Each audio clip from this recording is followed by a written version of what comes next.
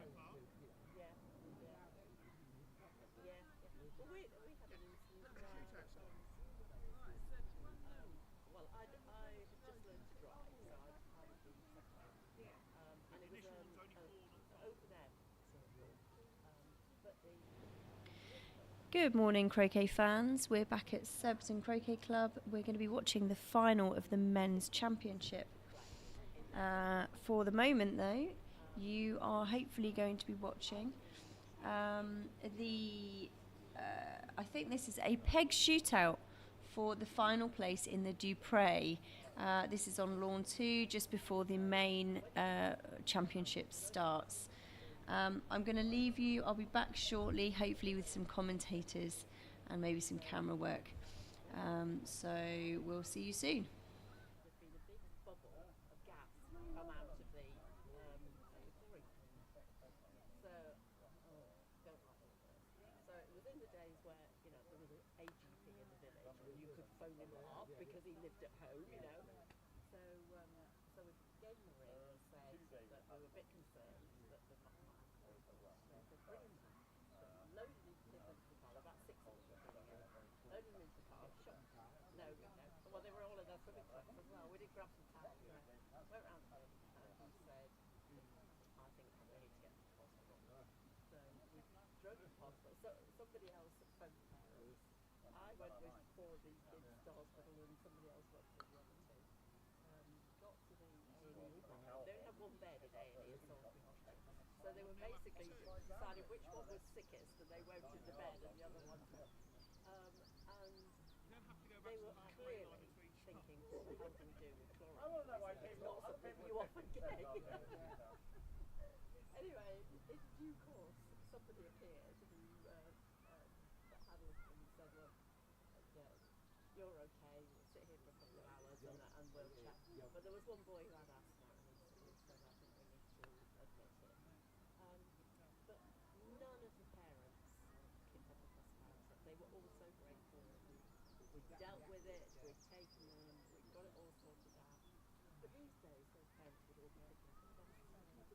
But it turns out, and actually it did through as a whole across the whole country, because it turned out that there'd been a power cut. And when there'd been a power cut, the gas didn't cut off. So the gas was still going into the chamber, but the pump wasn't working. So when the pump came back on, it came out as this big bubble of gas. So they had to retrofit the safety valves on all the swimming pools.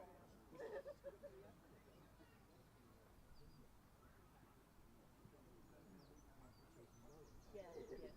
You would now, yeah. Yeah. Yeah, one of those parents would go to press now. Yeah. This is the most exciting we're going to have all day. Oh, yeah. Yeah. That was what was going to keep running for the next 2 years. Yeah, exactly, yeah.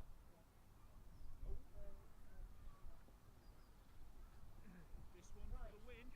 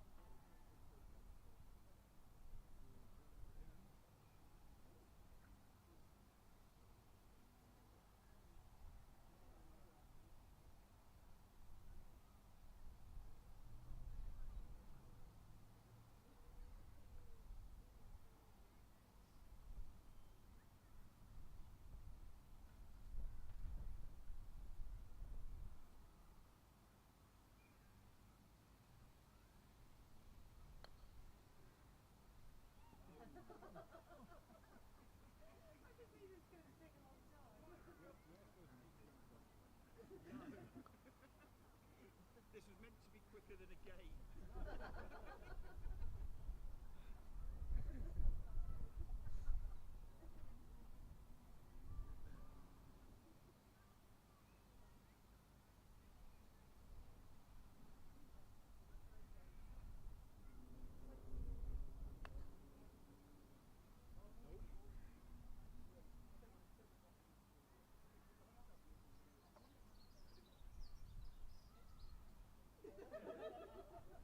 Nick, can we check the peg's in the right place? Because it was actually there. Mark would have won ages ago.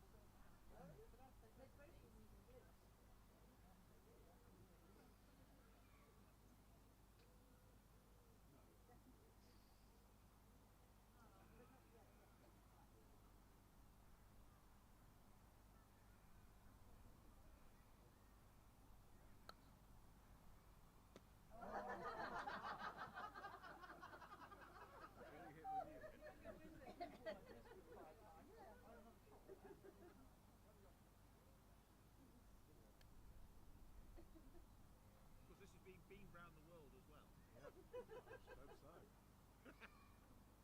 Very good on the black house, obviously.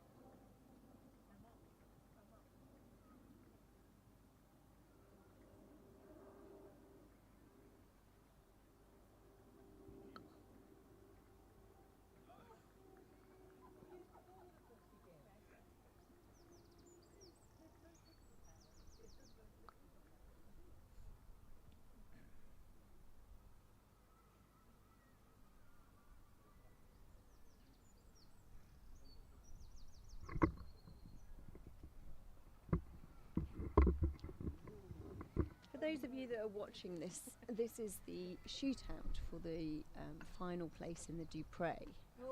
Now, it's sudden death, so Mark Ormerod has now hit the peg. If Tim Wilkins now hits the peg, they carry on. If Tim Wilkins does not hit the peg, then Mark Ormerod gets the place. And this was supposed to be quicker than having a game. But the process seems to have gone on for quite some time. 15 minutes apparently. They could have had a quick short cricket game. They could have had a 14-point game. Yeah. Ooh. Oh! Well done, Mark Ormerod. Right, so I'm now going to get back to the cameras. You'll be watching James Death versus Samir Patel. I'll find out who's doing what colours shortly and get some more information on the game that they'll be playing. It will be a best of 5, and I hope you enjoy your croquet. Huge thanks to Croquet England for all the equipment, for Surbiton for hosting us, and for Croquet and Cocktails for sponsoring the live stream that we produce for you. Okay, I'll leave you with the lawns.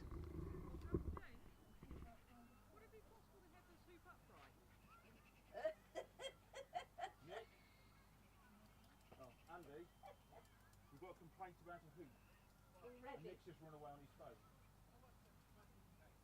Sorry. You can't get the quality of hoop setting these days. Actually, I don't know if Nick meant to leave that out.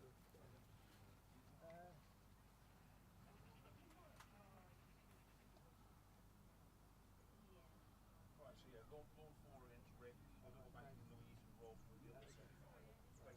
Basically, just on the floor today.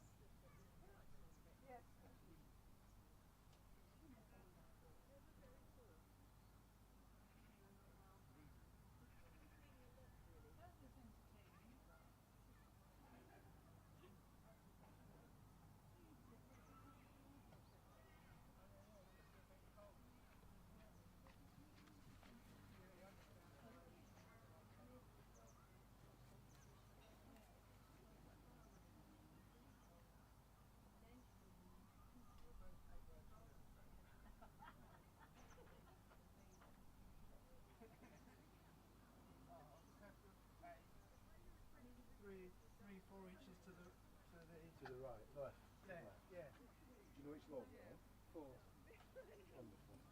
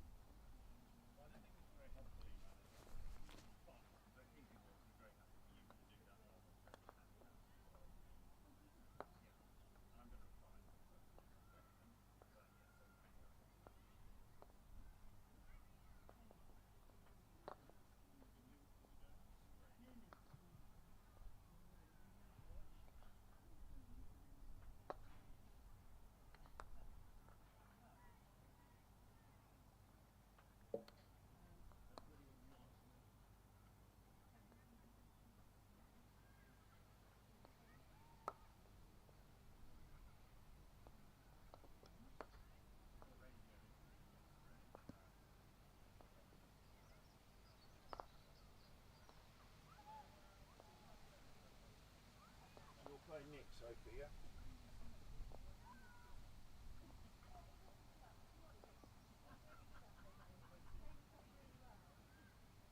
Very well, didn't she?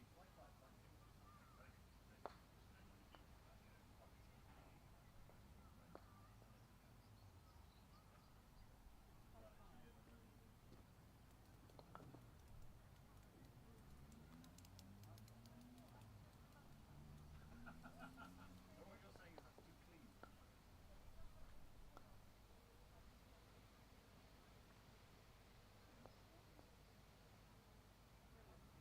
Thank you. Yeah, no, that's happy.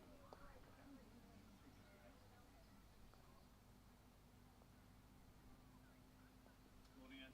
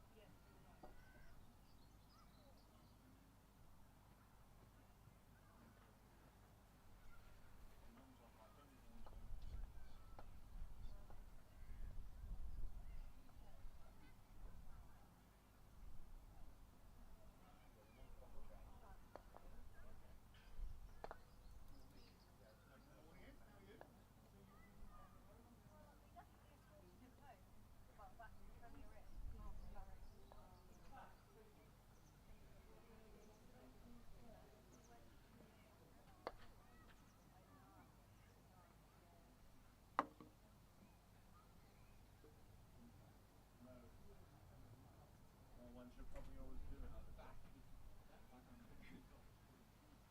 Right, I've got my book. Why would my Well, I can do that. 1 out of 2, yeah? Yeah. 2 out of 4 is better than 1 out of 2. No, it isn't. I didn't lose as many as they did. They won more than you. It's your own fault for taking all that time off. If you hadn't gone to your cricket, you might have got in. Yeah. 2 out of 3 would have been a lot better. Normal or super? I ain't got a point on the round. Heads. Black or whatever it is. It is a head. Decide 50 that's Australian something. Oh, it's 50 cent, was it? I won the toss playing normal. I'll go in. Yeah. Normal, I won the toss. And I'm black and blue or blue and black. Okay, play is about to start. The situation is the chaps will be playing normal advanced rules, a best of 5. James won the toss, he's opted to go in first, and Samir has chosen red and yellow.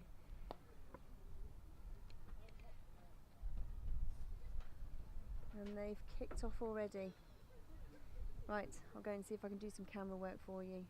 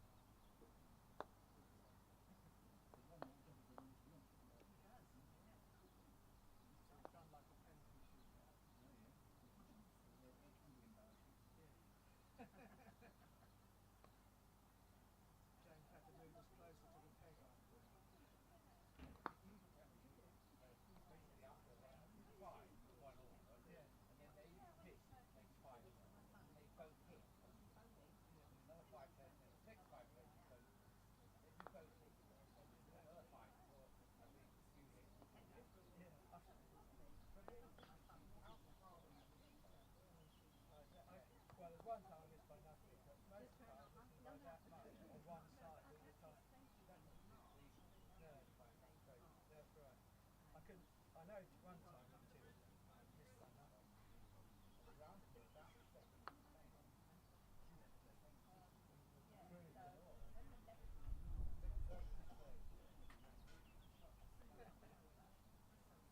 Well, I tend to go and stand opposite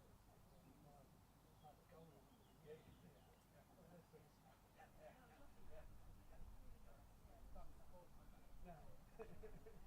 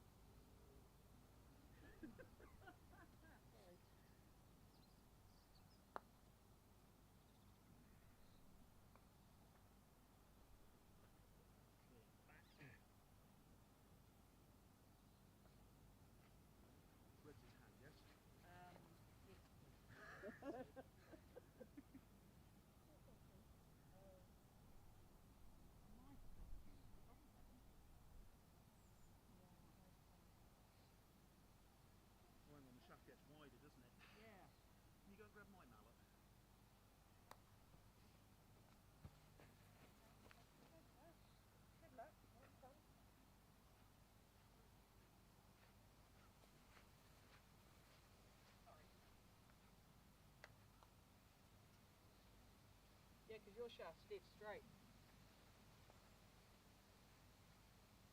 Yeah, it doesn't get thicker in the middle, but the point naturally is going to make a difference.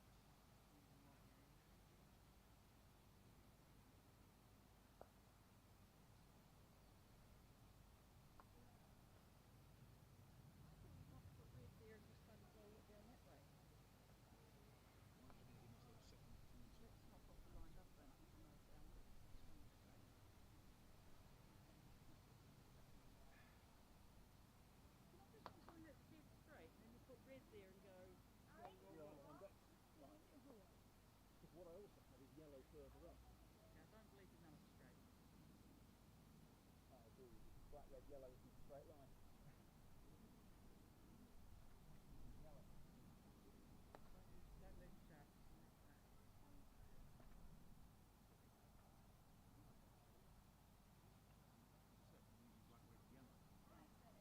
yellow. What's doing your Coventry?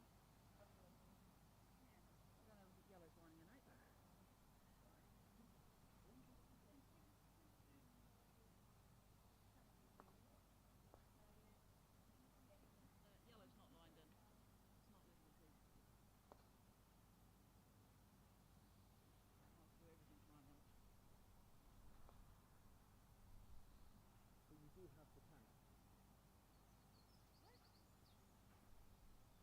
So at the moment, black, red is on the right of black and yellow. But when I straighten that up, it's still going to overlap, yeah. It's constantly overlapping. So yes, you do have that.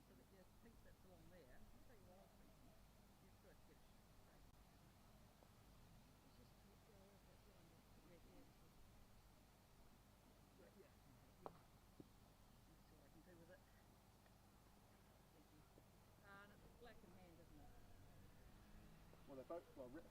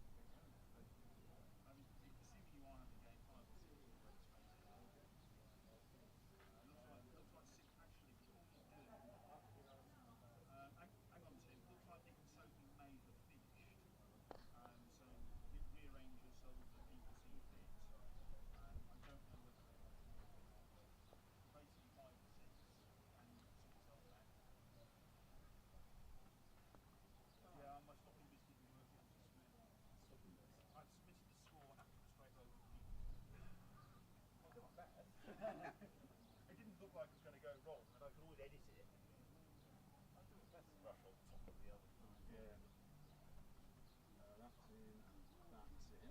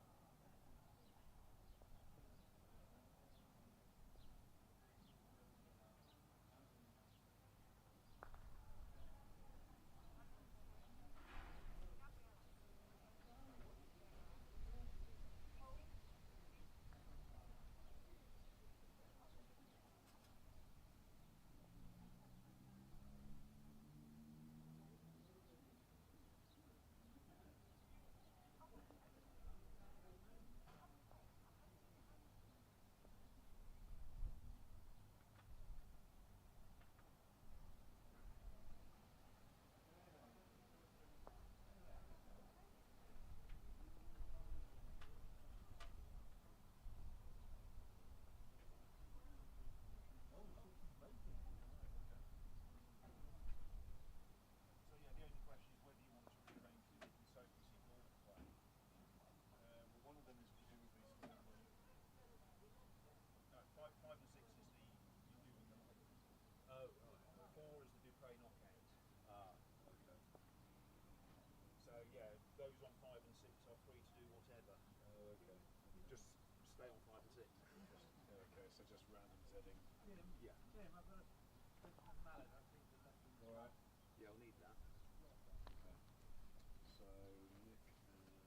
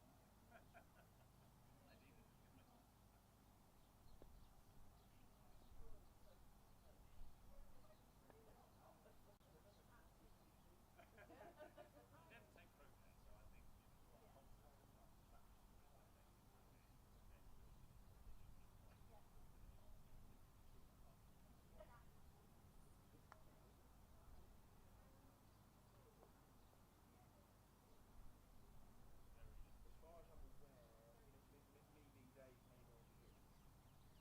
I'm not aware of any.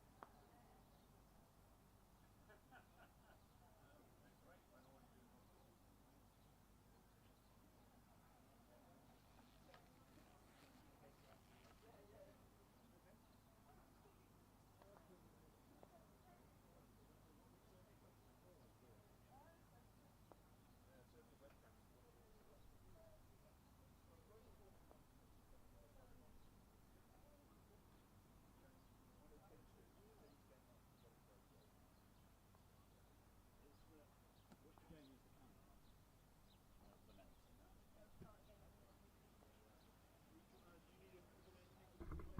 I just put a quick wee in there. Should we wait for the commentator? I don't give a short. What, an hour and a half, 2 games in, yeah.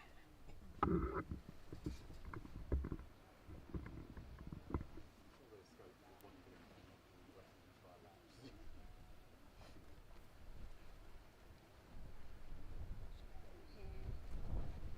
The other thought I had is our best of 5 is quicker than the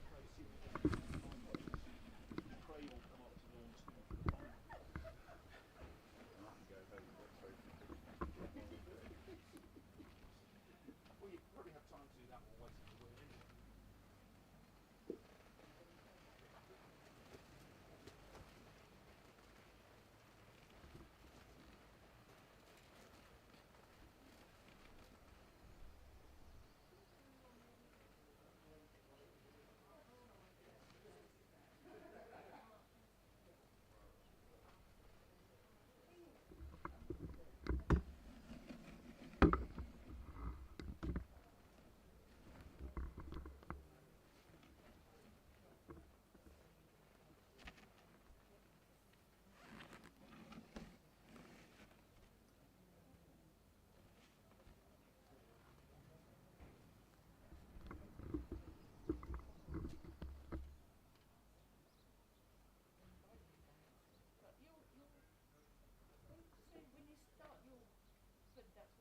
You come to get your opponent.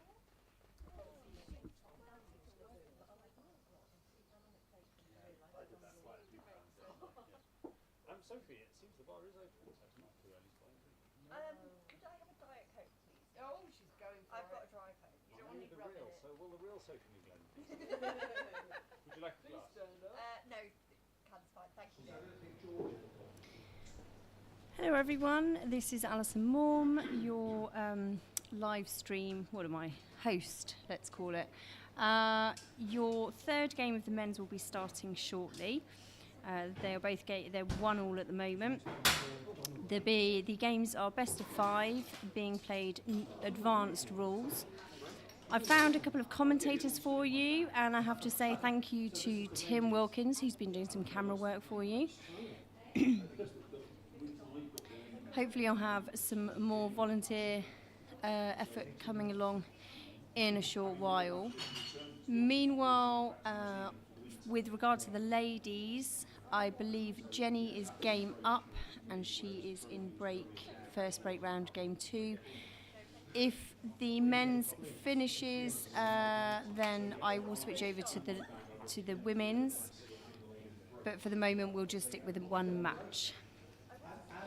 Okay, hope you're enjoying your watching. Yeah, but he got a bit twitchy when they were faffing around Hoop 7 because he was laid sunbathing basically by Hoop 7. Yes. I'm guessing on the other one, not on Yes, yours. on the end they were having a game of a very bad game of G6. You ready? I'm ready. Partially because not a single person stalked the ball. Introduce yourselves, Yes. please. Are we live online? You're live. Ready. How long have it been live? They can't hear you that much. Jelly flashing. Good morning, everybody. This is the third game of the final of the men's championship. I'm Nick Parrish and I'm here with Ian Bond.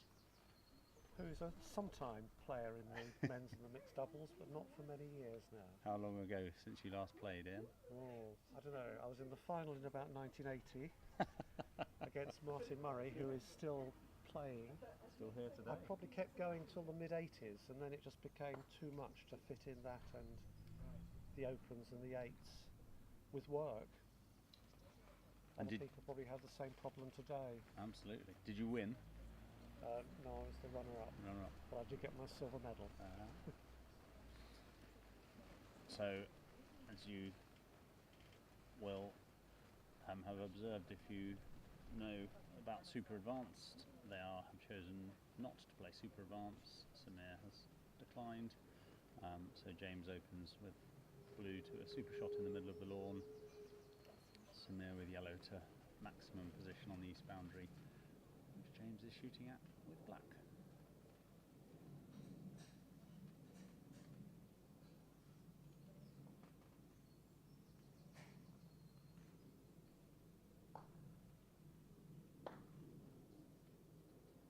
Misses. Fairly close, but no cigar. We were debating the other day where that expression came from. You're exactly the sort of person I think might know the answer to that. I don't, I'm afraid. James won the first game plus 24 TP, and Samir the second with a 5th turn TP. So 1 game all. In the Women's Championship, which you can't see but is on the next lawn, Jenny Clark has won the first and is just taking the first ball round in the second, just about to run 2 back. And she's playing Annabelle McDermott. Samir making a double, black and yellow from B-ball.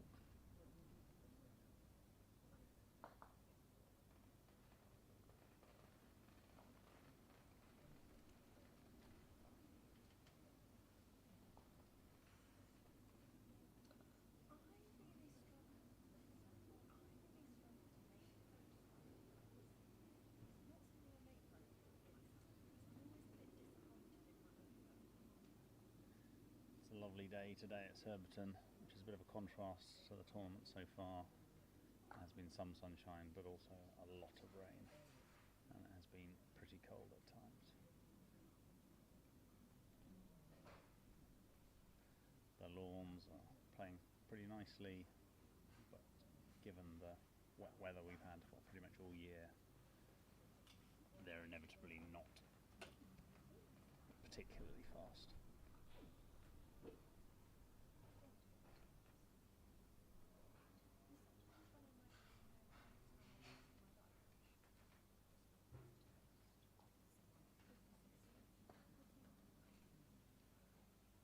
And Samir hits yellow.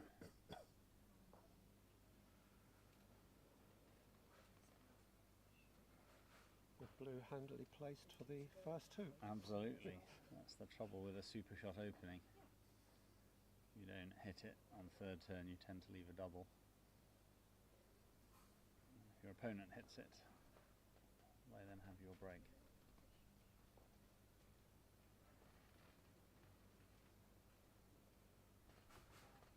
I think in my day that blue would have been much nearer the peg, sort of somewhere between peg and rover. Not that that makes getting to first any harder. Yeah, I don't know about that. James says he had intended to hit it a bit harder. There's a lot in the book, Beyond Expert Croquet Tactics, about exactly where you should place the super shot ball. None of which I can immediately remember because I very rarely play the super shot opening.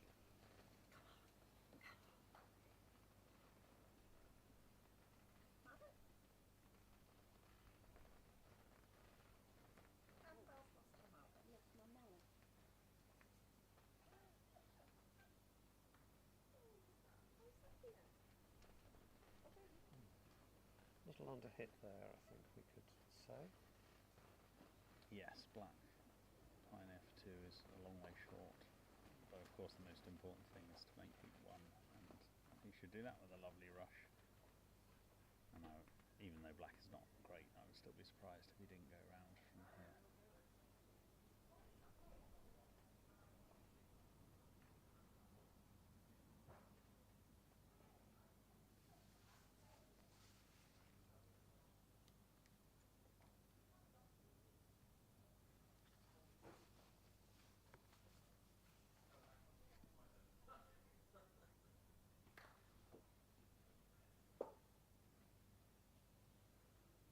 Samir rushes blue to the east boundary.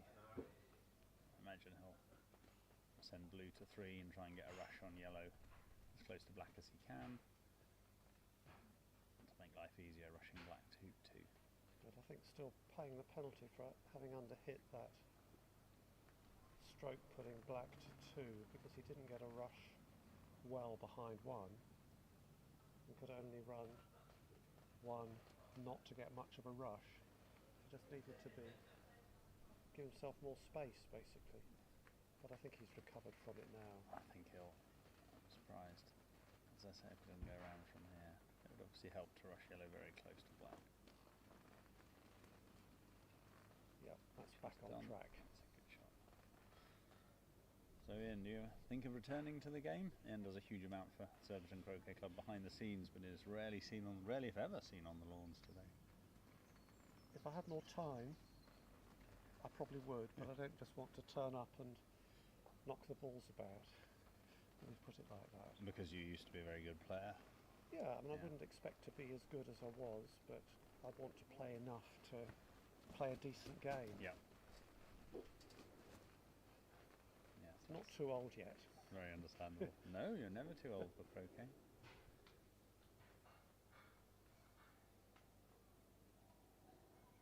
Samir approaching hoop 2. That looks pretty good.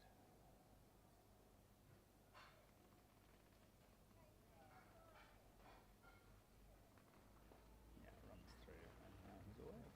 All nicely placed, and we now just sit back for 10 minutes. Trip on fallback. Absolutely. Meanwhile, in the Women's Championship, Jenny has gone to fallback. I didn't see the leave, but it was either an MSL or NSL, a Mom standard leave, or a new standard leave. Annabelle left the ball by hoop 4, lifted the other ball, took the short lift, and missed. So Jenny now has a chance to go 2-0 up if she can complete her triple peel. Might be time for a pint. Half point behind Annabelle. Seems to have forgotten how to hit. Yeah, that's my theory as well.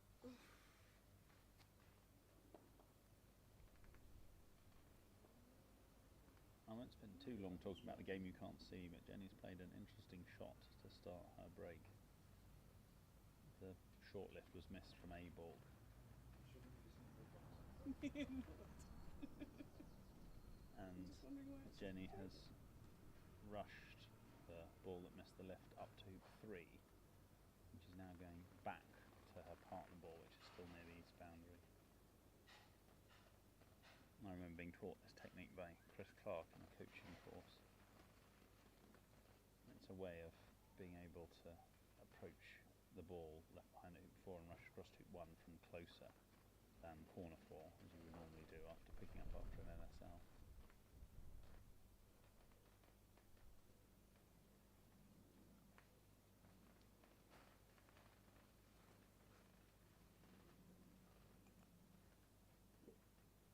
Meanwhile, Samir is safely through 3. Everything nicely placed in front of him. I don't think we have had any sextuples this week, and possibly not even any sextuple attempts. Jimbo, any sextuples this week? No, none completed. I don't even remember many attempts. No, I certainly haven't. Had a TPO and a TP against Ring. Dave was playing well enough, so I just was solid. I was hitting everything, so I was happy to just go round. I had a quad yesterday. Very good. Oh yes, that was in the semi-final against Dave's. Yeah, quad's the biggest thing that's been done. Nothing more than a quadruple peel this week, which is perhaps a little surprising that more haven't been attempted. As I say, the lawns are nicely paced, the hoops are tightly set, but given the fairly damp ground, aren't offering much resistance to certainly not to the top players anyway.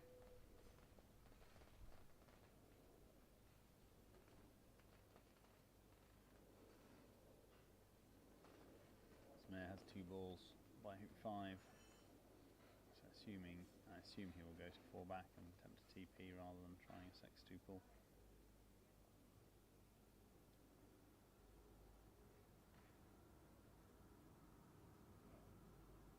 In the Women's Championship, Jenny's rushed to hoop 1, hit hoop 4, her roll didn't get into position, and she's now retreating with partner, so Annabelle will have another shot.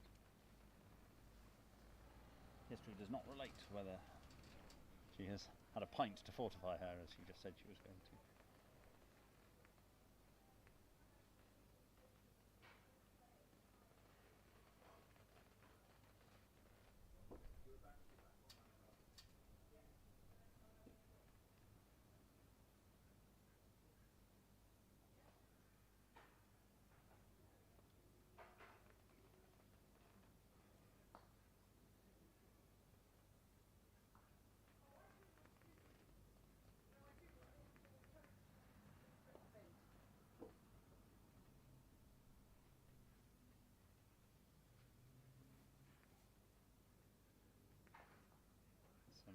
suit 5, puts blue to 2 back as an advanced pioneer. This looks very much like a ball to 4 back.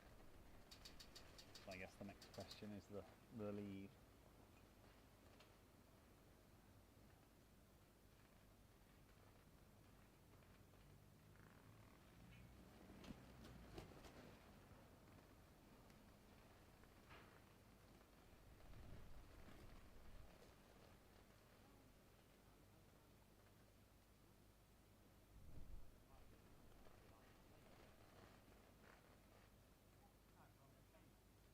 Has croquet changed a lot, Ian, since, well, certainly since the 1980s when you were doing most of your playing in the top championships?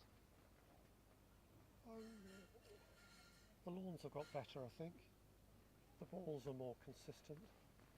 I'm not allowed to name the manufacturer, but Other balls are we available. struggled for many years with the older balls. Yeah. They didn't last long and were not reliable. But apart from that, I mean, it's many of the same faces, sadly. Well, it's good to see the same faces, but it's sad good there in a aren't sense. more Yes. new faces as well. They're all still playing rather than spectating.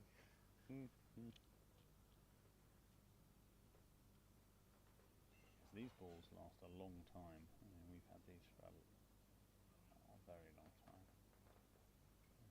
I think they're more homogeneous as well. Yeah. I think they roll much more consistently. Which are all good things, better lawns, consistent balls, but it does make for less interactive croquet. So as a strict neutral, I'm hoping that James will hit his lift and we'll get to see a bit of interaction.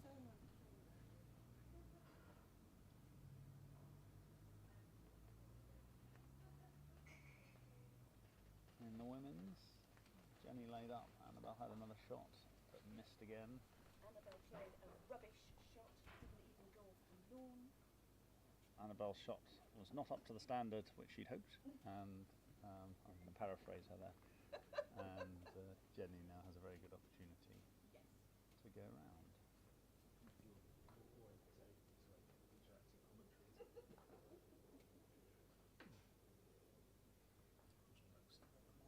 Smear's 3-back pioneer is quite a long way short, but wouldn't expect him to have any problems. Might make the leave a bit more difficult. I think all these little things, they're never, or rarely fatal, but they just add complication to something which should have been easy. Yes, absolutely.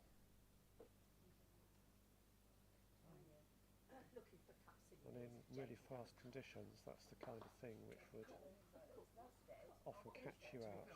Yes, that's definitely true. How are you today anyway?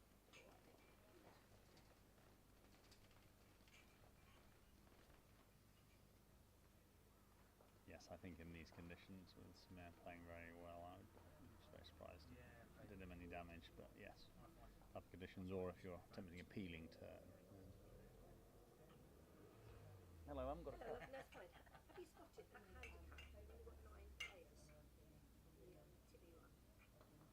Until someone beats him.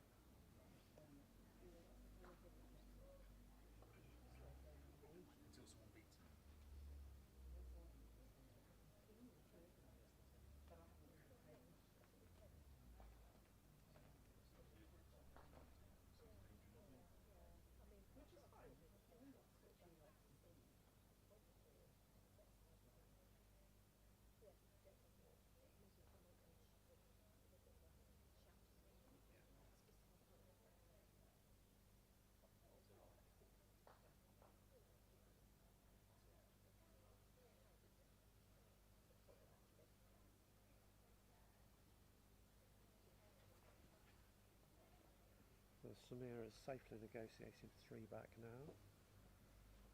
Rushing black up towards blue, which is within a foot or so of the peg. He's going to send it somewhere distant, I think. Yes, it looks like a diagonal spread coming up with blue by the peg.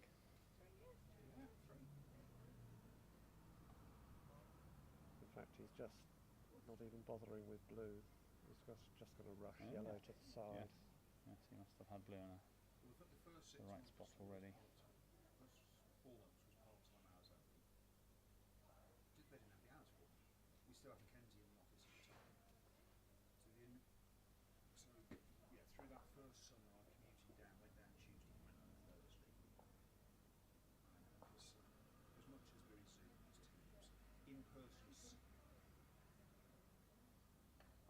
Well, by this point, we hadn't reopened after the lockdown. So I got made redundant from the bingo coming out of first lockdown.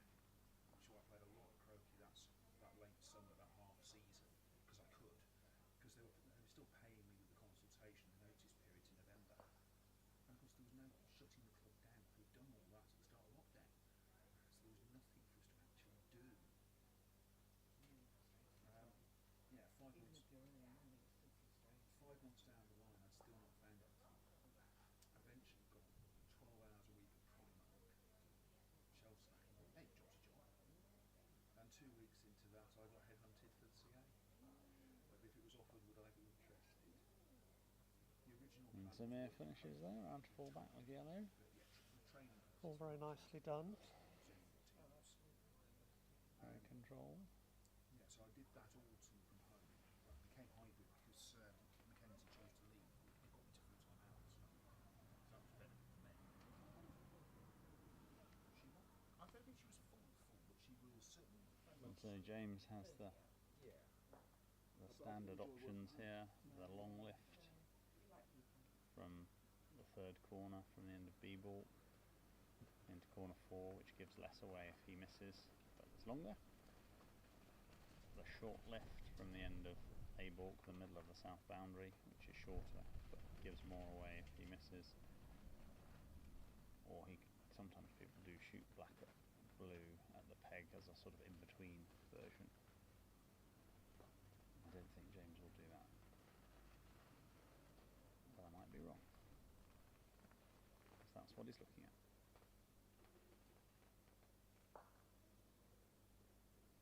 Yes, this is a pretty unusual shot. Not one I would opt for, I don't think. We can discuss it after he's taken it.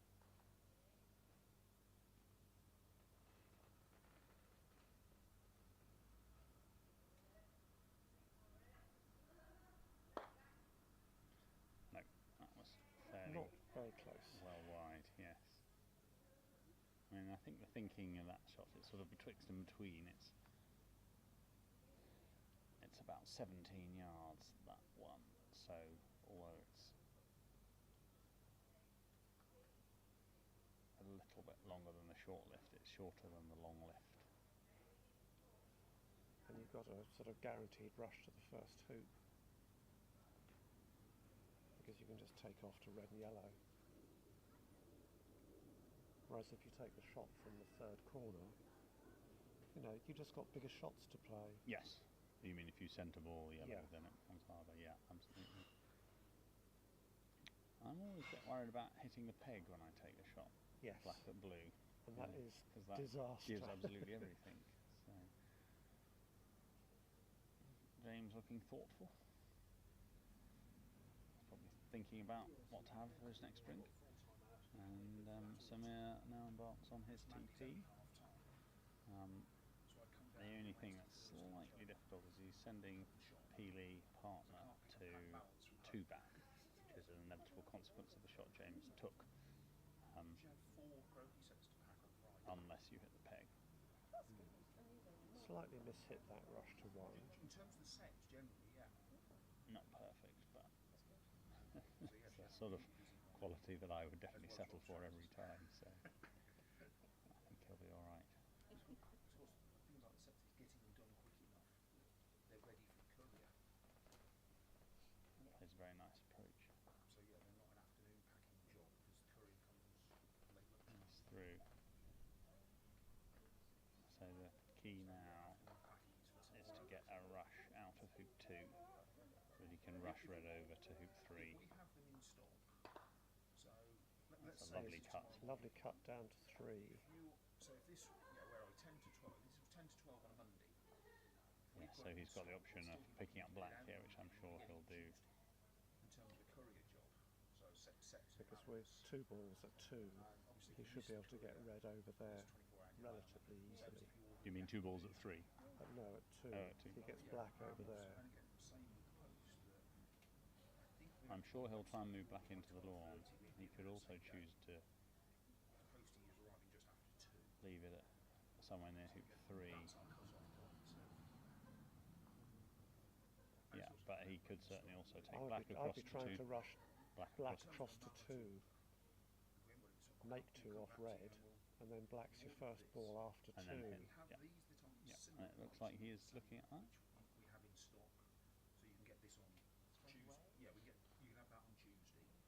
Or we can order in what you wanted, but you'd be looking about 3 weeks. But if he's done that, it's not. Yeah, is it a rush? Oh I'm no, willing it to is. It's accept fine. 2 Isn't it? ounces lighter, 2 ounces heavier, I think he's going to send it back an there. inch shorter or an inch longer sort of thing. It didn't go quite far enough to leave it there. If you have 2 balls at 3, it's good to leave them sort of opposite sides of the hoop as far apart as possible, because after you rush red across, it gives you maximum flexibility as to what to do. Exactly. I remember spending a long time on this on a coaching course with Chris Clark many years ago. It's all about giving yourself as many options as possible, isn't it? Absolutely.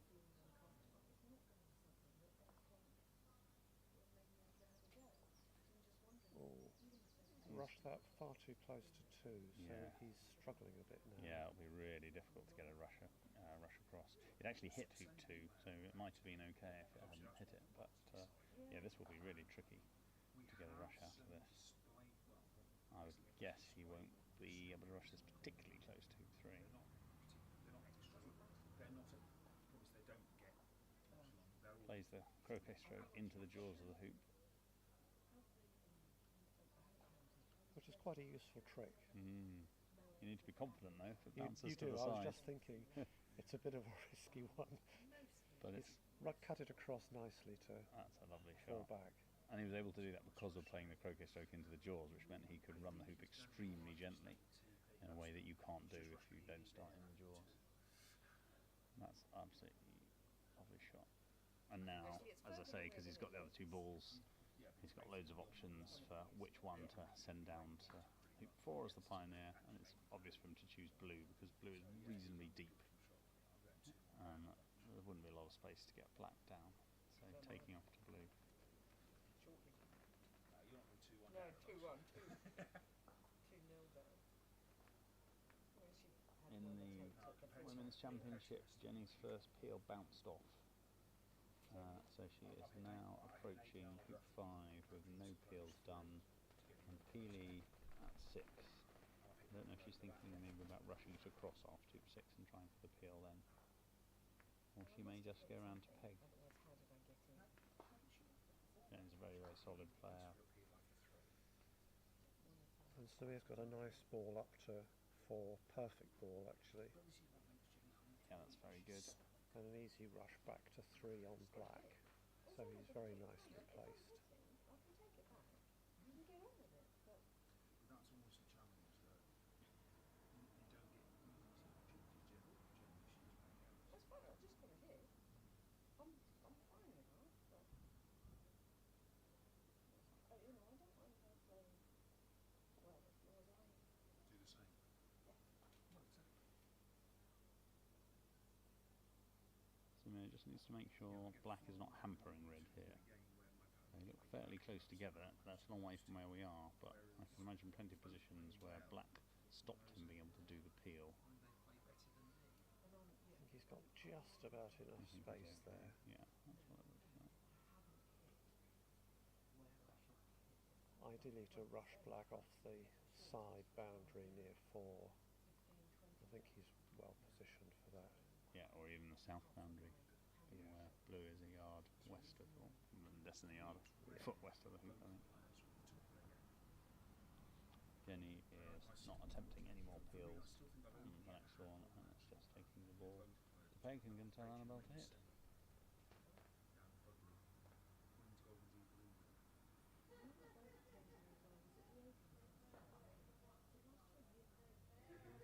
In the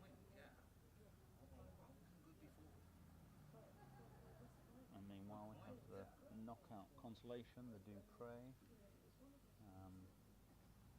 Which Rick Harding is playing Mark Ormerod, and Louise Branforth is playing Robert Wilkinson. I should have gone out about the last Louise has been on the lawn a lot, so I think she must be but well in the just lead. how bad it was. Deciding game and his TA opening. The 3 ball games progressed. Meanwhile, Samir is still trying to line up his peel, prostrate on the lawn. It can be hard to actually see when there's another ball in the way, even if black isn't hindering the stroke. It might be can. hindering the view.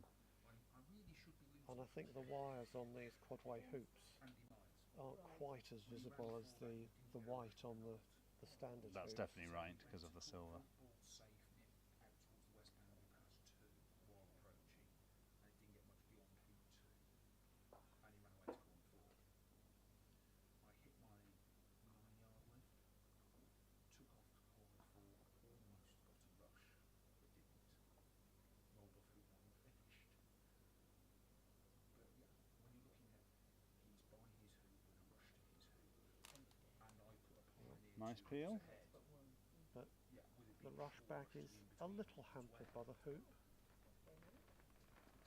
Very hampered by the And hoop. it is. He's asking for a referee. My co-commentator is leaving me to do some refereeing. Oh, yes, he is. Yeah.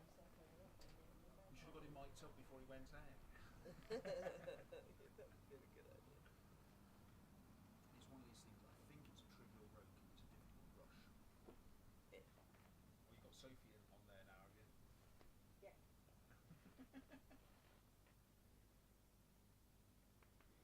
There's been a call for the gentleman in the background to be brought a pint. I'm a bit distressed nobody's asked for the commentators to be brought a pint. Here he comes. Here he comes. He's got it. He's got it. It didn't look too difficult. The commentator would love a bottle of Asahi. Was somebody called Ed Dimmock a gentleman? Yeah, well, Ian was the ref, so he can tell you about that. It didn't look too tricky, but he, of course, was not able to get the rush down the lawn he would have liked. So now he needs a big roll. But the lawns were a nice enough pace to scoop it. Plus, makes it a bit more difficult than it needed to be.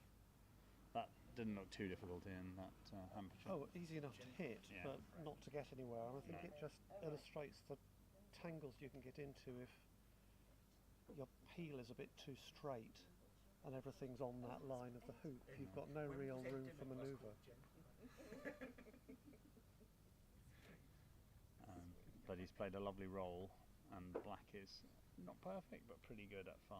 So it looks like he's going to rush back to red after hoop 4. Yep, blue is right next to 4, so he's got a easy rush right back. Yep, absolutely. It's often a little bit harder here when red's gone through a long way, and red has gone through quite a long way. He's got 2 or 3 yards to play with. Ooh. And finally, we have our first bit of real excitement, I would say. As Samir rushes blue hard onto the wire of hoop 3. I don't think it's a problem though, Nick. It's on the right wire, Yeah, I'm sure he can still get to red. unfortunately. And get blue towards 6. Might just make things a bit more difficult. Well, he's going west, not east. Yeah. If he's on the left wire, it would have been worse. Or in the middle of the hoop. Plays a pretty good shot there to get blue out a bit. And the rush is pointing to Pinot.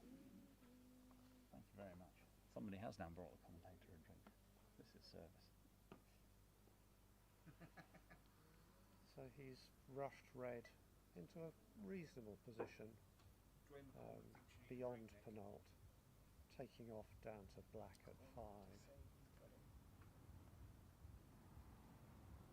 Personally, I'd Don't have need to, I think Nick will tell them. perhaps thought about rushing red a lot further and then posting it back to Penalt.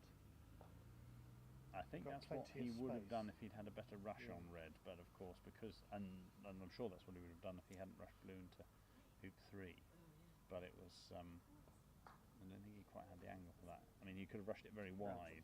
Yeah. I suppose. Yeah, I think I would have done what Samir did if you have to rush out wide, because then you're doing quite a big split roll. But that would certainly have been another option.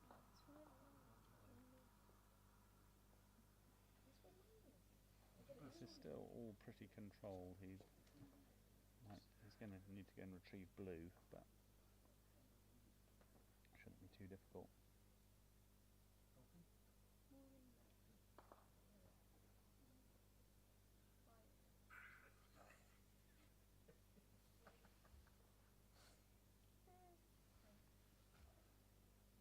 I imagine black will go to 1 back now.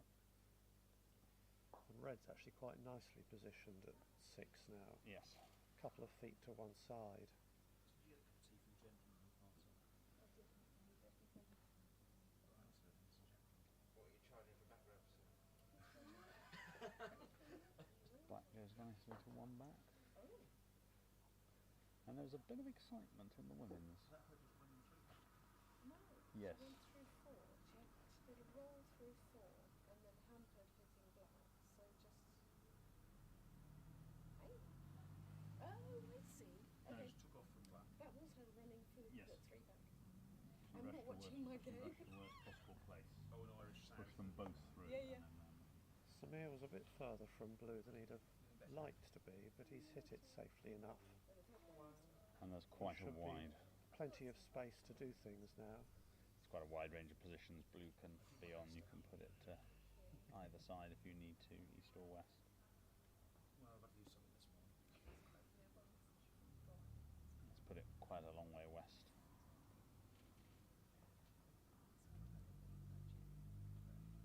But this looks absolutely lovely for approaching the hoop and doing a peel. Presumably planning to rush blue back to the north boundary after the peel.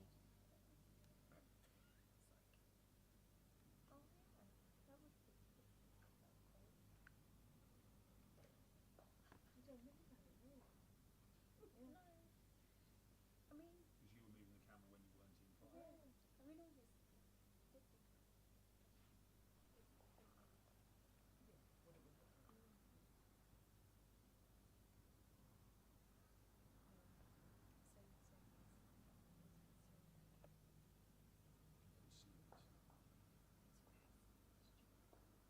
Can we put in any record requests? Red maybe through Penalt. I'm just Oh, using the but it's- binoculars that have thoughtfully been provided. Samir gave it a hard look. It's certainly not I would, rushable other than I don't know. from the Penalt side. I would definitely say that it is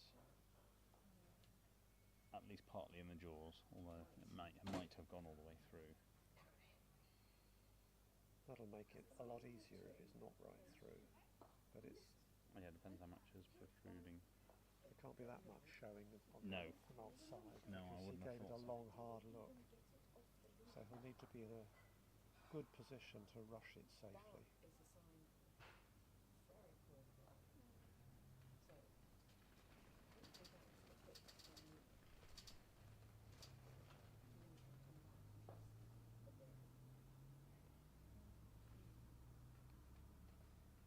Running it very, very close, which is always nice. I've spent a lot of this week blobbing these hoops. They're quite easy to run if you're directly in front, but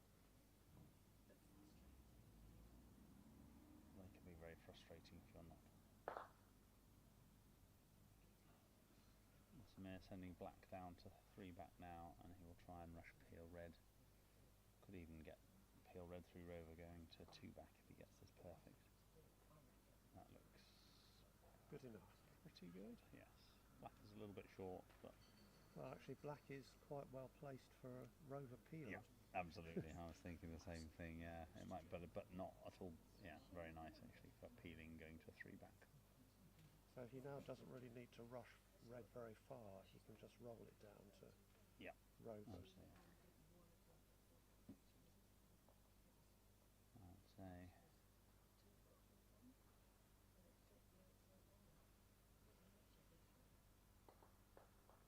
rush peels it.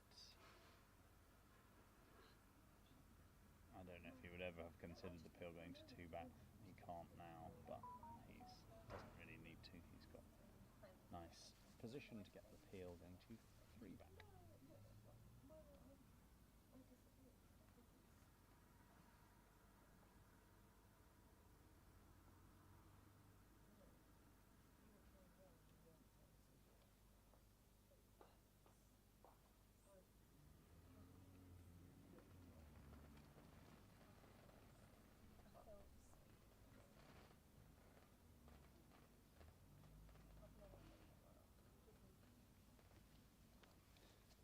say Samir is the red hot favourite to complete this triple now and go 2-1 up.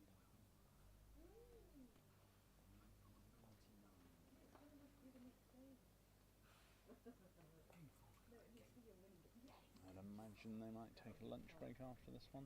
Lunchy smells floating through the air. We will see. I've won a men's before with the same student. Samir sends blue down to 4 back, holding for the rush on red to Rover, with black nice and close for the peel. Yeah, red's in nice position for the peel. So it is. Yeah, hard to see from here. Even just putting it in the jaws is Yes, fine. just makes life a little bit easy when you don't have to contend with the straight rover peel and all the things that can go wrong with it.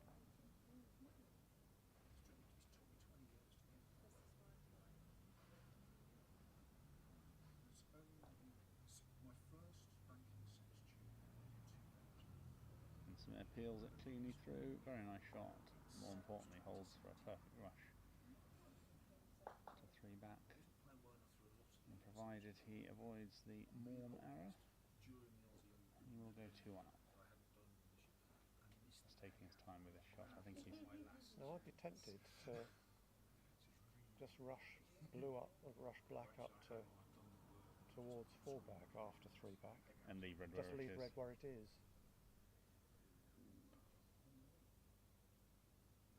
Yes, Because I prefer the croquet stroke to the long takeoff.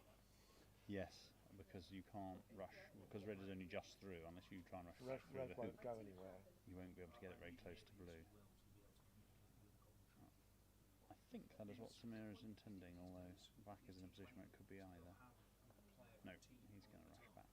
I think you'll be able to get red out. What he can do is he at can an cannon angle. it out. He may well be Maybe his considering that. plan. Yeah. Doesn't need to move it much. I mean, just 6 inches, and you've got a nice rush up the lawn. Yeah, this is very similar to the cannon after the rover peel to get the rush back to the peg, isn't it? Except the range of directions he can rush it is much wider now. He doesn't need to rush it close to So the just peg. anywhere up the lawn will Exactly. be good enough. And that's exactly what he's done. Nice little bombard with black. Gets red out. Looks home and dry. Yep. I'm not expecting anything to go wrong now. So a quick update on the next lawn, where Jenny has taken her back ball to peg, so she's now peg and 4 back against Annabelle, and is just making the leave.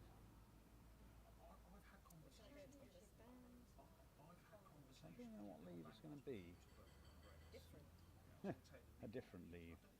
She's got the opposition balls roughly at the 2 maximum positions on the east and west boundary. Looks like she's going to lay up in Samir now has a ball corner at each 4. of his last hoops. And it's through 4 back. What can possibly go wrong? It is quite hard to go wrong from here. It really is. And this is where it's so nice to get the last peel completed before running rover. If you're doing the straight rover peel, you could always... Especially with tight hoops, Yes. because even if they go through, they tend not to go through very far. And you can then And if they're end up really tangled. rushing into the back of rover or rushing onto peg, lots of things, which Samir doesn't need to contend with.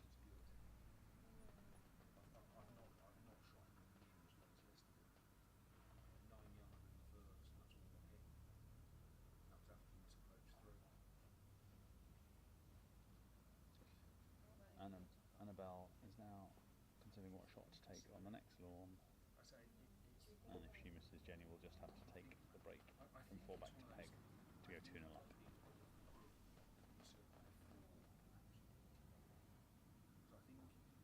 Annabella's taking a 13-yard left.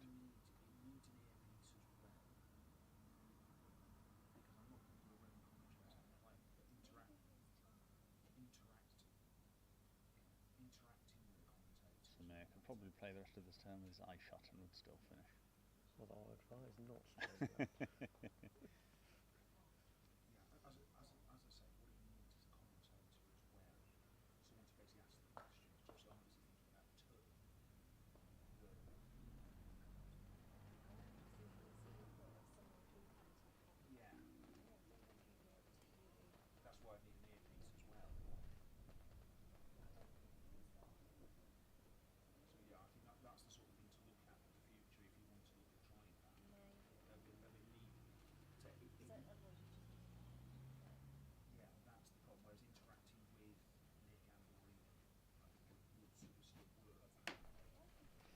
And Samir wins.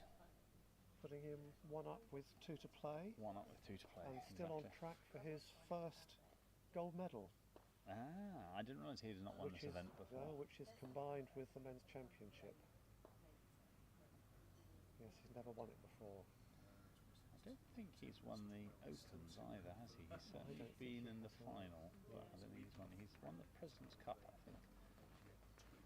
But yeah, this would be... Right, well I have to head off and do some cooking. It's been a pleasure to commentate with you. Thank you, Ian. Enjoy the rest of the day. Thank you, Ian. I'm also going to head off while we wait to see if the 4th game starts before lunch. I'm off. I've got cooking to do. Thank you very much. Pleasure to help, as always.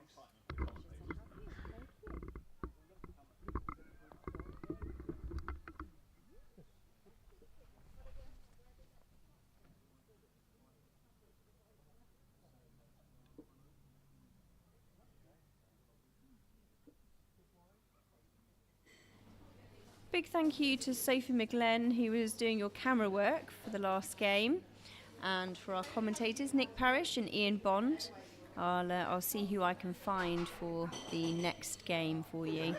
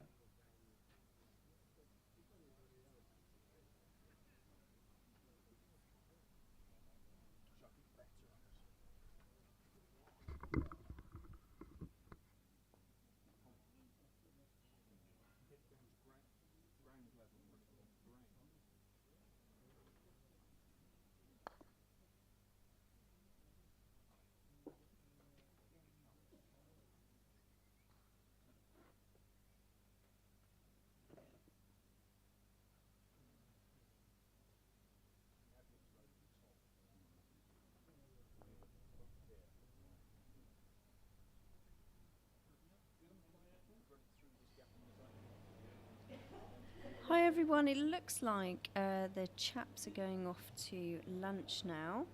Let me update the scores for you. So that is 2 games to Samir and 1 to James. I've just moved the camera over to see the end of game 2. Game 1 was won by Jenny, and she, I believe, is about to peg out game 2, and then I think that will be the women going for lunch as well. If they go to lunch, I will leave you with some ambient sounds of the birds and the Surbiton Croquet Club, and hopefully be back with you soon. Very erudite commentary. I've been listening. Oh, is it?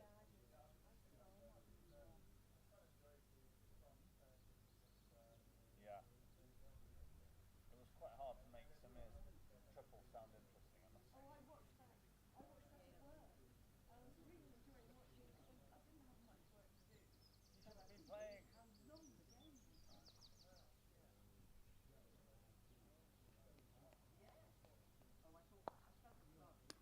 Chris is apparently very defensive in this before.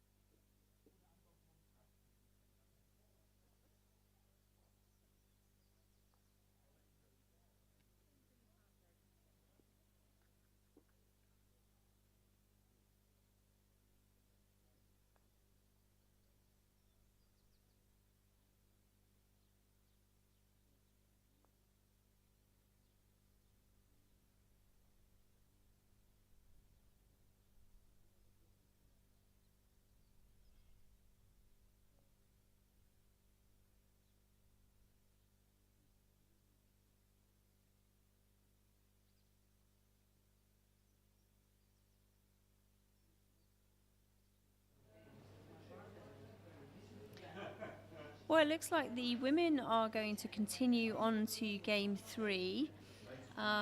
The lunch is almost being served, so volunteers for camera work and commentary are low.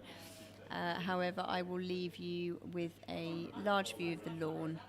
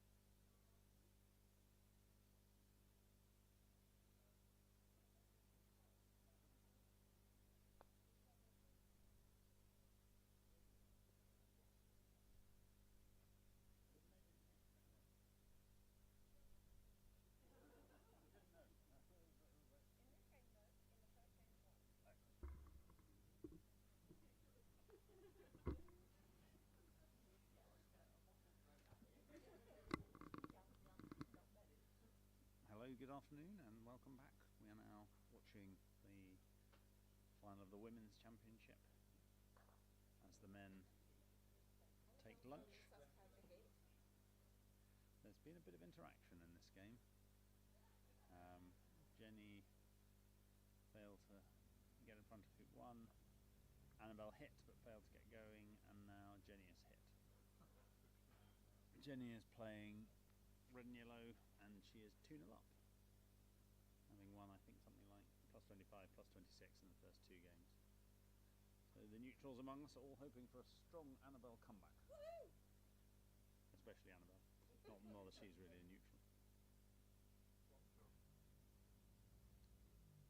I'm still employed at the moment, so I don't know whether it's the beginning or the end. No, Louise is still playing. So yeah, Louise has just said to me it's a surprise to Louise as well. So she's got another match she's going this afternoon. Jenny has been So we'll be playing extremely solid this week, singles and doubles. She's not dropped a game in the singles. In fact, she hasn't lost a game in the singles or the doubles. Although it must be said that almost all the matches have been done in straight games. I think of all the matches in both the men's and the women's, before today there was only one match which was not won in straight games. That was Samir's first round match. So Jenny, all balls still for hoop 1. Jenny will play a defensive roll into corner 1 here.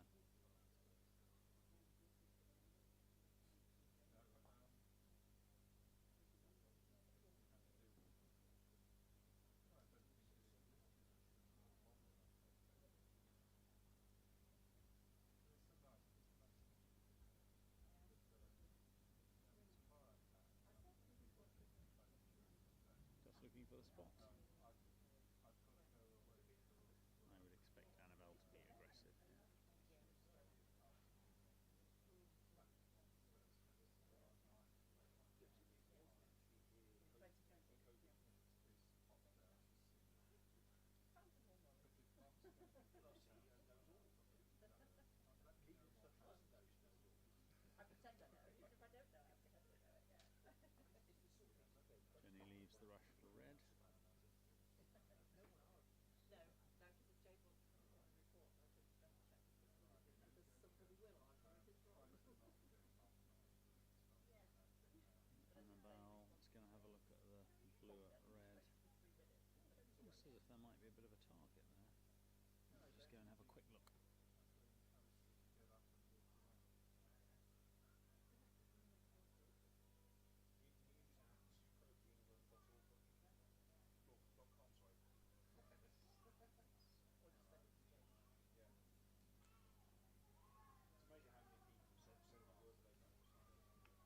That wasn't a double, there were about 2 or 3 balls widths in the middle. Might be enough if you're not shooting well. But Annabelle's taking the longer shot, blue at black. Looks good. Hits! Sorry, Jenny, the crowd wants a match. Nothing personal. The manager wants us to finish about tip-top. We'll want to see a match. So very good chance for Annabelle here. It's not a gimme break. She's not going to have a hoop 2 pioneer. But she can take off to red and either do a stop shot approach to hoop 1 or use a bit of precision play to get the balls out. She can definitely get going here.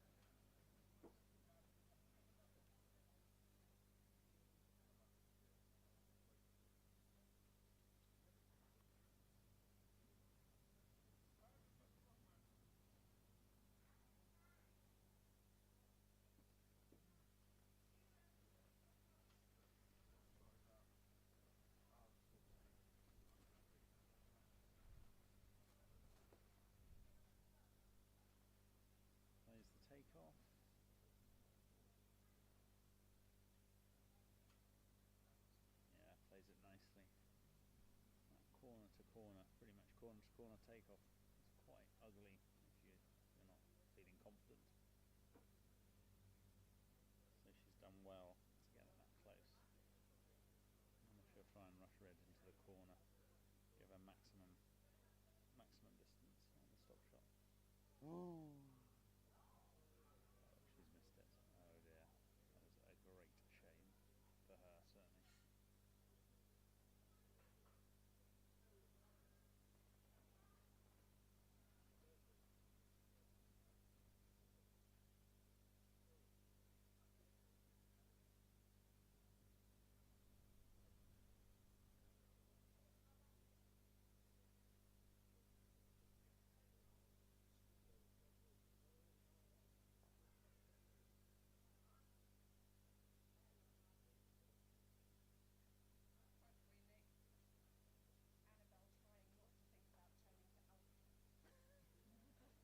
Annabelle is trying not to think about turning to alcohol.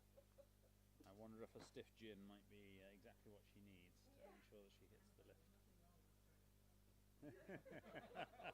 Why you sat down again? Oh, just missed a bleeding, what was it? 3 yards? I was just telling the subscribers what a great takeoff it was. Oh, for heaven's sake, it was a good takeoff. It was a good hit, it was a good takeoff. What the heck? Put the cobwebs on the trolley. Is that what you do? Yes, absolutely. Thank you, Tim. I'm going to go away now. I'm going to watch it.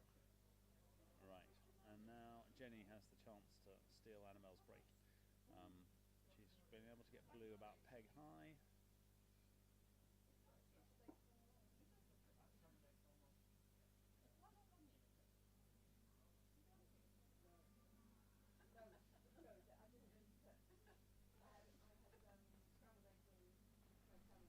So a little bit of work to do for Jenny to get this break going. Black over near corner 3. I don't know if she'll be able to run this hoop with enough control to get a rush off the west boundary south of blue. Definitely not. So that makes it more difficult, because if she hits blue here, and I think she will, the break is now a lot harder. Hits blue, will probably take off behind yellow. You can either then try and rush yellow to 2 or to black. But picking through that hoop by that distance has definitely made picking up this break a lot harder.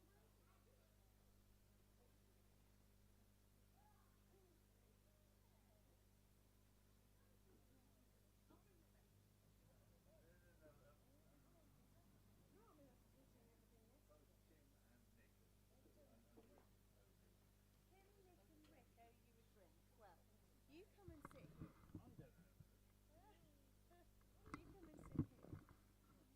And I'm joined by the doyen of the game, Martin Murray, who's been playing for, how long, many years have you been playing, Martin? 63 years. 63 years. And how long have you been wearing the same jumper for, Martin? This is not the jumper I'm wearing. I'm wearing the cardigan.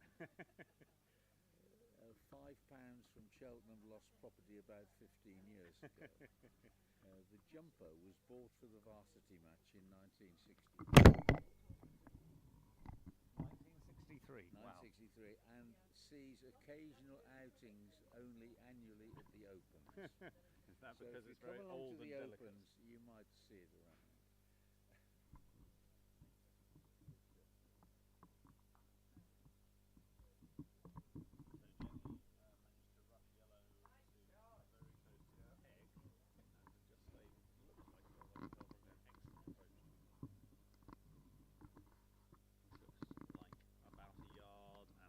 Straight.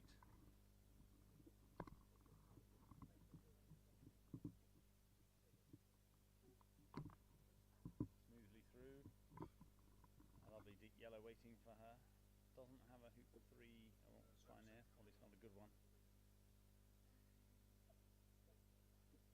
Is this game 2 or game 3? This is game 3, as a reminder. Jenny is 2-0 up. So I imagine we'll try and rush yellow to blue and blue to black.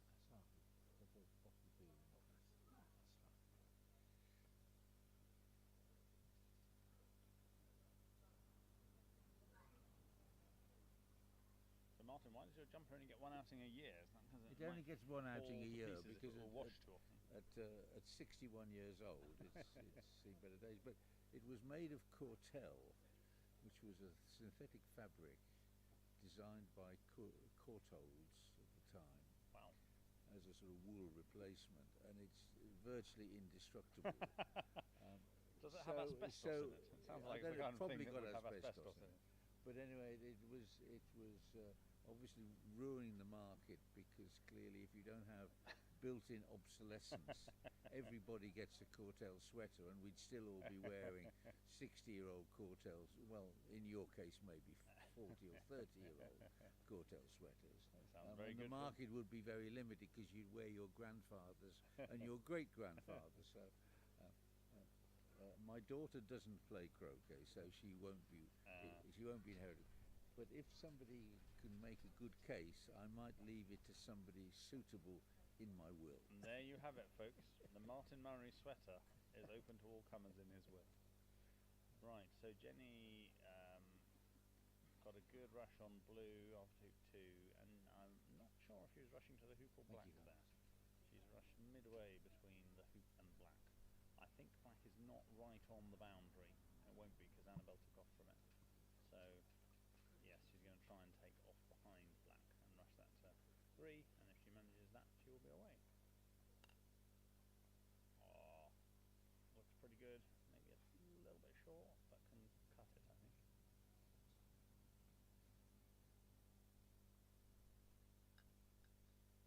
Not a gimme.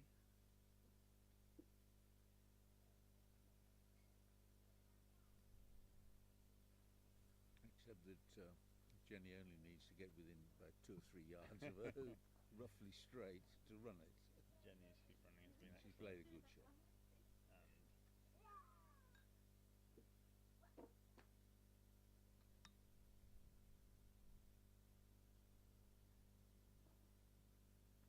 Yeah, runs it not as cleanly as I think she wanted, but she's probably left herself a 5-yarder. Jenny is very good at these.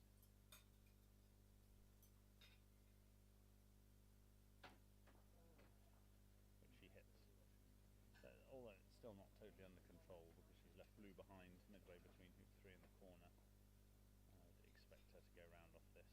She can rush back to blue after 4, 5 or 6. So Martin, what year did you first play in the men's championship? I first played in the men's championship in 1967. Good grief. It was at Roehampton, as it always was in those days. And I doubt if many of the other people who played in it are still alive. I was a bit of a beginner. I was a bit of a slow starter, but by then I had done my first triple. Wow. So, and I started off with a marathon. It was all best of 3. I started off with a marathon against Leslie Webb, whom few people will have heard of. He was Irish. He was a great friend of another young Irish player at the same time. They're both young men, David O'Connor. David O'Connor, I think, got into the President's Cup. And Leslie Webb didn't figure much, and he was tragically killed in a drowning accident in Indonesia some time after I played him. Anyway, this game of ours was something like +2, -3, +4. And it finished at about 10 o'clock at night, as it was just getting dark and everybody else had left Roehampton. That was presumably the days before Roehampton had floodlights. Oh, there's no floodlights. I never dreamt of anything. And then I had to play Hamilton Miller. I've heard of him. Hamilton Miller, you've heard of him. He was a very good player. I think he was even captain of the England team, as he would have been in those days. Certainly a President's Cup player, ex-Open champion. And I remember, and I beat him, which for me was quite an achievement. I remember in one game he pegged me out when my other ball was on 4 back. So I took position at 4 back, he joined up in the fourth corner, I think, having not left himself joined up. So I ran four back, ran Penult, past Rover, hit him in the fourth corner and finished.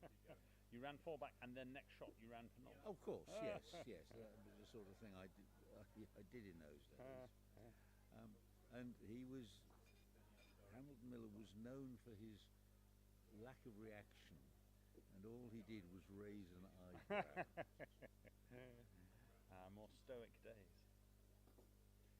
I then came up against another young player, William Ormerod, who at the time was only, let's work it out, 1967. He was only about 35 years old at the most. But did he look as he did most of the rest of his life? William was born looking 40-year-old.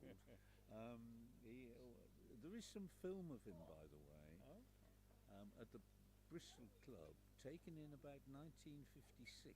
Oh wow! Home movies, which Chris Williams has digitised. So if you look around, you might find it somewhere. Wow. And it shows William Ormerod skipping around the lawn, which is so unfamiliar for that. So anyway, William Ormerod beat me reasonably comfortably. I never remember defeats. But anyway, so I was selected for the Surrey Cup that year. But in those days, selection was a fairly primitive procedure. In that the selectors met at the Hurlingham tournament in August and decided who they wanted to pick. No gradings or rankings of anything to go on. Oh, that Murray, yes, he's a promising up there. Didn't he beat Hamilton Miller in the men's? Oh, yes. So they sent me a letter saying, would I like to play? And I wrote back saying, sorry, I can't. I've got no holiday left. Which was a bit frowned on in those days, to turn down an invitation. There were stories of earlier generations of Edgar Jackson having turned down an invitation for the presidents because he never liked to play in London and was never picked again. well, actually he was later. But anyway, so I turned that one down. So in 1968 I decided to play in the Opens. I went along and found in the draw, I'd drawn John Simon. Again, a name people don't know won't generally have heard of. President's Cup player, and for several years, Nigel Aspinall's doubles partner. Oh, okay. So he must have been quite a handy player. He was a very handy player, obviously. And I gave him a game in the second game, but it was no disgrace to lose to John Simon. So after the next day, I played in the doubles with Martin Bushnell, younger than me, one of the so-called Sherwood Foresters, a bunch of 6 Nottingham schoolboys who took up the game as schoolboys and all went to Cambridge. So the Cambridge University team of about 1968 was 6 scratch and 1 handicap players. So Martin Bushnell and I had the fortune to draw Solomon and Cotter. Single game, no best of 3s for the doubles. Really? They didn't have There best of wasn't 3s a for the time. doubles? I'm quite pleased. I got a ball round to 4 back, as you do. And of course they hit the lift or whatever, and we lost that game, no disgrace. So all I'm left with is the plates. Single game, single life. I drew Hamilton Miller again and lost this time. Again, no disgrace. And that was my Opens over. Wow. 4 games. 4 games. For a week's holiday. Yeah, I must say, there may be a lot of things that were better in the good old days, but I do love the fact that the Opens now has a Swiss at the start, and you get plenty of play. I actually worked out that the whole of the Opens that year had fewer games than the Sunday of the Opens in about 2015. Wow. When, because by then the qualifying rounds of the Opens with a decent entry, people were playing 3 or even 4 games a day, so you can add up the number of games, 20, 30 odd, at least 30 something players, getting 3 games a day, you're Yeah. talking about 45 45 games. yeah. By the time you had an entry of maybe 25 in the opens, okay, a few best of 3s. So things changed an awful lot. And Numbers for the Open's not anyway, good this so year, though. but then at least I was selected for the Surrey Cup again that year, and was able to accept the invitation. I think my boss was away out of the country, and he came back and said, "What have you done while I've been away?" And I mumbled a bit about what I'd done. I didn't explain I'd been away playing croquet. But anyway, I won the Surrey Cup in '68. Yes, that's right, because somebody had withdrawn, and we only had 7 players. Because if people withdrew, they didn't have enough reserve list, and of course sending these letters out Took time, yes. at the time. Anyway, Couldn't summon somebody by email. Well, shall we return to 2024? Jenny has made 2 back, and is now looking at the leave, which will put Annabelle under a lot of pressure. Well, to be fair, he's probably been through more back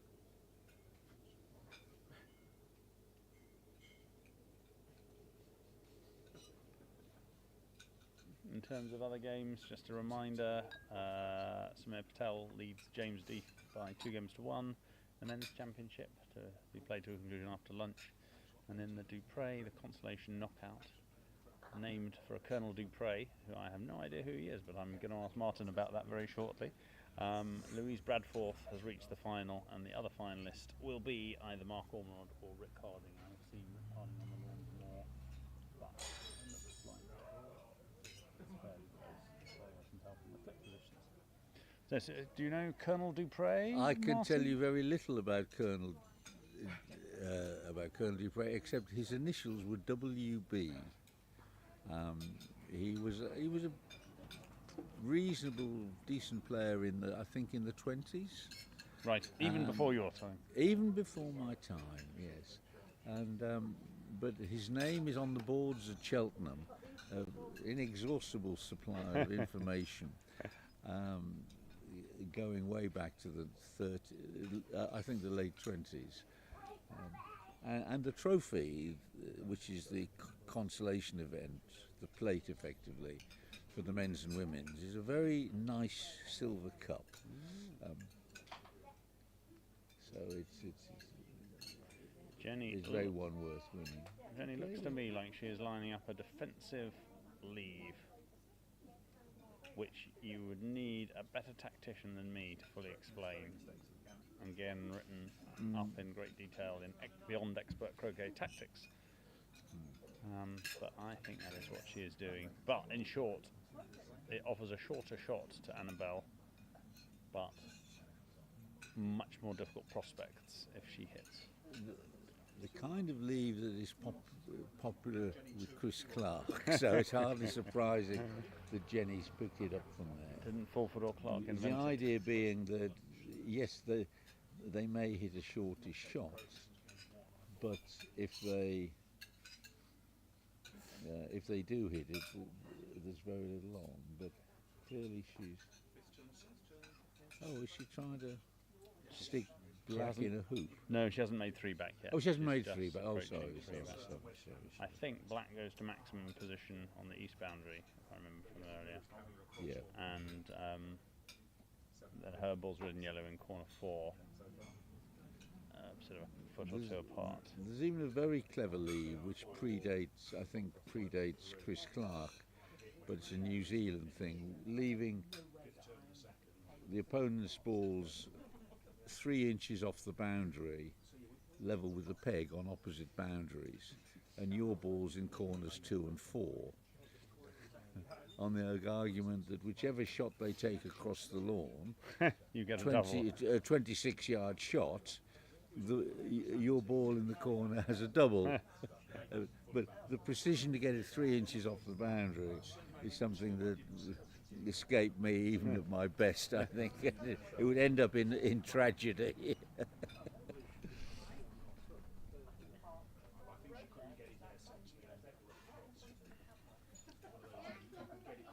may be that she's going to leave black where it is, actually. So I might have been completely wrong about that leave, which would not be a surprise. I think she has got black in a position. So this is basically just wide from a ball and with no shot at the balls on the east boundary. So this is basically a new standard leave NSL, Yeah. but with the Blue in-lawn ball not really very in-lawn. Yeah. Right tight on the boundary, maximum position on the west boundary.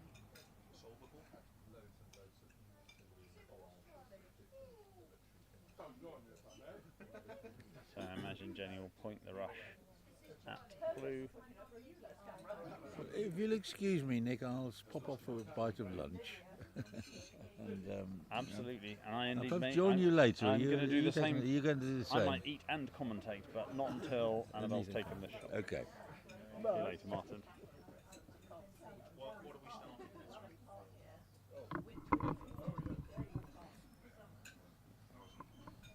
Well, like class assembly, I knew it was solvable. I think the whole point is it's solvable.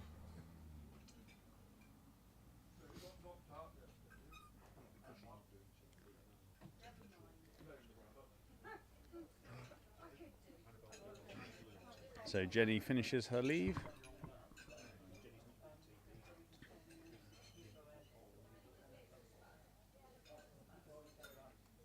And it's a sort of NSL, but the in-lawn ball is maximum position on the west boundary.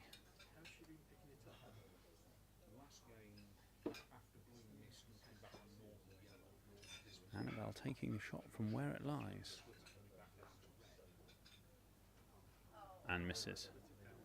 So Jenny must have left something on then. That was all a bit strange because Jenny walked away confidently as though she hadn't left anything, and then Annabelle walked up confidently and hit the shot. But anyway, Annabelle has missed, and Jenny now has a chance to pick up a triple peel and win the women's championship.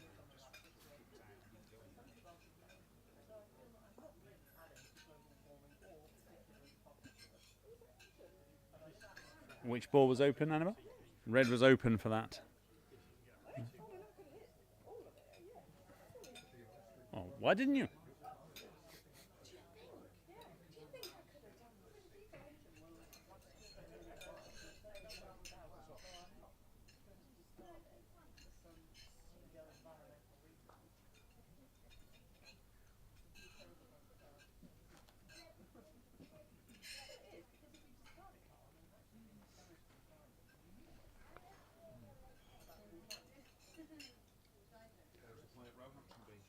Jenny rushing to 1.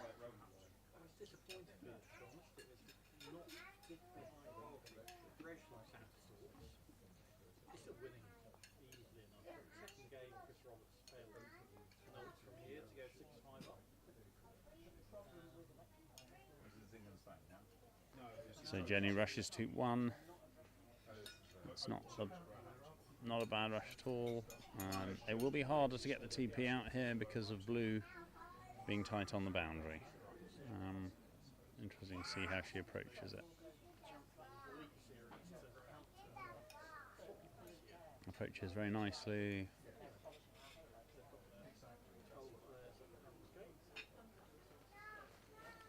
Runs it cleanly, has a rush pointing back to the middle of the south boundary.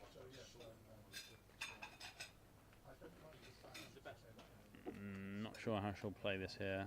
I would go to black here and aim to get a rush to either hoop 2 or blue.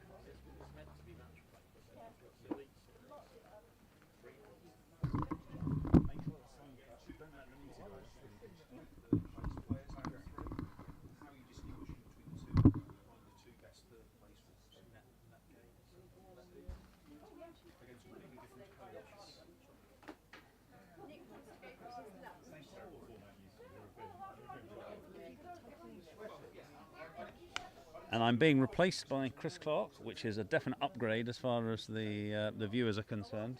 So I'll hand over to the completely unbiased Chris Clark as Jenny Clark goes for the Women's Championship.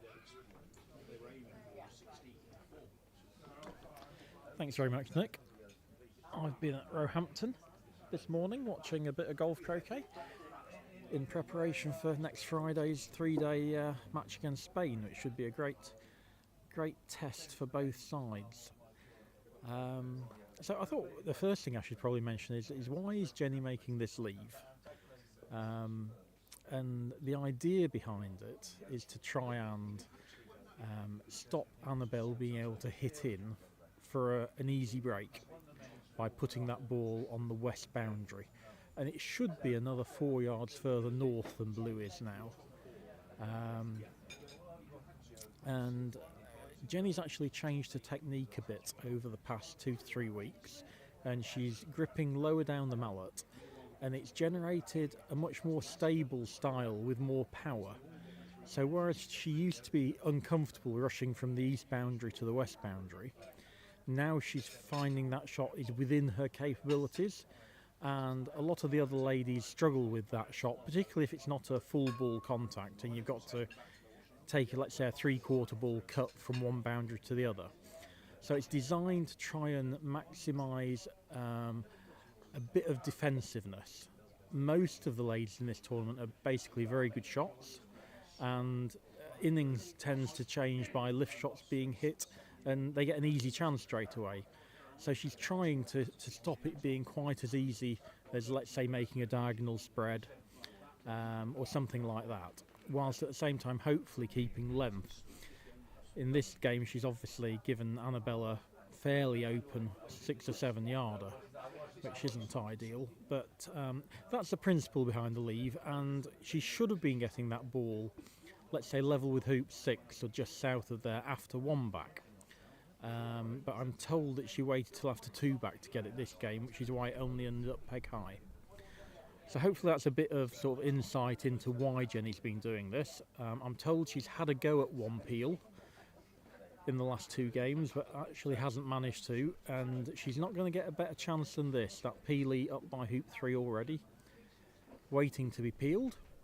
So hopefully she'll be able to finish the tournament off with a nice TP.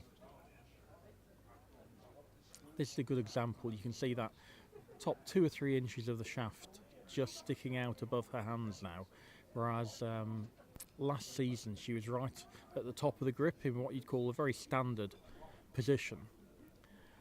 And this all stems from a golf lesson she had a few weeks ago, where she was told that her putter was too long for her. So she had a few inches cut off that and decided to have a go a little bit further down the mallet to see if it would have similar benefits at croquet. And she has found a much more stable grip stance, and she said she felt a bit more solid in the wind as well. So that extra power that she's feeling she has now, definitely an advantage. The lawns here this last few days have been really, really good. Surbiton's always got great lawns. Sometimes they're a little bit bobbly though, and this is the smoothest that I've ever seen them. They're not quick. We've had quite a lot of rain in the UK, so they're probably running about 10.5 seconds. But there isn't the bobbliness that there was, and when I was playing here in the mixed doubles, I was really confident of approaching the hoops to fairly tight and just being able to run them most of the time without taking any wire. One of the things to note is all the lawns are being set to second colours, and the second colours, not being played with as much, have got quite a lot of milling on them, whereas these primary balls are all fairly smooth now. Surbiton's been using these for probably 15 years, and they get used day in, day out at this club. So they're a little bit smaller than the second colours. So hoop running hasn't been particularly challenging. That's the sort of shot, that hoop approach Jenny's just played there, that she needs just to improve, because she runs them too hard, and now instead of getting hoop and roquet and having an easy peel, she's now got to either take this half ball on the right and hope to cut it back in the hoop, or she's going to be on a delayed TP again. And really, from that very standard hoop approach position, the worst you should ever get is hoop and roquet. And now I wouldn't even be surprised to see this go to hoop 6 and just be another ball to the peg. But for some reason she's just never been able to get these hoop approaches from standard positions as adequately she needs as to either run the hoop gently or have hoop and roquet if she doesn't achieve that. So red's going to be pumped back out, probably down to hoop 5. Hoop 5 sort of the least aggressive of the options. It's almost giving up the TP straight away. And remember, Annabelle's only scored 1 point in this match so far, so there'll be an element in Jenny's mind just to say, get to the peg. I'm going to be 2 games and 2 breaks up. My opponent has only really been on the lawn for minutes, and that should be good enough. But really, a player of her ability and world ranking ought to have been finishing this term.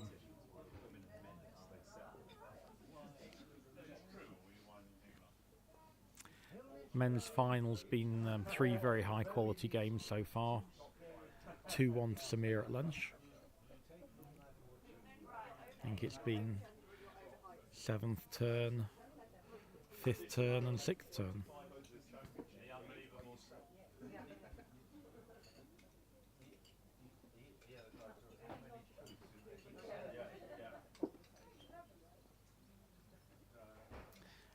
Now, by putting black over to hoop 5 as well, Jenny has left herself the option to set up for a delayed triple, which would be putting blue up to the west of 4 back after hoop 4, going north of red, rushing red south of black, and pumping red back up to 4 back as well. We'll have to see if she decides to do that. She's certainly got a nice position to give it a go.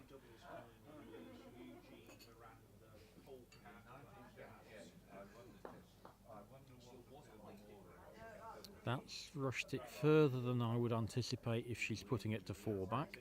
And yep, this is just going to be a ball to the peg. And again, for those of you who are improving, you think, well, you know, I haven't done my first triple yet. You can get really highly ranked with a low TP percentage. You need to be a really good shot. You need to make decent leaves. And you need to make very few errors, and that is really what Jenny does. Excellent shot, tidy break player, doesn't really have as much precision as you'd like for the peeling turns.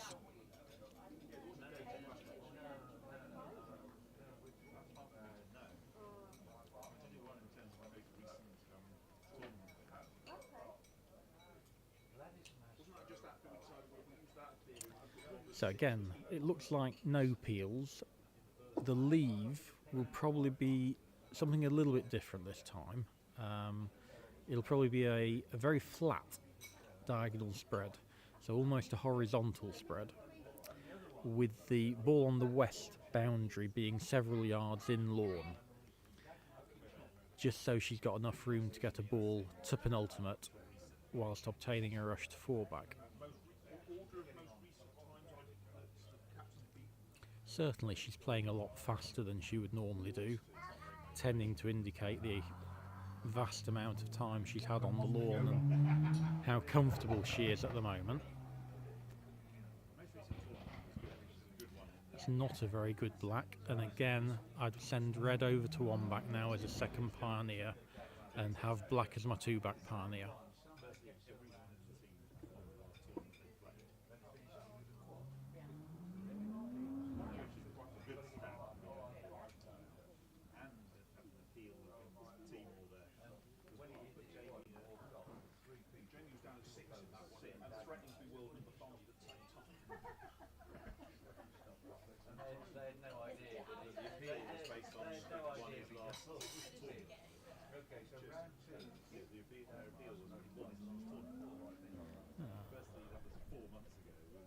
So did everybody else on the team. And Rob's was furthest to go.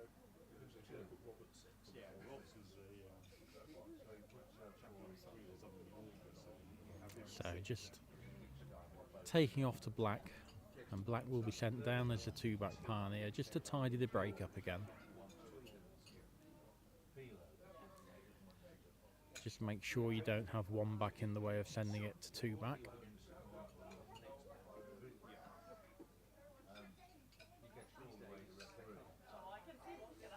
And that's what she's just double checking now.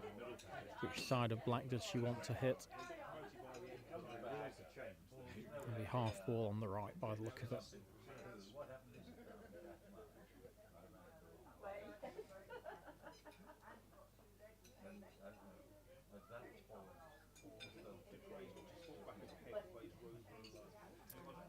The sun's been out a bit today. It was really cold yesterday. And just a few gusts of wind yesterday that caused the players a little bit more difficulty, but just a gentle breeze today. Very pleasant temperature when the sun's out.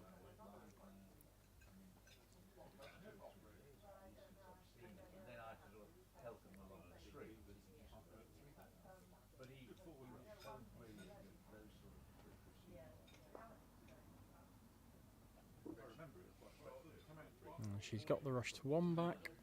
It's a good 2-back pioneer. That's a good croquet stroke. Being confident with this length of roquet, which is about probably 6 feet, that just be confident you can hit it either full ball or half ball on the left or half ball on the right makes a big difference to your turn. You can always rush in front of your hoop then.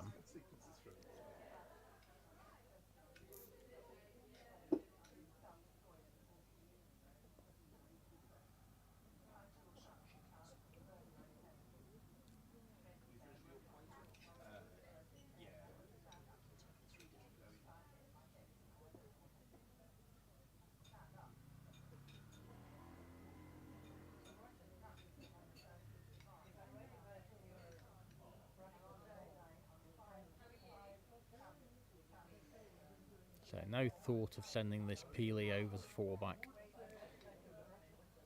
The jargon for this is McCulloching your ball to 3-back. That's making sure the peelie's at 3-back so you can't be tempted into the 4-back peel.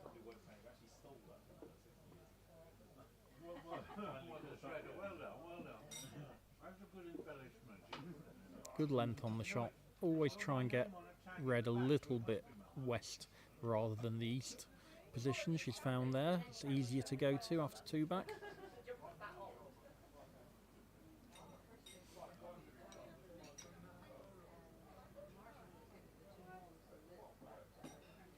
And we'll have to see whether she goes for this horizontal spread or whether she tries something more defensive than that just to protect the lead.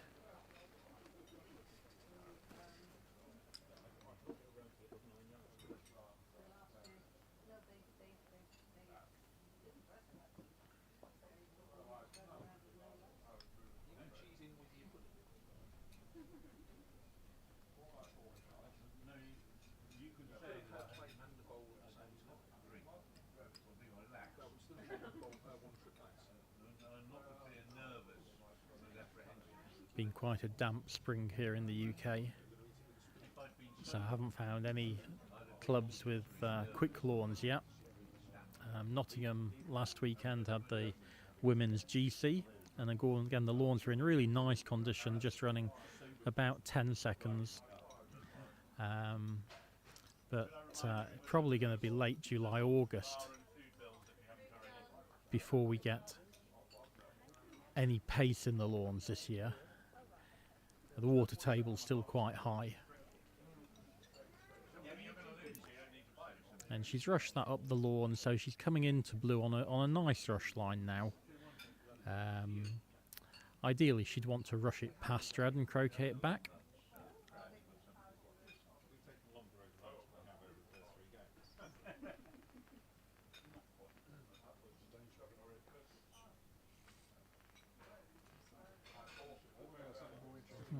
She may just tap that.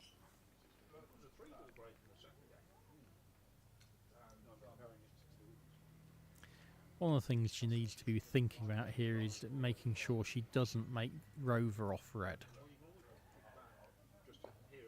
Yeah, So she rushes it past red and she'll croquet it back up the lawn.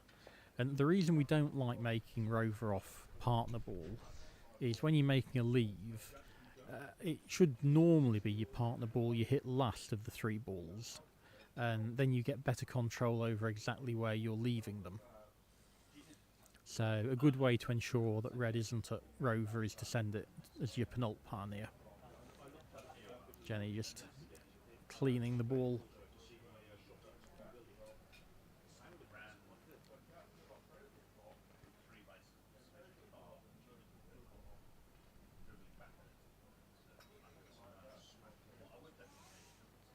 Again, from this sort of position, I always look and get hoop and roquet.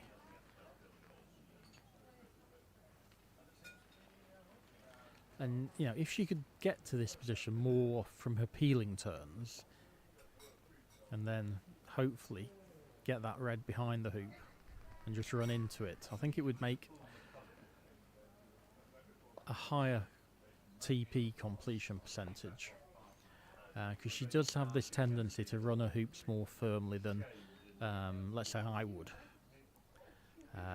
Just that little nervous extra little prod that moves it an extra 3 or 4 feet through the hoop, making the return roquet difficult to keep in peeling position.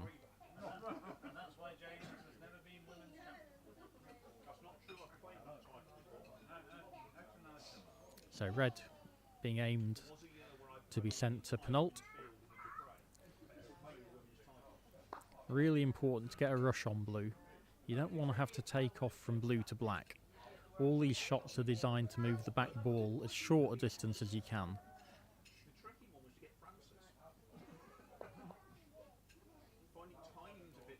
Again, now red's only got to move about 3 yards to get a rush on the black ball.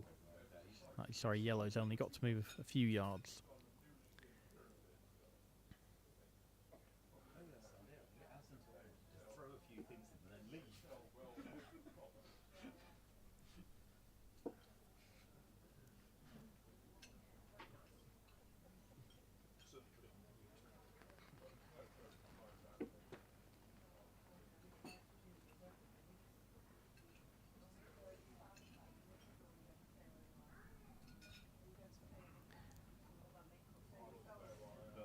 And if the lawns had been a couple of seconds quicker, you'd say, well, this has been a really good turn. She's never looked like breaking down. But with them, really, it is Surbiton at its easiest. Green lawns, slightly soft subsoil, very, very smooth playing conditions as well. I'm really looking for a little bit more than balls to the peg. She'd had loads of lawn time here as well, so it's not like she's just been sat down for half an hour while Annabelle's been going round.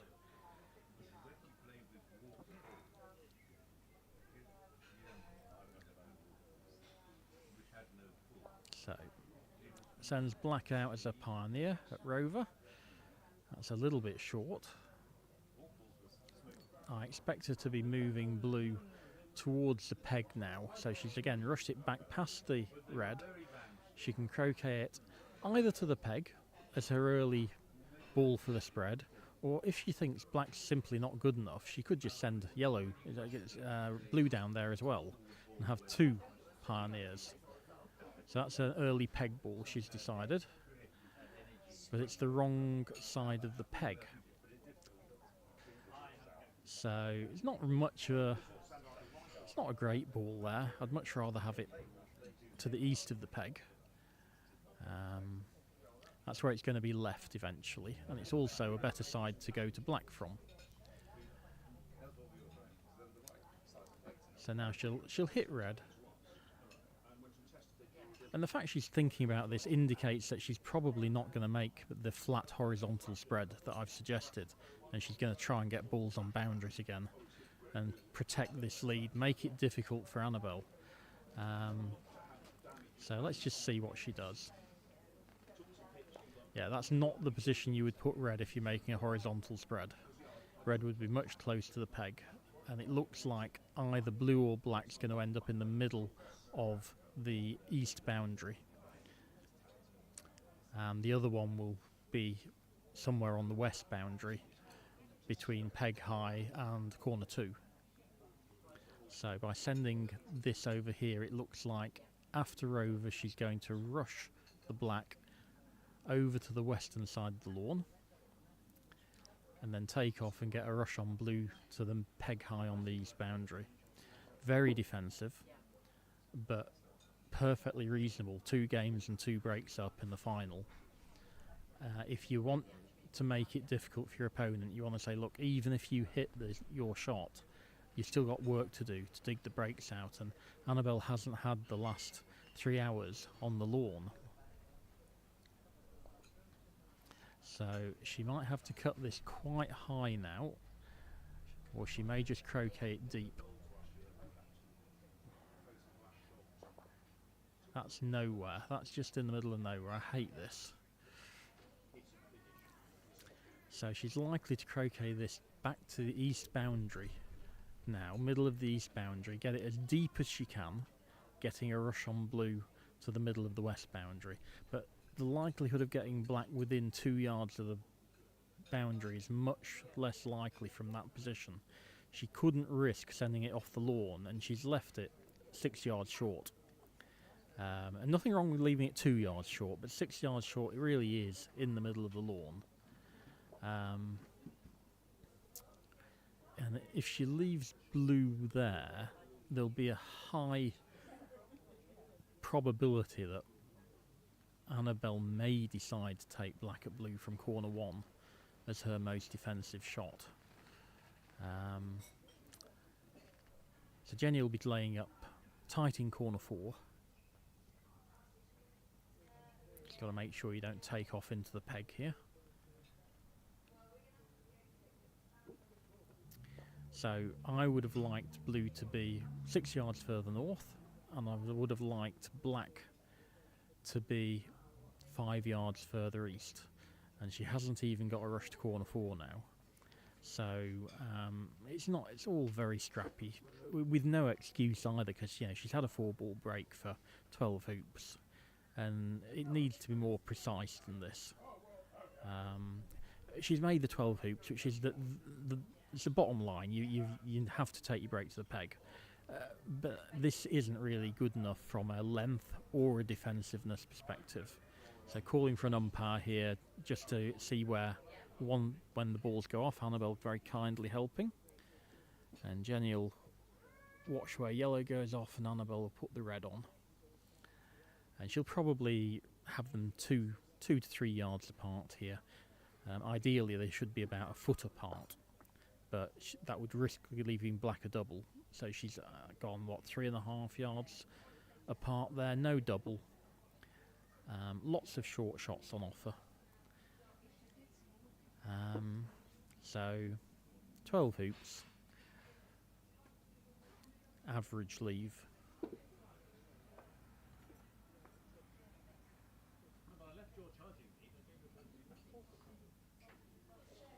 I think the shortest shot is black at yellow. If Annabelle hits that, it doesn't give her a huge amount, because this blue is on the boundary. Now the most defensive shot is black at blue from corner 1.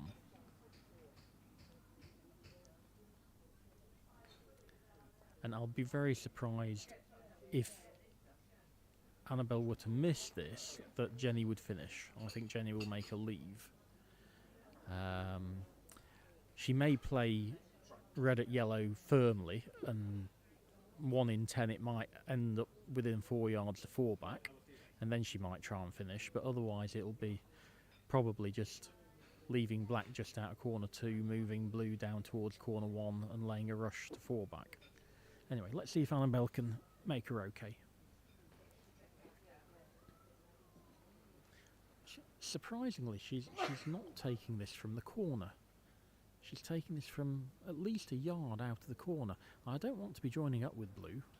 If I miss, I want to be... That's horrible. That is just horrible. Now Jenny should finish.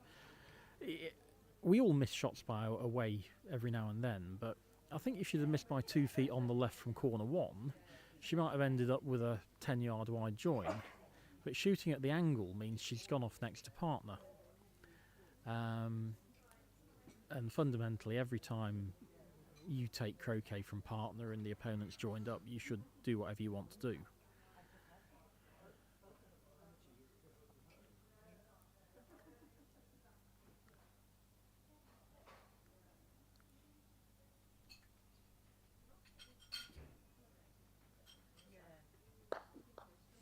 That's very handy, because hitting that in the middle or the left-hand side would have given a sort of dilemma between taking off to black and blue and playing a massive pass roll, sending yellow to Penult going to black and blue.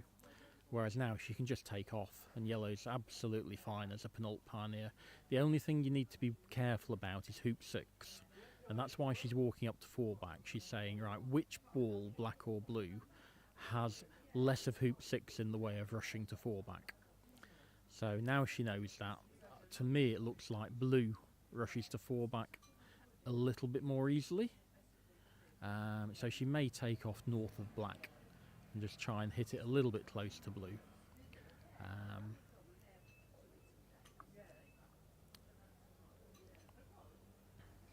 If she's going to blue, she should take off south of it, so she can hit it close to black. But I wouldn't be surprised to see her hit black first here. Again, she's gone to blue there. I'm a bit surprised, because I do think hoop 6 is a little bit in play if you don't quite hit your rush in the right direction.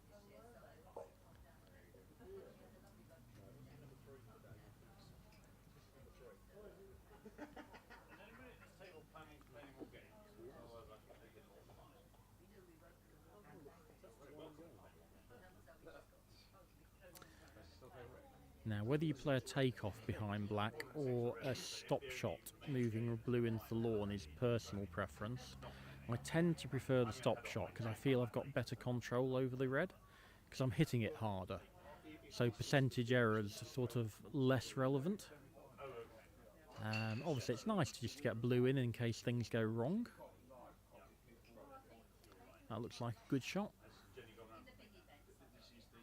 Let's see how close to hoop 6 this ends up going.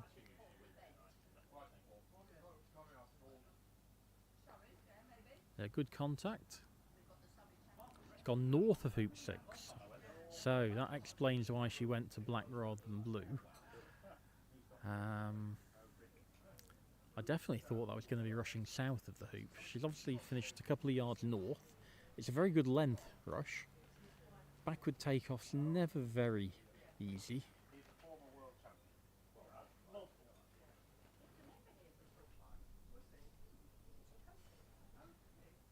Yeah, and anything straight's been pretty easy this week.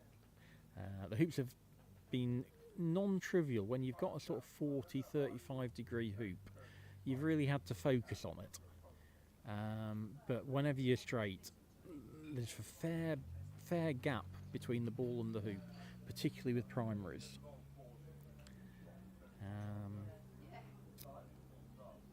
Yellow's now in a really nice place. Just got to avoid rushing this into the hoop. She is done.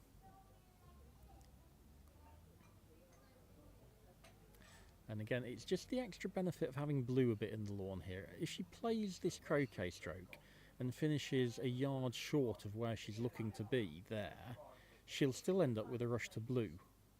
So she's got a big margin of error for where red needs to finish. Hopefully 2 more games. Yes, you're quite right. So am I. So black to rover, red to get a rush, preferably to Penult, but blue is a fallback position. And that's the fallback position. Pretty sure she'll take this to blue rather than Penult. Nice black at rover.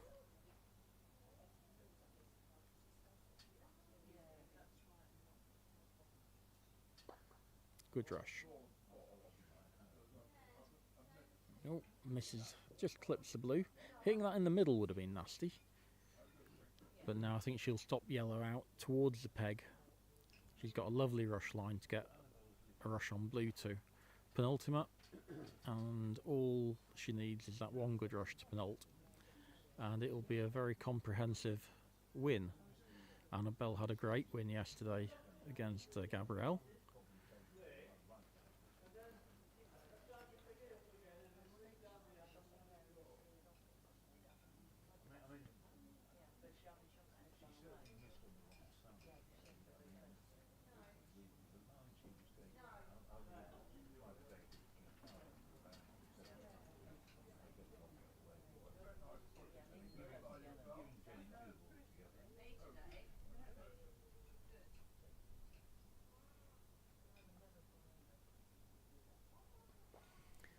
And she does look a lot more solid with her rushing with this new technique.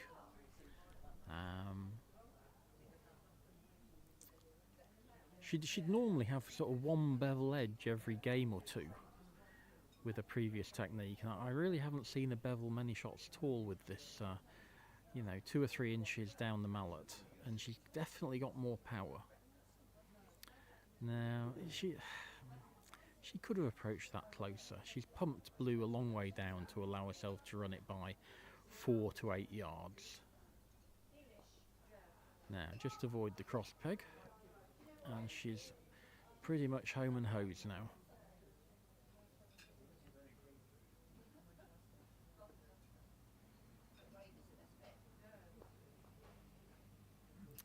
Won the Women's Golf Croquet Open last weekend at Nottingham. Had 3 good wins against Diana Wilson, who's quite a strong opponent now. Took a game off Reg Bamford at Roehampton yesterday, to give you an idea that she is quite competitive. But Helen Reeves from New Zealand, the number 2 seed, did manage to take 2 games off Jenny in that event. So I think Jenny will be very pleased to get through the AC Women's this weekend without dropping a game. At either singles or doubles. Managed to drag me through the doubles. Sent her out and she hit anything I told her to hit.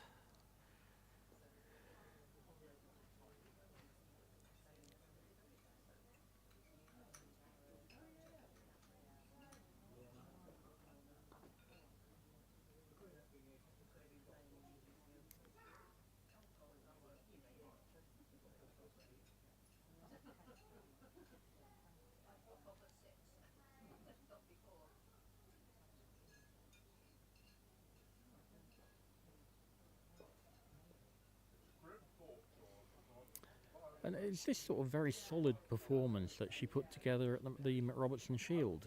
Didn't do very much peeling at all, but hit a lot of roquets, took lots of breaks round, and ended up with 8 out of 15 against 6 of the best croquet players in the world, which was a phenomenal performance, really.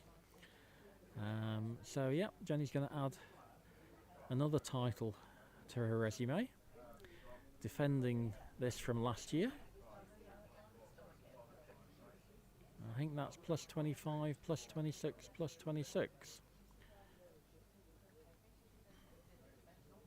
2024 Women's AC Champion.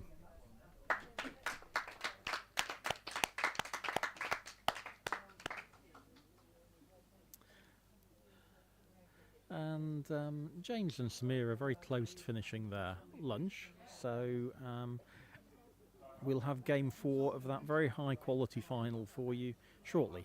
That's all from me at the moment.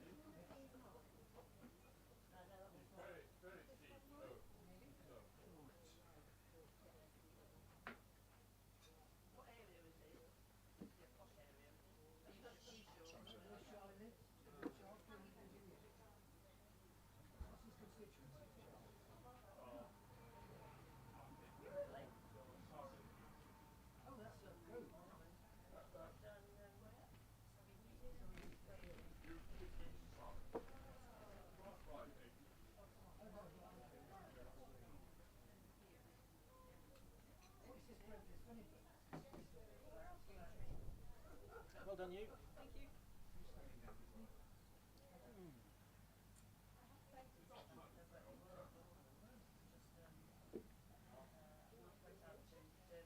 Get your drink, man.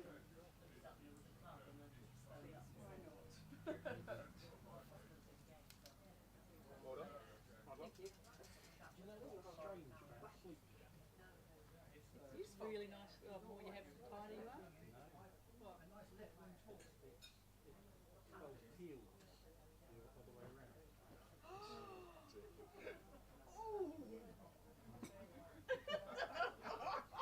You tried one, didn't you? Yeah, I did. Yeah. See? It's a really nice fight. Well done. 25, 26, 26? Yes. Got on game at a time anyway, so it was fairly certain I knew what was going on. Nice. Now we can resume the men's. Indeed, have you got the camera on?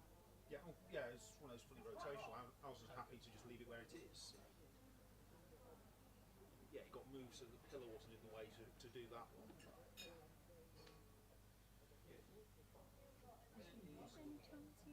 Yeah, sure. I might move it back just to be in the shade a bit. Sure. Anyway. I could just take my top off, couldn't I? Be another option.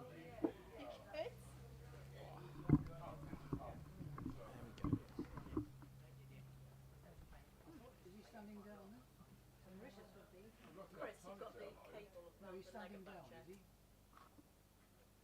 Blunt, is he standing down? Is he going, trying again? Is he the candidate? No, the candidate. Is he the candidate for So game 4 of the men's. I just watched this online a little bit from Roehampton earlier this morning. Lots of super shots. I certainly saw one east boundary response, which from Samir, which James missed from A-Bolk, and Samir hit the double target 4th turn. So it'll be interesting to see whether we get another super shot. I think we will. They're pretty straightforward, these lawns. Perfect mid-paced. You can play any shot you want on them. Some of the boundaries are a little bit dodgy. Can easily get a ball moving a foot either in lawn or off lawn, depending where you are. So I haven't been keen on taking off 10, 12, 17 yards down a boundary to get a rush. But as soon as the balls are in lawn, very little to make them challenging at all. I say if you get an angled hoop, it deserves respect, but as long as you're straight in front of them, it should be plain sailing. So the opening, the most important part of the game.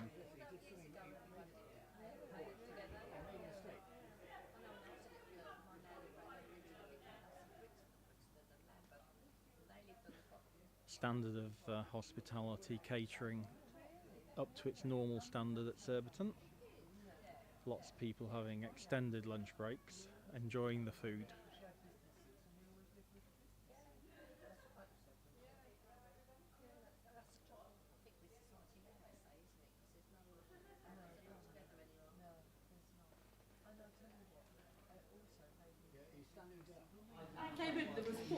We're going to be resuming on Lawn 2 shortly. This will be the 4th game between James Death and Samir Patel, a best of 5. As you can see, Samir is 2 games. He's won 2 games and James has won 1. Chris Clark will be commentating for us, and hopefully you'll have some camera work along the way. 5-inch gold casket engraved with all the names of winners for probably the first 80 years of the tournament in tiny writing, and then it's now got a plinth where the modern winners go on there, but that's engraved on the outside of the inside of the casket. Absolutely delightful sort of jewellery box, and on top of that they get a really large locket with gold chains, gold locket, beautiful prizes from a time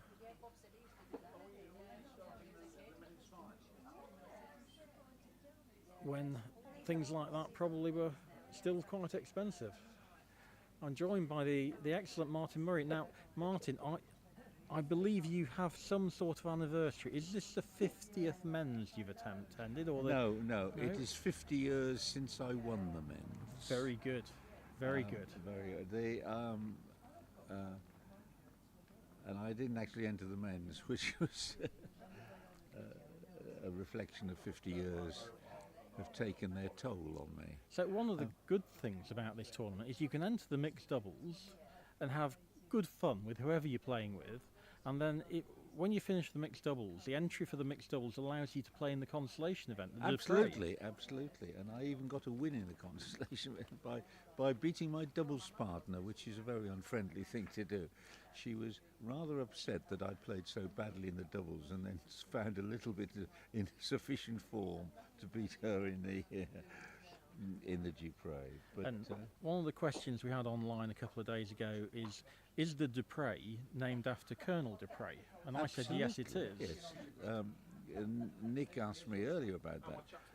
All I can say is he was Lieutenant Colonel W.B. Dupré, and he was I think a prominent player in about the 20s and 30s. The cup is probably pre-war. I think it's donated in the 30s and carries his name. And it's been going for a long time. It's a very handsome cup, actually. And one of the great things is we call this the men's and women's, because obviously we have the men's championship and the women's championship, but the Dupré is for both. Absolutely.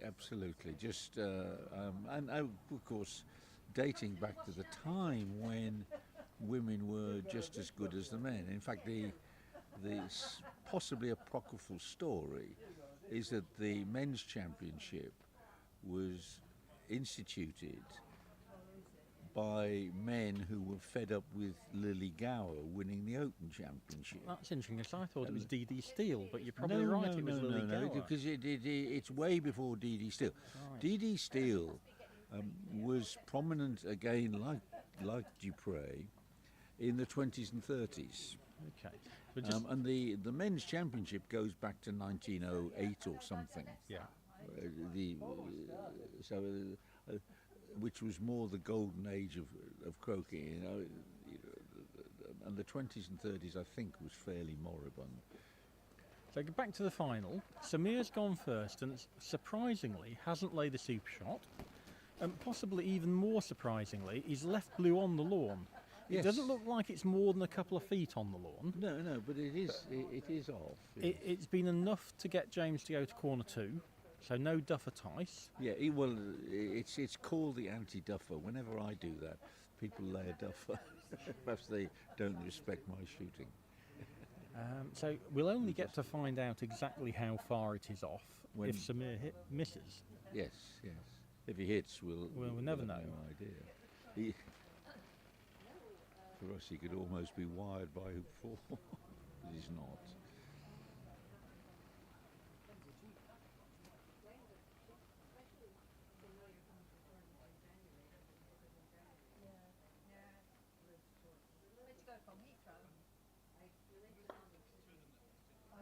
So he's missed that. Missed it. Now, this is quite an interesting choice. There are 3 legitimate options here, aren't there? There's red at black and blue from A-Bolt. Absolutely. Which actually probably won't, because he missed on the left. Is not going to be a double. There's going to be some sort of target from B-Bolt, depending on how far blue is in the lawn. Yes. And the shortest shot is red at yellow from B-Bolt.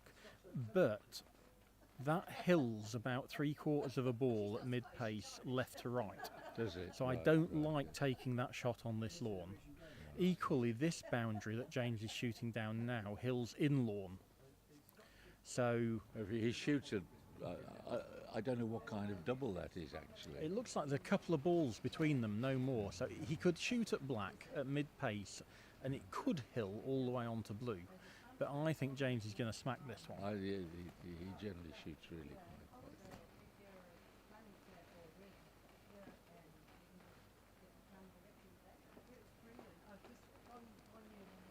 through the middle, I think. fancied it. Again, if it started off on black, it could easily have just had that held half off the ball half held. ball, go off. Samir now has got some sort of cut rush to corner 4. Oh, yeah, yeah. And these are the ones where Fulford would just walk up and Blue would instantly find itself in corner 4 with some waft With a over the cannon. ball. Yes. I've been lucky if I've hit these on the right side this week. But the in the doubles the other day, James rushed that to hoop 1. Wow. Wow. Some huge cuts, you know, sort of 75, 80-degree cuts. So I think he is taking it into the corner here. I think that'll make sense, wouldn't it? Looks good. No, it's gone. No, he's a foot out of the corner. Yeah. So you really need to move this with a thick takeoff to get it out of your way of your rush to hoop 1. Absolutely. Taking off beyond the ball you want to rush back is always difficult. Well, I say is a problem. The one thing in his favour is I think the corner again slopes in lawn, so he can be a bit more aggressive with it. And he knows that if he underhits the takeoff, he can end up rushing to corner 2 as well. Yes, yes. Not that you ever want to rush from corner 2 to corner 4, but at least it is a backup plan. Yeah. So certainly thickening the croquet ball out far enough so that that was a legitimate option. Yeah.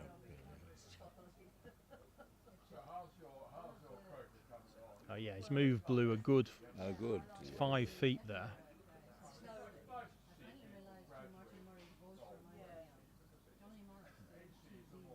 Got what looks like a perfectly acceptable rush to hoop 1. Yep. Bit of a cut, but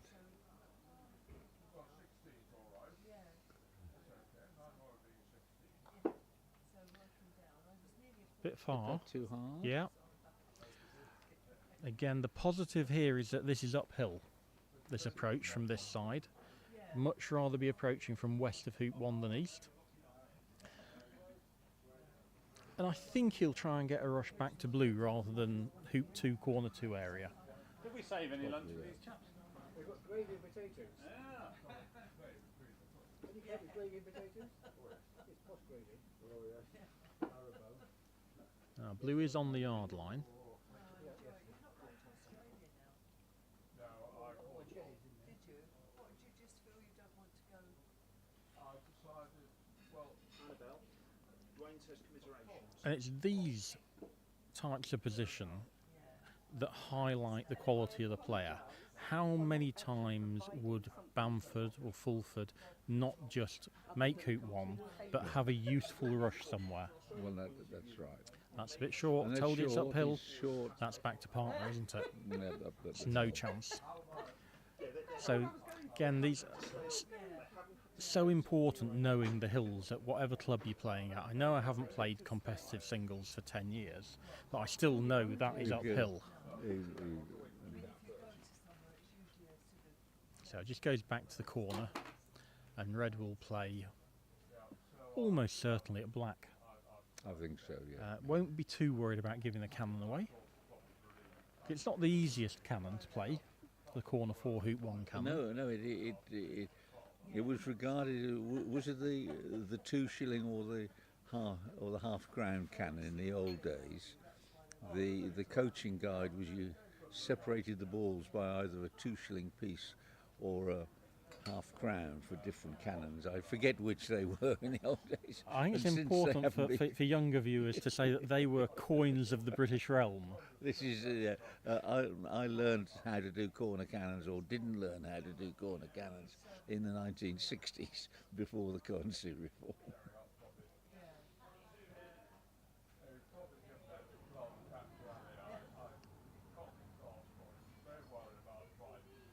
There's still a bit of breeze, isn't there? Just enough to put you Every off now and then, occasionally. Just enough to put you off. Yes. Yeah, she does, doesn't she? Yeah.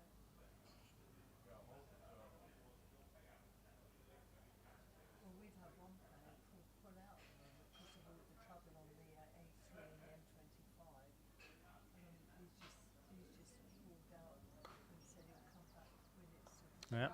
and hit that, lovely. And some people will be wondering about James's shirt. I think he's got number 61 on his sleeve. Do you want to explain to viewers what that means, Martin? I've no idea. Well, that's in line with the cricket caps, which have your number of representing England / Great Britain.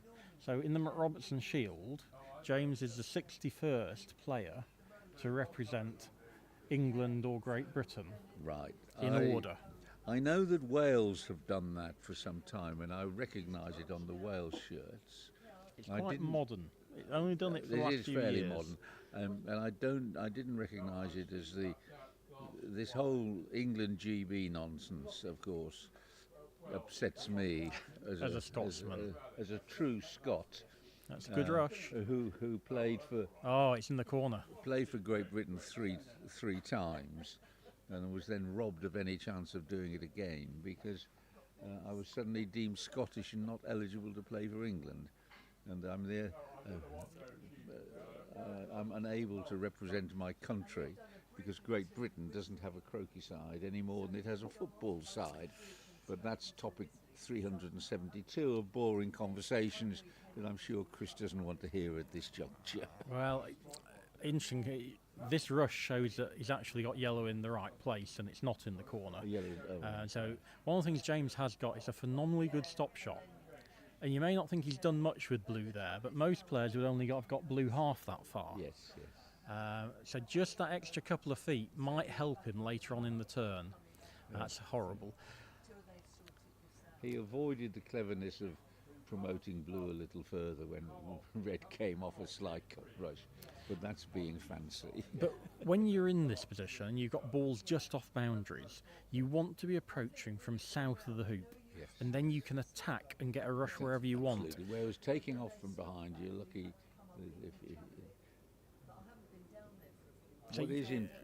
What I find interesting, will he move yellow across the hoop line to get a rush to black? Or I don't think he will. To blue? I think he's trying to play a thin takeoff. That's a good shot. It's a really good shot. Really good shot. So that's enough to get a rush that he can cut towards corner two. And then that extra couple of feet he's got on the blue will then start paying dividends, hopefully. Again, what I was saying, the quality player will make the hoop with a rush. Yes, absolutely. And this is a pretty good rush. I'd be happy with that, Martin. Yeah, absolutely. That's okay. And depending how far blue is off the north boundary, influences how easily he can get behind it. Yeah, I think this boundary, if anything, goes off. Right, but if he can put yellow behind two and get some kind of a rush on blue, that's what I probably think. It requires a good shot, but that's what the quality of the event. You're expected to be playing those kind of good shots. Exactly, yeah. Oh, he's gone inside it. So that is definitely saying he didn't trust the boundary. Yes, absolutely. So now he's got it's sort of a drive to half roll. Yes. If I play a drive here, red never gets up. Right. If I play a proper half roll, it goes too far. Yes. It's that judgment to get it on the postage stamp in front of hoop two, isn't it? And again, this is uphill.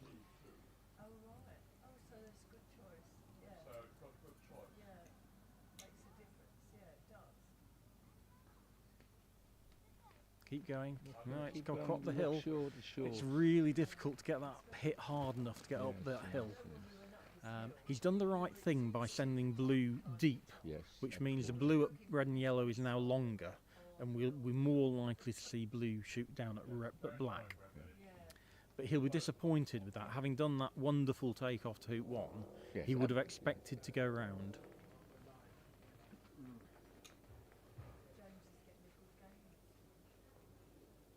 Anyway, nice to see a little bit of interaction because these first three games were quite one-dimensional, weren't they? I didn't see. I was down on lawn 6, scratching around. I think it was something like 7th turn, 5th turn, 6th turn, or something like that. That kind of thing, yeah.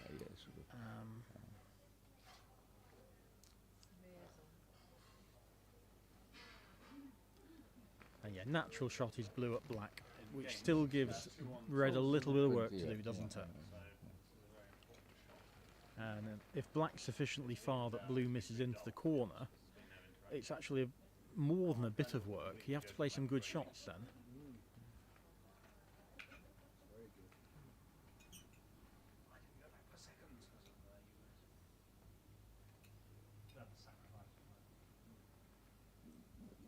You see that hedge rustling behind him, can't you? We're quite sheltered under here.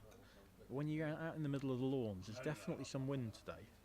It's definitely a westerly wind. It's been consistent the whole 5 days.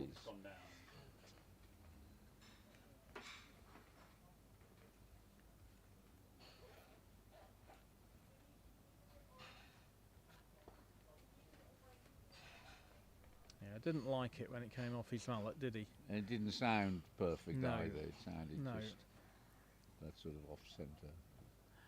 Now this is what I would describe as a hit-in to start with, Martin. I'd be terrified of that. Absolutely. James will be hoping to rush it either to hoop 3 or near black. The fact he's really lining it up suggests to me he's actually going to thwack it rather than try to rush it to hoop 3. Oh no! So he tried to cut that to hoop 2. And he got the right side of it. And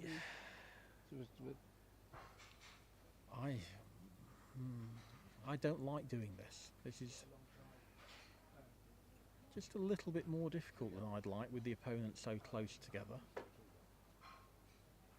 So it's straight, and as I mentioned, as long as you've got straight in front of these hoops, they've been quite easy. Yeah,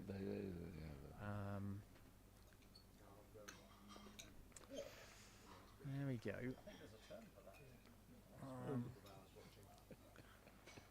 A little bit of Murray control. Murray control, that's right.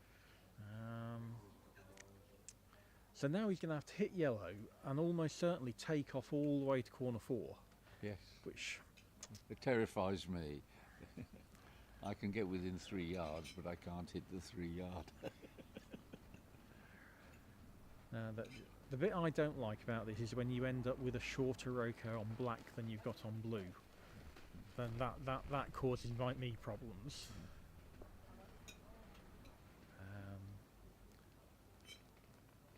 Hoop 4's in play. Hoop 4's in play. No. Well, it's not great. And that's the kind of shot that I'd be terrified of. Yes. Just earlier today, I was playing Tim Wilkins, and he did something very similar, and was in a yard of one ball and took the 6 yard of the boundary ball with confidence. Hit it in the middle. I was very impressed. Of course, James didn't miss that. One of the things we haven't spoken about so far is that James is playing with a new mallet this season. Indeed. But I think he said his stop shots are not quite as good. Correct, but they're still very good. They're still very good. He can only do 1 in 9 instead of 1 in 10 or something, 1 to 10. I'm told that it has an adjustable shaft length between 44, 45 and 46 inches. I don't know how that works, but... Clever piece of engineering, no doubt. That's a good rush. Yeah, he's done well from there. That's a lovely rush. That's a lovely rush.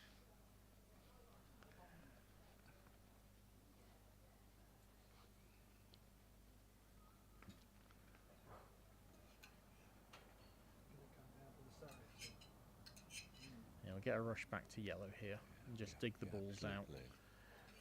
No one here's decided that the playing conditions are easy enough to try sextuples. No. And I think that's partly due to the fact that the hoops have put up a little bit of challenge when you've had angles at them. Absolutely, angled. They are. I think it's partly to do with the steel.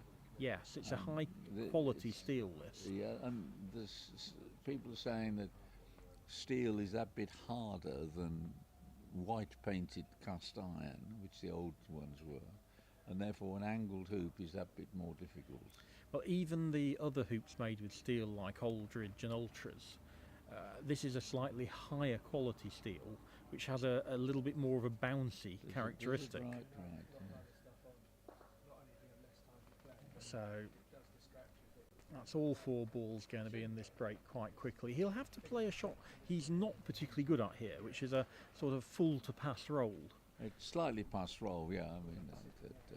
I mean, I'd be desperate to get beyond blue because for me,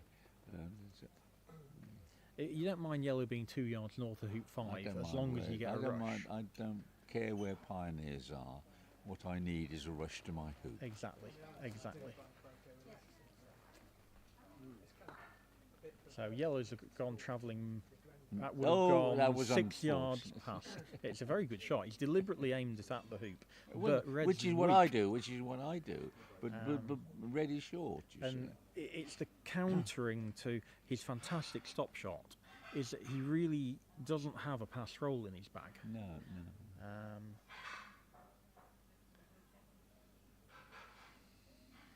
But yeah, well lined up to make sure that yellow stayed within a yard rather than 6 yards. Yeah. And he'll power this through. That's a break. And got all the balls there. And they've been going to 4 back. We haven't seen anyone stop at 3 back. We haven't seen anyone stop at 1 back. Certainly not deliberately, anyway. And I think what I've seen Samir do is make some leaves to encourage the shot down the east boundary. Right. And in one of the games, James lifted the ball on the western side of the lawn and shot up through the ball at the peg towards third corner. Right. On the basis, I'm pretty sure that it was flatter and it also shorter than the shot down the boundary. Indeed it is. It's much less defensive, but if you can find something that's flat and a little bit shorter, there's a lot to be said for taking that against a quality opponent. Yeah.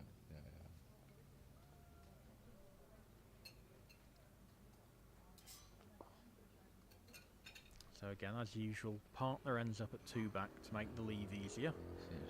And the length of these roquets that James is getting now, he's just got a 1 foot rush pointing wherever he wants. No, it's one thing I've said that a good player with a scrappy break after 2 or 3 hoops, it's all under control.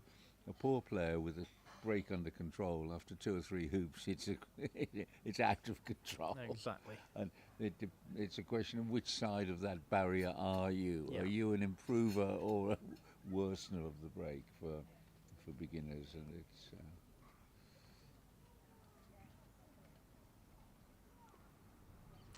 So rushing that as close to blue as he has indicates he's probably going to leave one of the balls on the wire of hoop 2, or in sort of in MSL or NSL position. Now,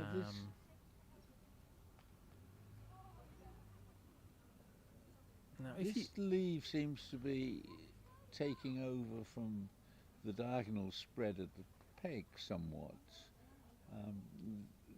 It was what I used to play when I could, and it's more or less what I like to do these days. Except, no, he's. This is an NSL. So MSL would be the ball at hoop 2. Yeah, absolutely. That's what I'm saying. But that seems popular. And, so I played diagonal spreads between, 87 and 2005. And from 2005 till I stopped playing in 14, I used the MSL.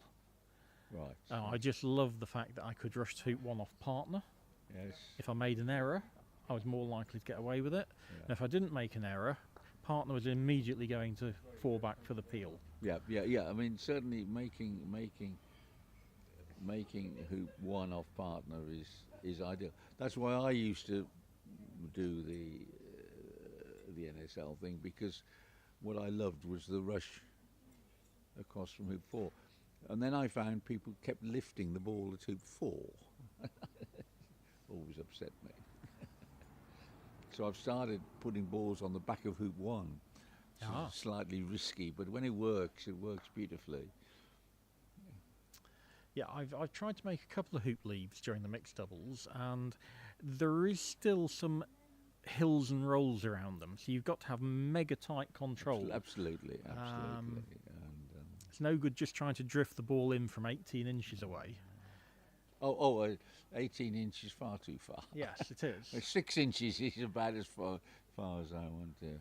So he's gone into black there. So this is one of the positions I've been mentioning.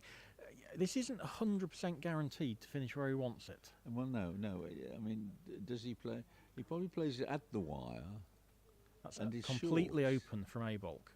So Samir's not going to be able to hit the right-hand side of it, but he can hit half the ball on the right-hand side. So he's probably got, what would say, 75 to 80% of the target. I was immediately thinking 3/4. I say I'm old-fashioned.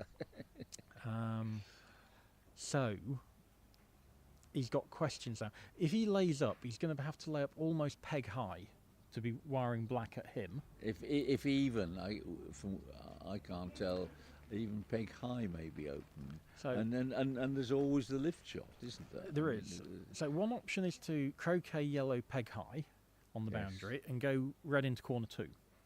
Yeah. That's what we call a southern cross. Yeah. Looks like there's stars on the cross. And, I thought Jenny was trying some sort of lift under your influence, some kind of leave under your influence in that last game. But no. She was deliberately trying to get blue on, if we look at it, on the boundary. Putting blue on the boundary. And then she was trying to get black in NSL position.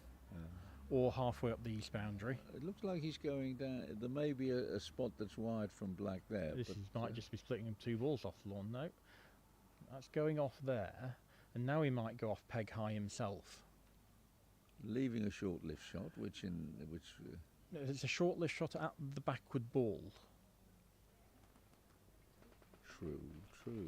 Yeah, which is a very risky thing to do. I wouldn't be surprised to see Samir lift blue, shoot at black, and say, I don't think James is going to pick off his 10-yarder.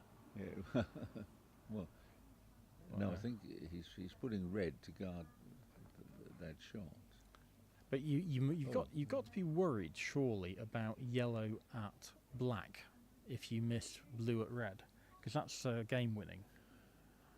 I don't think yellow's going to shoot at blue if blue misses black and finishes 3 yards away from red. No. Red will play. So Samir's having a look at this.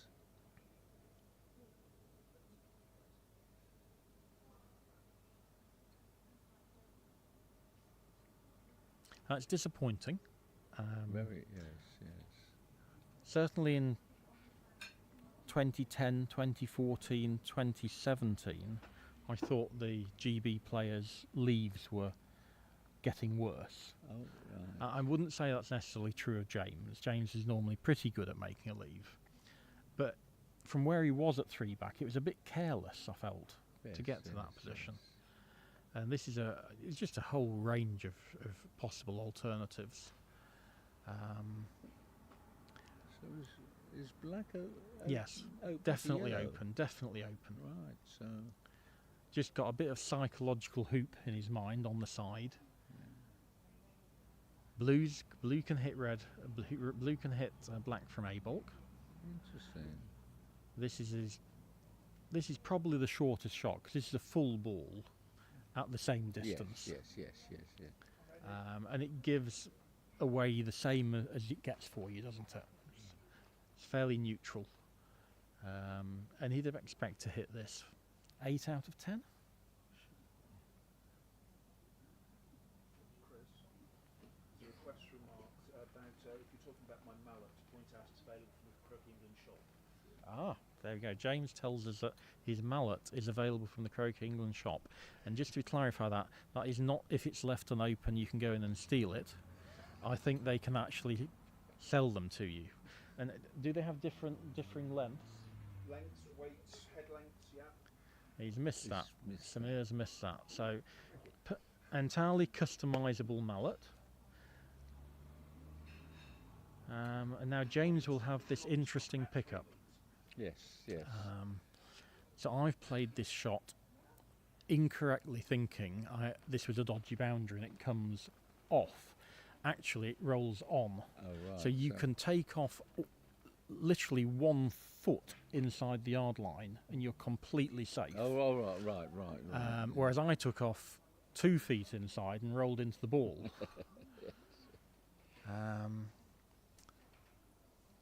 And blue is a good 2 yards off the boundary. Yes.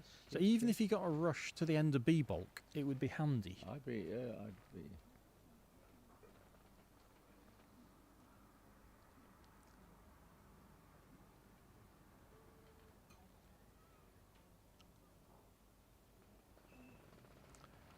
Well, It's looking good. that's he's what just outside. yeah. Possibly what you said. Yeah. He just rolled in a bit. Yeah, it's so difficult to mentally tell yourself you're going to take off a foot away from the boundary. At that distance. Even when you're taking off the partner. And now I think we're going to see, once again, the fact that James hasn't got a great pass roll be found out. He's trying to roll this and get behind blue. Yeah, is he? and he's got loads of room. This is lots of room to get behind blue if you've got a good pass roll. And again, that's You see, not a pass roll. That's not even a pass roll. If yellow gets a rush, red is almost off the lawn. Yeah. And yellow's nowhere near getting a rush. I mean, that was the wrong way round. Yes. Basically, yellow should have gone as far as red, and red should have gone as far as yellow, and it would have been perfect. yeah. So all this beautiful break play we see from James with fantastic striker's ball control, Yeah. due to the fact he's got this wonderful stop shot. Yeah. Occasionally, it causes him problems because he hasn't got the full pass roll that most people will have. So this is going to go to corner 3, I think, and he's going to play a thick takeoff, trying to give himself a rush. So it's going to be a bit south of corner 3, a bit south of hoop 3. But it's a free go of getting in front. That's not sent blue as far as I would like it. It's fantastic yellow. But it's a fantastic yellow. Round of applause for everyone there. So I think now you can probably say blue's actually not too short. This is It's good quite pioneer good. 2-3. Now, can he get enough wire to get a rush on red? No. I think it's possible. I don't think the hoops are wide enough to get that angle. I think the balls are small enough. Flick off the wire. Oh, unlucky. That's like the famous Bamford turn at Budley a few years ago in the men's, final of the men's, when Bamford, having taken off from corner 4, ran hoop 3 and ran hoop 4 in the same shot, and the crowd applauded while Reg was, of course, still without a break. No, he'd lost a set of croquet Yes. strokes to get his sextuple underway. It goes back to what you were saying earlier about some people want more shots and some people want less shots. So, approaching again, he should know about this hill by now, Yes. really. Still a fraction short, but he's made it. He's made it. Just about made it, Um, yes. And if he gets this to the boundaries, Yeah, it's a good which he shot. has, So he's got a choice now, Martin. He could either rush red gently and send it to 4 going to blue, right, and yep. have a delayed triple. or rush it over and put it in peeling position, and then rush blue down, hoping to make something of black, Yeah, and black's probably a yard out of the corner. which is very Handy. useful. Yeah. I'm not sure which one that was because he's got such a good stop shot. He could still send it down though. Oh, that's what he's doing. Absolutely. He is sending it He down is, there. yeah. That's interesting. I like this play. You know, you're a quality player. You shouldn't be worried about doing a delayed triple. No.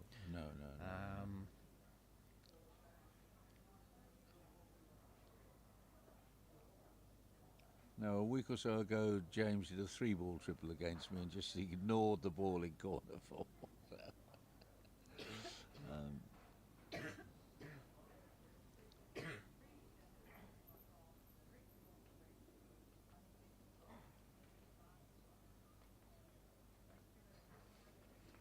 one of the things I was thinking watching this at Roehampton on the video this morning was how nice it is to have a final between two players who get on with the game.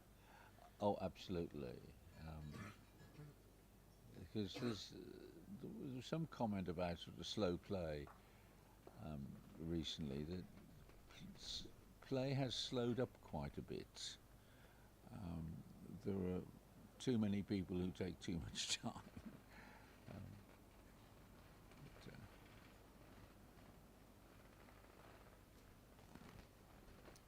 I was telling some of the players here earlier that I was involved in the first and I think only ever best of 7 in the Westerns final. Oh, the Westerns in the 90s. I lost 4-1 and to Fulford, obviously. Well, yeah. And it wasn't a pleasurable experience, really. Seven seven is games. a bit. Once he'd got to 3, I was going, oh, if I win this, it's going to be like 7 o'clock at night. And, Yeah, well,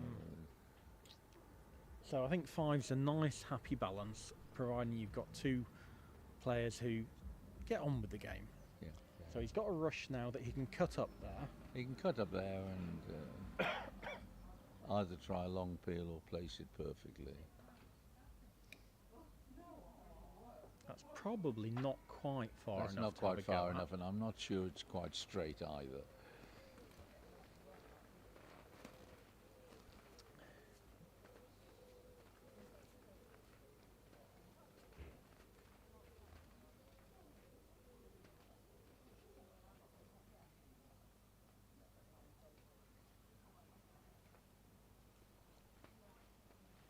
So he's certainly taking some care.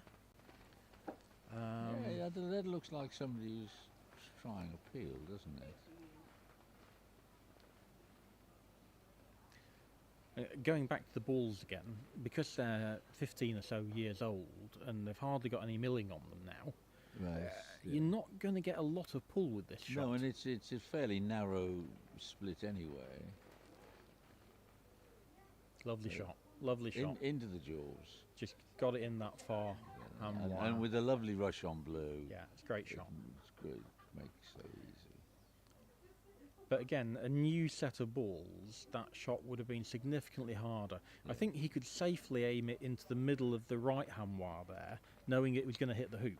Yes, that's right. And if it hits the hoop, it Whereas with a sort of brand new, crunchy set of balls with deep milling, it could move 3 balls. Well, I remember playing test matches, 79, 82. We got new sets of balls with really deep milling, and they were awful.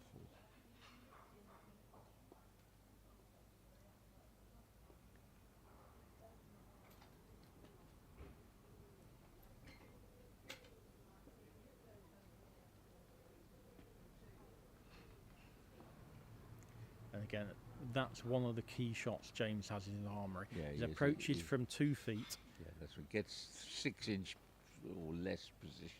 and he's got And he gets a loads beautiful, of... so much room Yeah. for the forward rush. Yeah. And So I would always send black into what I call the box here, this area Yes, between yes, 6 yes. and 1 back. I So would that- be tempted by the Wiley, of course, which is at the end of B-ball, but then you send it in the box. So But James that's has put black exactly where I would have put it. Yeah, okay. There's still no reason why he can't try and roll it behind the hoop still. Through behind hoop 6 for the If he gets it in peeling position, then that's Black's right. still then- good enough as a, you know. Absolutely. I can see that. The downside is going back to this. Has he got a pass roll again? Yes.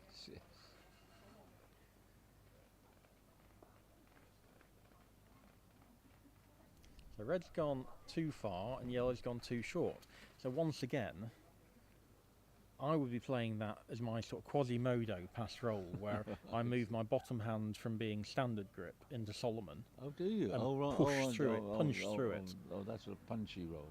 And it's one of the things that we both started under different sets of rules. I know you started well before me, but when we played, if you felt that you double tapped it, it was a fault. Now, it has to be visibly clear Yes. second contact for it to be a yeah, double yeah, tap. which is, And that means most shots are clean. yeah. So shots that we weren't allowed to play in the 80s are now legitimate. Well, people anyway, red was in some kind of peeling position. They probably just jaws. No, He's gone all out for that. He's got. Is that through or in the middle? Oh, it's on the far side, is it? well, That's I interesting. think it's almost through, which is almost the worst place because you have to get a pretty straight rush on it. But that shouldn't be a problem with the sort of control he's now got. As you say, black's a perfect pioneer, fine as a pioneer for one back. Yeah, you don't want to send your two back pioneer too far when red's there. That got a bit of hill, but it was also put down the wrong line and I overhit. think so, yeah. Nice rush. I always found just hitting a nice rush in the middle gave you so much confidence for your next few shots. You knew you're hitting it straight. I found the same. I mean, So he's going to go back and try and get a nice close position for a rush peel here. yeah. And I think he thinks he needs to be a bit on the eastern side of the lawn. I would think so. Then I mean, red is quite likely rushable even to first corner if he gets the full power on the sort of angle. But see how Let's see. it's looking. So that good. yellow is perfect. Oh, that's a beautiful shot. Black's You could criticise black okay. for being it's okay. it's but 2.5 it's yards short of, but yeah. it's fine. It's much better there than long. So oh that dear. no, that's where I thought it was. I thought it was only maybe a quarter through the hoop, Oh right. and he had to right, sort of hit it into that far wire and crunch it but through. still, it's. I mean, it's.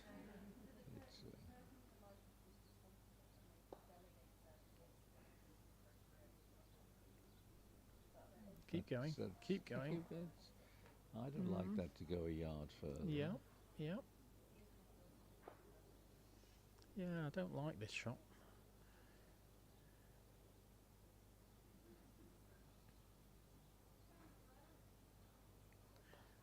Now, for everyone out there who would have taken off, go to the club and practice the shot James has just played. Yes, I have seen so many people playing takeoffs when they need the ball the other side of the hoop. It's more difficult, but it gives you so much more. I won the Spencer L in 2011 because Martin French took off when he should have pushed the ball across at one back. He was on the west side of one back and behind it, and he played a takeoff and then had a big roll, whereas he'd have had a rush into the lawn if he played it across. And I've seen people this weekend, they all do the same thing. If they're behind the hoop, they take off, and they don't think where they've got to put the ball the other side. Yeah. So I think that's going to be good enough for James to have a go at this. Yeah, it's plenty of time. And for everyone who thinks black was awful, black's actually not awful at all. Black's quite nice there. Yeah, when you think you're going to be playing your shot from in front of Rover. It's interesting, more important that black is south than, whether east-west doesn't matter so much. Well, you don't It's want the it south. east of three back, do you? No, absolutely not. But anywhere west of. But if it's south, the worst thing is have it too far north. Correct. So he's got That's the jaws. perfect in the jaws. And now. Lovely rush. You want to ignore red now. Yes, I Just would agree. Get because a rush. from there he can get, this is typically the position where he has no trouble getting a forward rush because of that brilliant stop shot. Yeah. Lots of people will go back to red, rush peel it, and then they'll take off from south of Rover all the way up to 4 back, knowing all I've got to do is make 4 back to do my TP. Yeah, and you break and down. They'll finish 3 yards short and miss it, or 4 yards short and hit it past the hoop and take off and blob the hoop. And you should be doing exactly what James is doing here and ignoring the red. Yeah, absolutely. And then after Penult, you'll take off to it, rush peel it, croquet it back to the peg. But you see again about pioneers, that black was fine as a pioneer for 3 back, because if you can't rush a ball 3 yards, when you've got a straight rush on it, which you can do if you've got control, you know, you might as well give up. I mean,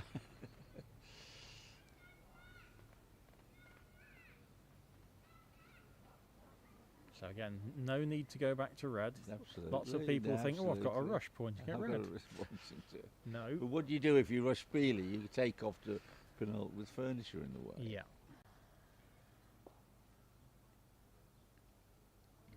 So there are two methods here. If you'd have put blue properly to rover, you'd have gone to red first, croqueted Yes. it to the peg and got a rush on blue to rover. Absolutely. Now what he'll do with blue being so short is he'll get right on top of red, Yes, and he'll do a straight rover peel from in the jaws. I mean, yeah, absolutely, which is. And he'll make sure he's got a nice side ball at rover, just in case he grovels through. Yes. Put black just beyond. But you don't need black just beyond it. You might as well try and put a second side ball out here, Yeah. because you're never going to be jumping through the hoop. Absolutely, absolutely, absolutely. That's another interesting thing, is that Irish peels have taken over. In the 60s and 70s, Irish peels were considered dangerous. Yeah. And in fact, the technique is developed that half your Irish peels are in the jaws and the others are 3 inches, Right. you know, Yeah. ideally, or even a foot, you know. Typically doesn't, he just gets to the side.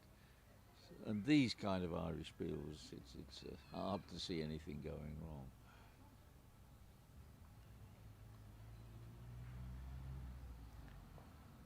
And James very carefully played that with a little bit of roll. He Yes, moved his yes, mallet yes, forward. yes. Because one of the things you can do with a good stop shot is he could have stopped that shot he'd read through 4 or 5 feet. Yes. And you yellow sit might in just the- have rolled to the side and Yeah, finished on yeah. a wire. But he's made sure that yellow went through the hoop to those 2 balls waiting. I know, So again, just showing that he didn't need to do the early peel. He put the peely all the way down to hoop 4. yes, yeah, And absolutely. Yeah. I He's mean, still it's finished good. in plenty of time. And we've got a great 5th game to look forward to. It's been a really Yeah. good final. We even had that interaction in the start of that game, Oh, didn't it was we? quite interactive at the start, wasn't it? It was what 2 or 3 interesting turns, Samir's miss And yeah, and James not getting going, and remember that this started with James having to take off 17 yards up the boundary. He Yes. didn't get a rush. no. He rolled them across. He didn't get didn't get a another rush. rush, and then he played that unbelievably good Unbelievable. croquet stroke.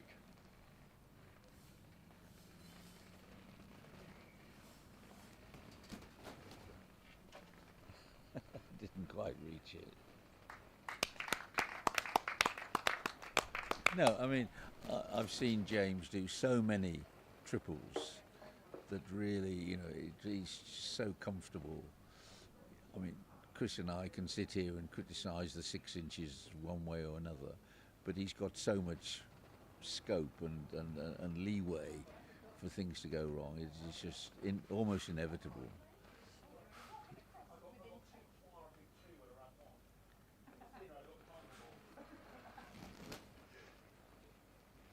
So it's going to be James's toss, James, right? and I'm assuming he's going to lay a super shot. And I'm assuming Samir is going to go on the maximum distance spot on the east boundary. Right. And I Not- don't know whether James is going to shoot it from A bulk or B bulk. He shot it from A bulk a couple of games ago. Yes. Missed, and Samir went round 4th turn. Which is why I think Samir will do the same again, because he won that opening. Yes. Does James now think, well, actually, we've had lunch.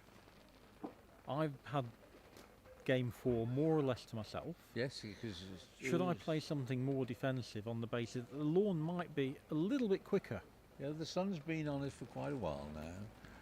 So that might mean a more cagey opening. But generally, 5th game of a final, I think you need to take the bull by the horns, don't you? Yeah.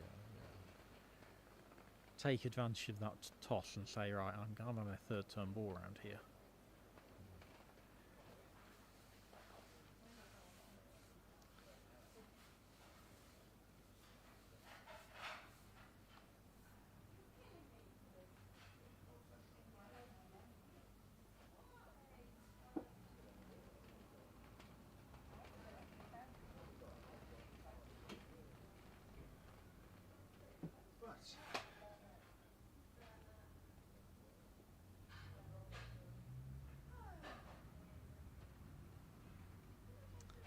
James has his mallet back in hand.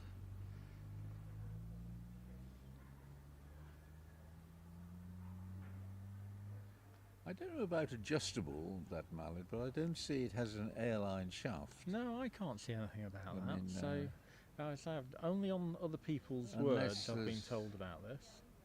Yeah. No, he's going. There we go. That is not a super shot. That is a traditional east boundary ball. Indeed, it is.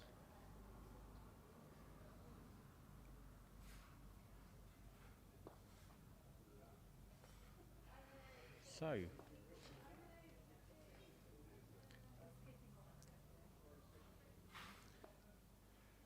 I'm not inclined to lay a duff at ice here. You just look so silly when James goes around third turn having hit partner if you lay a Yes. duff at ice. Yes, absolutely. So, what I would be interested in doing is going just out corner 4. That is a relatively popular opening these days. I've seen quite a few people doing it. Both here and Yeah, but part of the reason I like it is it offers this 13-yarder up if James doesn't move either of the balls. Now, you could say, but Samir's given himself a 13-yarder anyway at yellow. yes. But I've already mentioned that hill's half to 3/4 of a ball. You don't like it. I don't like it as a shot, whereas a shot to corner 4 is flatter. Yes, And if you hit it, if That's right. James joins up, it's a late break. yes. Whereas if you hit yellow, you've got to take off all the way across the lawn.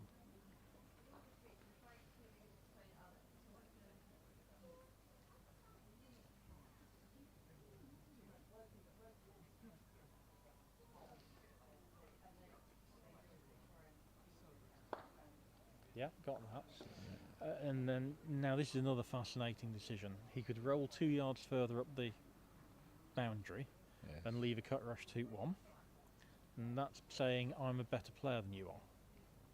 Or he could take off to yellow, Yes. move yellow into the lawn and make a sort of spread, Yes. saying I want an easy break for myself. Yes. Yes. I think he is taking off. Yeah.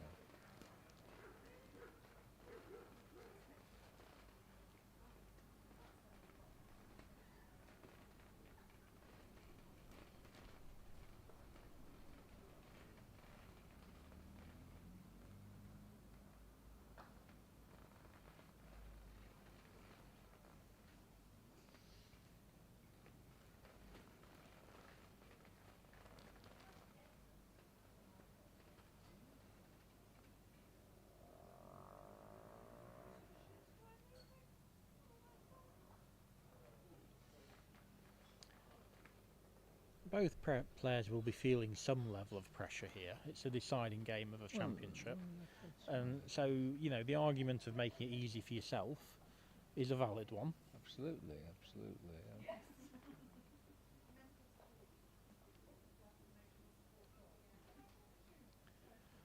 And again, James can't get blue all the way back to black here. But No, he'll get it well, back. I mean, even with a good pass roll, you'd be doing really well to get to the peg, wouldn't you? But Yeah, he's got to make sure he doesn't get the peg in the way of where he ideally wants to go. and I think Samir will shoot at black from a bulk. yeah.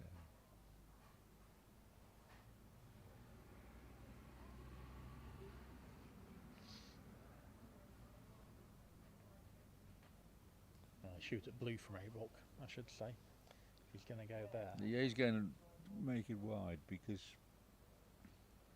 I think it's the open. disastrous thing is to Definitely leave a open. double. I don't know how far he's Everything's moved open. black off the boundary, but Yeah.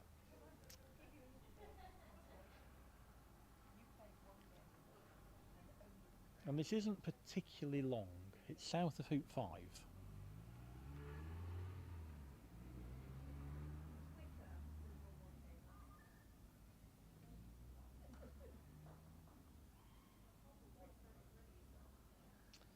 That went off quite a long way north. So this might be anything. oh, This is a really nice target. So there are, I would estimate. Well, we don't know because is he going to put it halfway down his mallet? yeah, quite. So yeah. let's wait for it to go back on.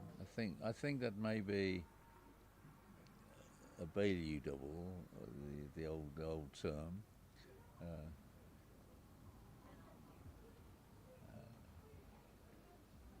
Where William Ormerod would say, "Oh yes, it's not. If I go to the first corner, it looks like a nice double." Yeah, that's So what I say. I'm just going to have a look at this.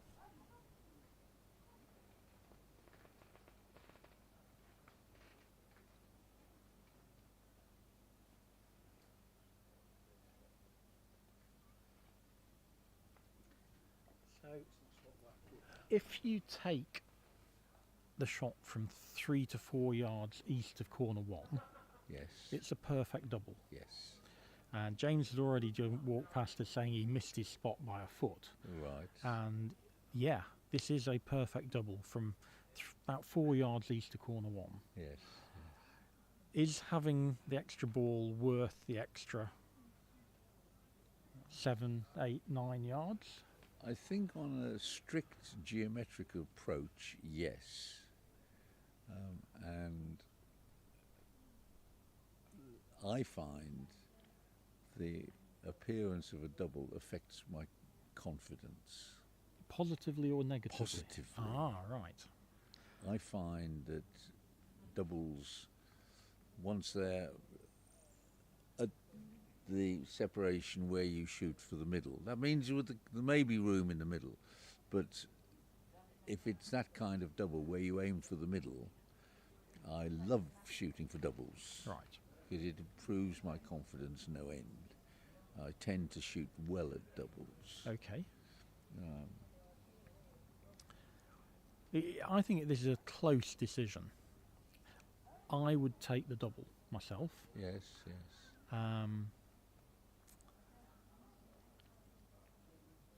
I would be aiming at the left-hand ball because I miss on the right. Oh, you miss on the right, yes. I miss on both sides. Right. So it is worth pondering. This is a massive shot in the match. It is probably his penultimate shot if he misses. Absolutely, yes, yes, yes. Yeah. He's certainly not going to be shooting from B-bulk at anything. It's whether he takes this short, about, what, 15 yarder? Black, yes. Or whether he takes something It's that's probably 20. 17 yards, isn't it? Because it must be within 2 yards of the 19 yard. I don't think it is. I don't think it is. It might be 16. I fancy this double. He's Martin. looking at the double.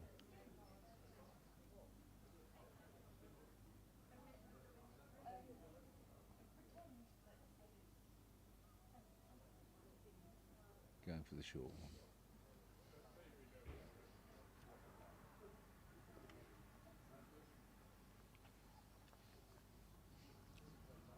On a fast lawn, you could say shooting at black, potentially with the double, might be wrong, because if you cut it 4 yards up the lawn, Yes. the 4 yard takeoff on a fast lawn would be difficult. Yes, yes. But there's no level of difficulty like that here, so it's really no, all about hitting.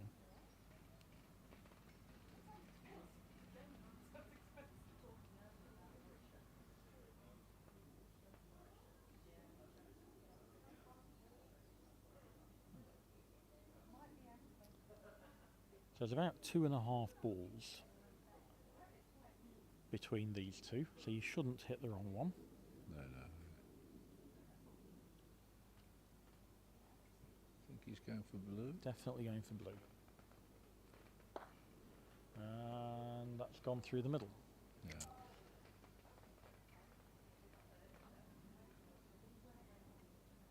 Possibly wasn't a good enough shot that it would have hit the double either. It missed by probably each ball by a ball, didn't it? No, you see, yeah, it missed blue by about a ball, and a little bit further. But if you'd missed the middle by a ball, you'd have hit one of the other. No, you wouldn't. No. Yeah, It's all the interesting. extra How yardage. wide do you make the double? I'm going to make it so I can't go through the middle of it. You're not going to go for a Hogan error. No, no. I would leave a bit of space in the middle, Right. No, I definitely wouldn't. and I've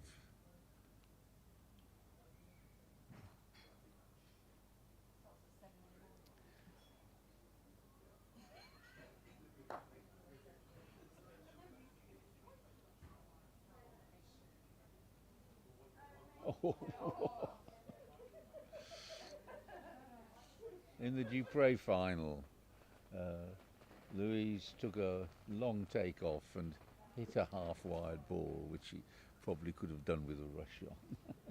I'm sure. Except it's her hoop, so she's fine. I'm sure lots of people thinking about this and going, well, is it fair on the women to have to play men in the Dupre? And we need to highlight that we've got a male v female final. Absolutely. And last time I looked, Louise was unbeaten a couple of days ago, so she's done very well. And just to show the lawns aren't trivial, the Dupre final is currently 1 and 3 v 1 and 3. It's now 1 and 3 v 1 and 4. No, I mean Louise, she played me and made in an error-free game. She played really well, and the surprise perhaps was that she lost in the first round of the women's event. Quite a strong women's event this year, though. It was a decently strong women's event. Which is good to see. I'd be even happier if there were 16 of them. Obviously. Well, you'd be happy if there were 16 men as well. Yes, that's true. Look at that lovely cut rush. That was only about a fifth of a ball, and he's just made it look very easy. And once again, he'll be playing a croquet stroke to approach the hoop rather than a takeoff. Now that kind of shot from up to a yard, you can put the getaway ball where you want it and get your rush.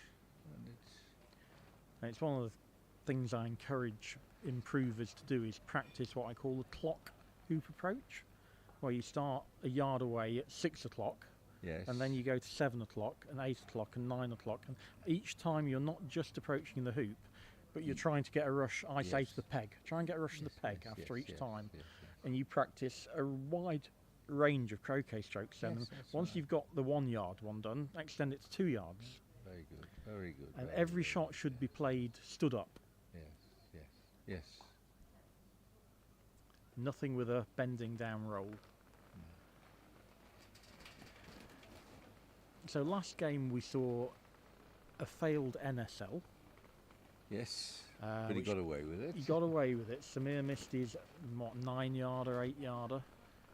I think James will try the same leave again. I think so.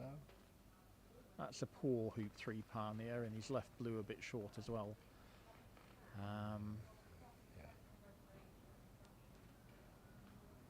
But he's got a perfect pioneer at 4, so again, with any sort of control, you can get an easy rush on red, and it's trivial to get it to the right place.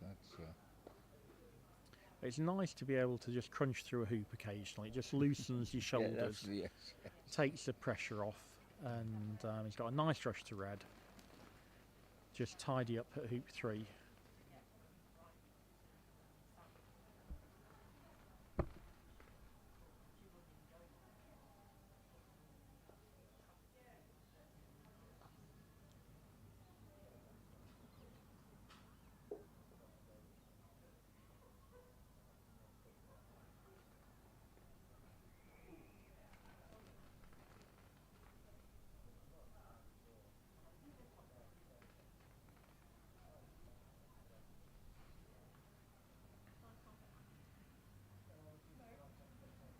Another perfect rush there in front. Yeah, as I said, those 3-yard rushes with any decent control should be quite easy.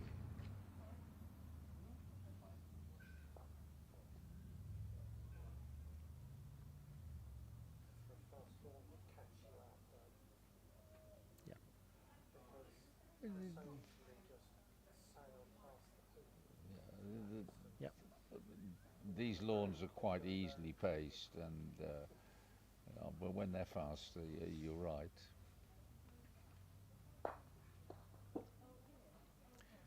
And the difference between how you play the break on a fast lawn is different as well. The pivot starts moving in between the outside hoops a lot more. Instead of lurking around the peg, you pivot after hoop 3 would be between 3 and 4. You send the pivot to the right place for the next shot. So again, black to 5 That's means a it black to naturally goes to 2 back after hoop 5, and he gets the rotation of the balls correct.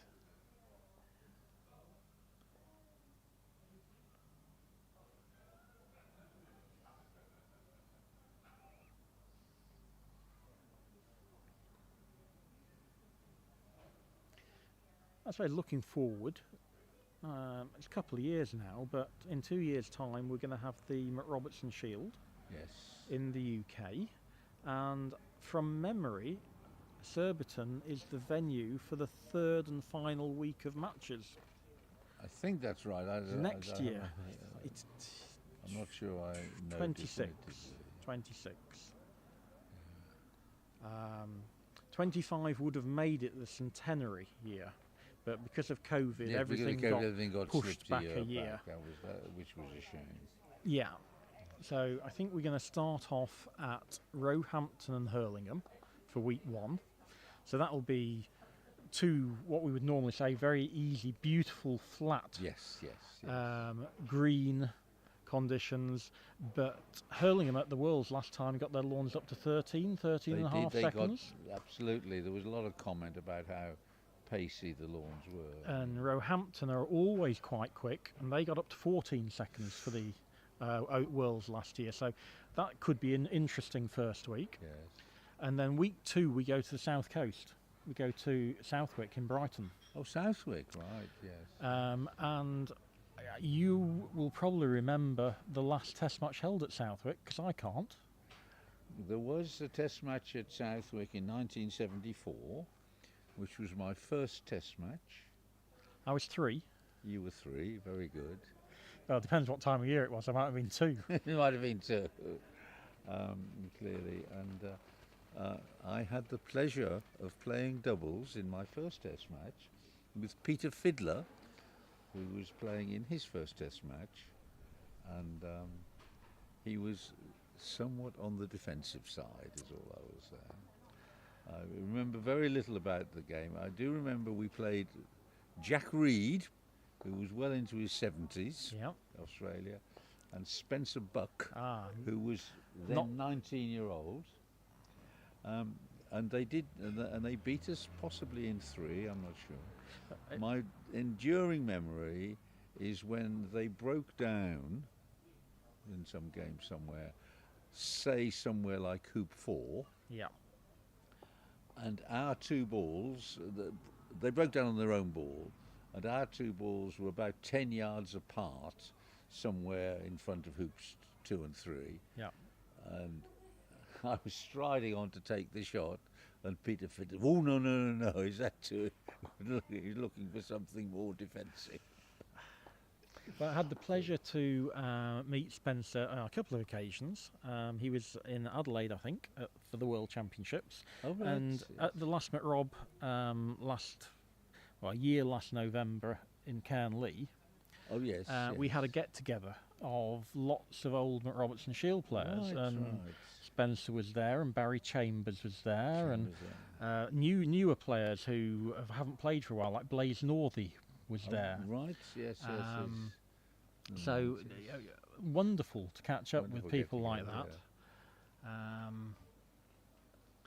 And maybe John Prince was there, but of course he's now... John Prince was no longer And Paul Skinley. with us. He was no longer with us. So New Zealand have obviously lost Prince, Skinley and Jackson Yes, really yes, in the last Jackson. 3 years, Yeah. which has been very, very sad.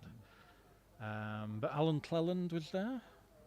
Really So good. it was really good to catch up with these guys. And yeah, the next one will be, we're calling it the centenary, but it's going to be 101 years after. And James has done something completely different. Why would James swap from doing his MSL or NSL Perhaps, to a spread? The effect of his previous little error. So he thinks that the ground round hoop 4 might not be as flat as he wants, or I don't know. One of the things I think we should note is where red is. Yes. Now it is very, very tight to the peg. It will rush to hoop 1, but it's not a full target from either A or B bulk. I would have said that from. To shoot at it. To sorry, shoot at, yes, because yes, I've mentioned already that this east boundary hills in. yes. So people have been wanting their opponents to shoot down the east boundary. Yes. So I'm always looking at a shot to try and avoid doing that. Yeah, but as you say, I would be reluctant to shoot at red. Yes. Because, Whereas last time Samir had it at the peg, it was a little way away, and James shot at it, and it was a full target. yes. So there we go. So this time it's a genuinely quite flat spread. Black and blue are north of hoop 5. Yes. Yellow's south of hoop 6. And I wouldn't be surprised to see red at yellow as the shortest shot from B bulk. Oh, right.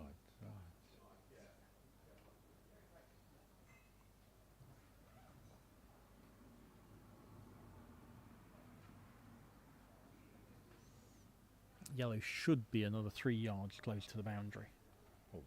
just to try and discourage that shot. And Samir, Samir's a club member here. He knows this east boundary Yes, isn't obviously, attractive to yes, shoot yes, down. yes. You don't want to hit your last shot of the tournament straight and miss. No.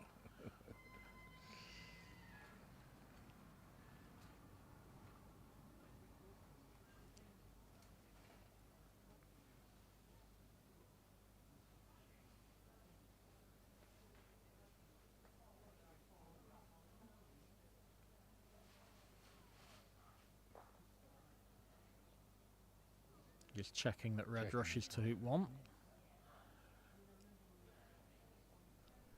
James made his delayed triple look so easy that I just can't bring myself to shoot down into corner 4. But there's no way. I There's can't- no way you can shoot. Virtually. You can shoot at yellow from B bulk. I know it gives him everything, but I'm going to be so annoyed with myself if I'm sit at home tonight thinking I've hit my last shot straight and it's hilled off, Well. and then he's still just done a delayed TP, making it look trivial. Yeah. So yellow's been lined in a good 5 feet out inside the corner. Yeah. Interesting. Yeah. Does he think this is a flatter line to shoot down? Well, that's right. Or is he even aiming at blue? Correct. For the Skinley error. He could easily shoot at blue. Red at the peg rushes to 1. So I think he's shooting at blue.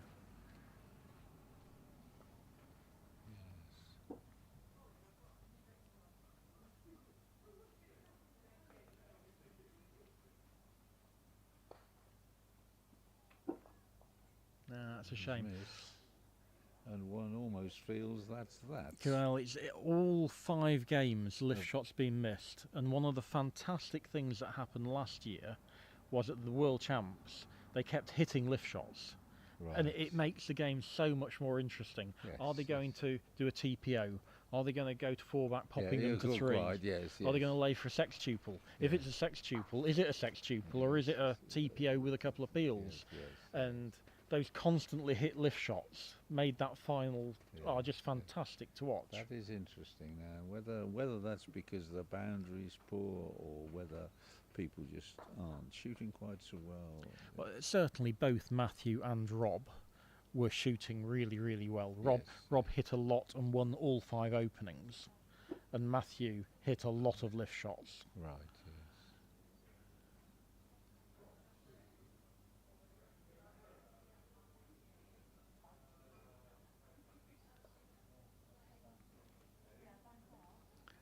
And you s- And lots of people would be thinking he's rushed that way too far. and on the contrary, what is important is not where blue goes; it's where black goes. Oh, I can guarantee you can get blue to hoop 2 if he tries.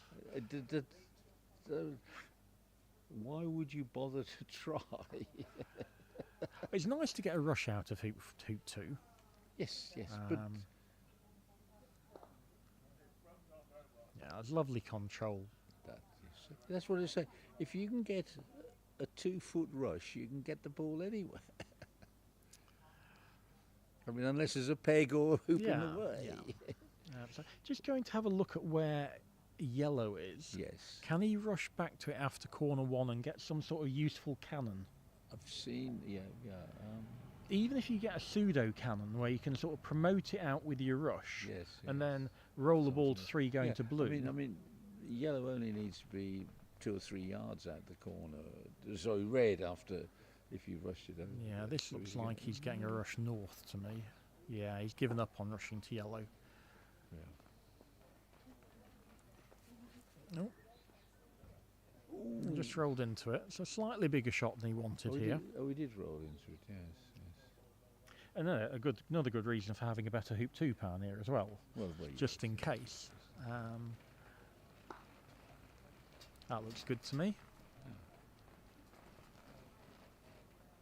Beautiful Again. roll. And of course, it wasn't a pass roll. That was a kind of Yeah, natural. And red's 3 yards short, but it's so much better than being 1.5 yards long. Absolutely. And if he's obviously planning to send blue to 4, the position of red again is not critical.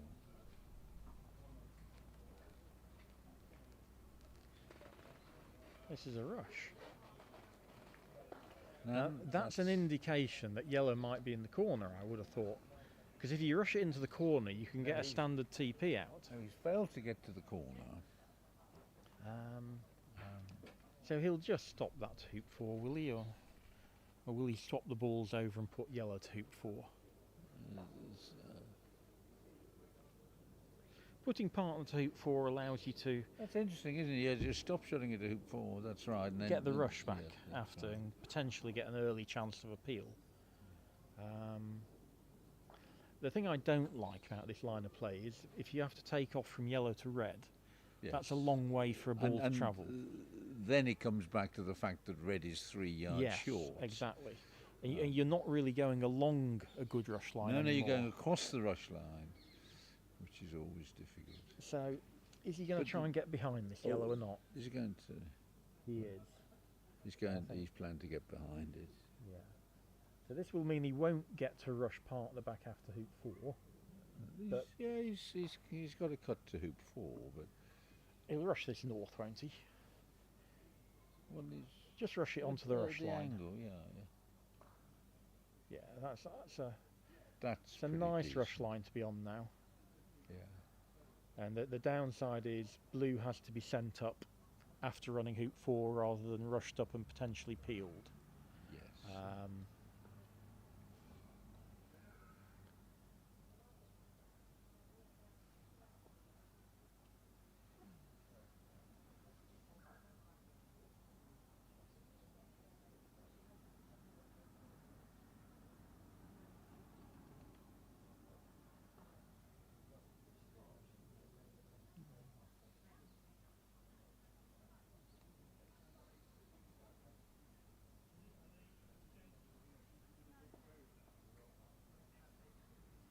There we go.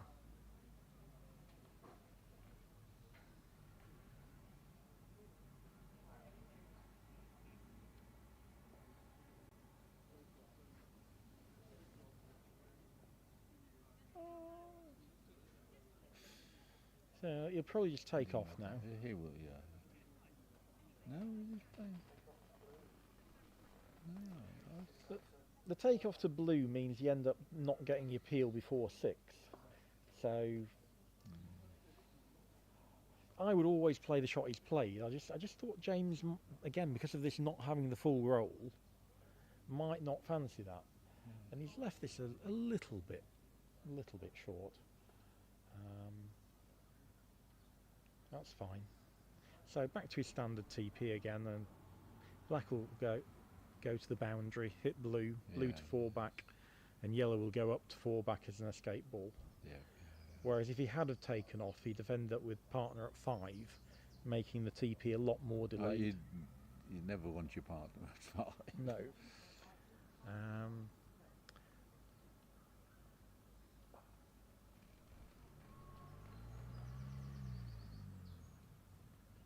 How accurate is that? Again, yeah, much better to be 5 yards short than 1 yard long. You're going to go back to it after the hoop. But that's pretty good. He'd have preferred to be a little bit north of yellow here. Yes. Oh. And that's just giving himself the room to play the shot. He felt if he just tapped yellow, Yeah, it was quite a wide split shot. Wide split shots are a bit nasty because the ball sometimes skids out. He's got loads of room to play this now.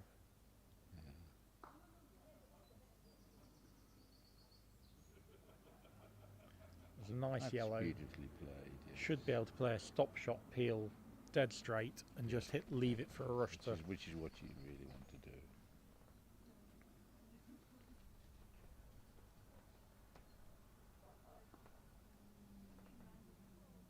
Gives himself plenty of room again with that great stop shot, so he can run it by a couple of yards and still have a rush exactly where he wants it.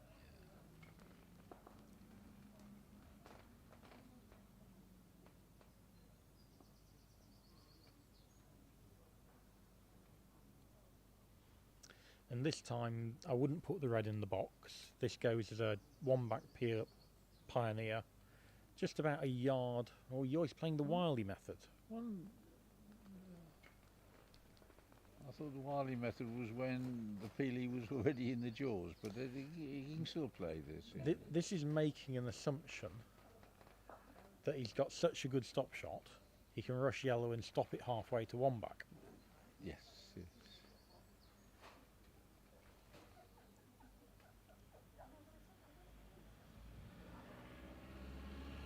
And he's also got the chance to rush red to corner 3, and again with his massive stop shot, had he peeled blue he could have held from blue for a rush to Penalt.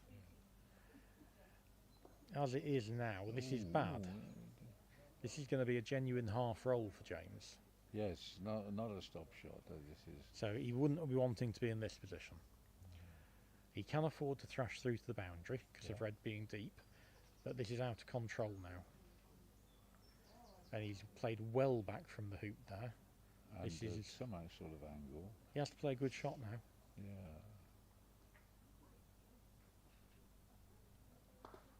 Good shot. Good shot. I stick in 6 so often. You probably wouldn't have hit it quite that hard, Martin. I wouldn't have hit it.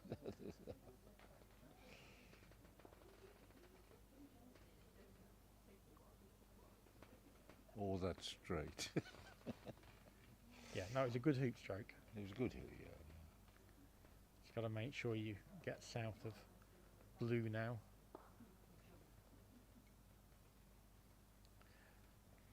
So that time I think he spotted that he'd got the hill to 2 back on his previous pioneer, So and he he deliberately played that more inside. So you'd normally roll this to Penalt going to yellow, and then death peel Penalt going to red. Yeah, I think For which red's a bit tight for my liking. I prefer red to be a yard outside the rectangle for a death roll, or directly in front. No, I'd be happy with where red is. I mean, remember, you've sent it from way down there, haven't you? You have sent it from a long way away.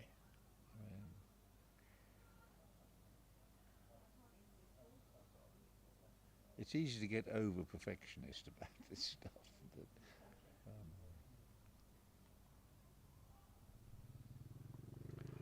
If he ends up peeling blue from anywhere off straight to the east, he won't be able to get to red. oh well. So he's either got to peel it from dead straight or off straight to the west, or just peel it like that. That's easier, isn't it? We hadn't really worried about that too much. As I say, the shots that get applause are good and lucky. No, they're lucky. So Actually, it's almost inconvenient because you can't rush that down to Rover. But let's be fair to James, he spent some time lining that up. He did. He knew that he hasn't got the pass roll and that Yes, it might go past the hoop, so he lined it up at the hoop. All right. And going back to maybe 7 or 8 minutes ago about taking your last shot down the long boundary and your opponent making the TP look easy, Yes. he's now got 2 peels before one back, Yes. having left the ball in corner 4. I'm definitely lying in bed going, what did I make the right decision now? Ooh, Yeah, that's good. Oh, is it? Oh, he's got to the side so he can. It's all over. If this field goes, through, right? That's the way to do a triple. He's trying for it. He knows we want it. He knows, He knows we want it. it. Come on then, James. Go on, James. All appeals It's for this- 2 back on your delayed TP.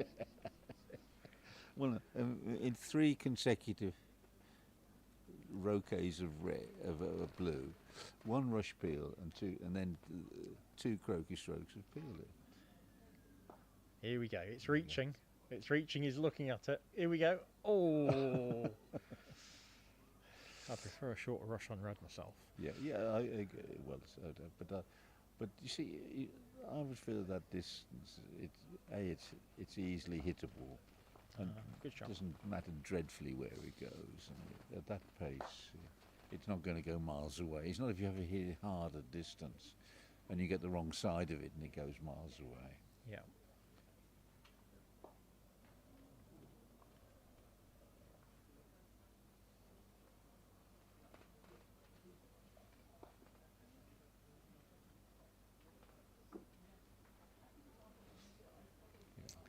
So it should be trying to send this to 4 back, getting a rush on blue back in front of Rover. Yeah. Have another go. You have a go. You have a go. I mean, you know,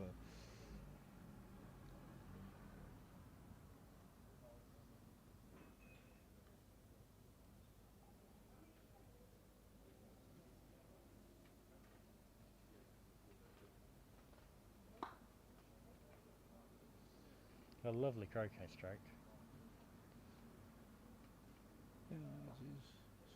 I like not having a dead straight rush here. I like this. This is. Keep going. Keep going. Keep going. Well, you can peel that with a takeoff, I think. I think he will. That's right. Certainly jaws it anyway. Expect to.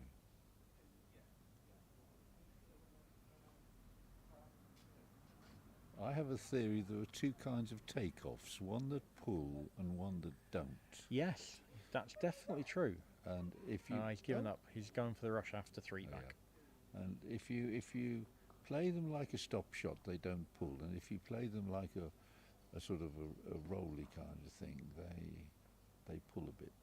Yeah.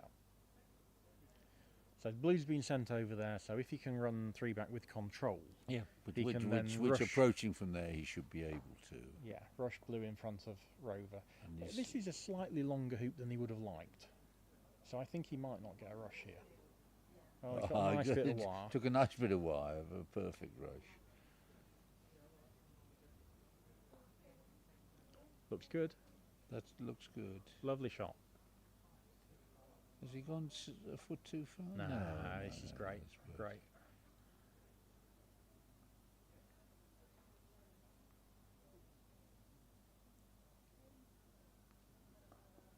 Of course it went through. And one of the great things we have now over the past sort of decade is videos come so far that people in 50 years are now able to look back and see what a fluent player James Death Yes, was. absolutely, Because yes. he is just a delight to watch. Absolutely. And yeah, I always look back thinking, wouldn't it be nice to have 10 or 20 hours of Solomon on video? What? And even the more modern players who've played in the past, like Prince, we don't have enough of them on video. No. It's a great shame.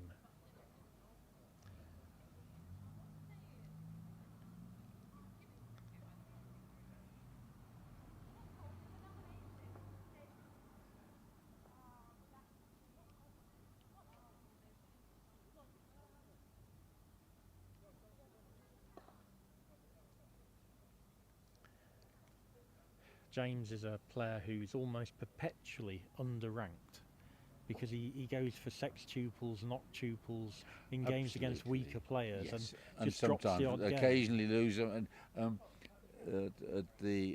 at Cheltenham a week ago, he lost a game to Andrew Wise by 1.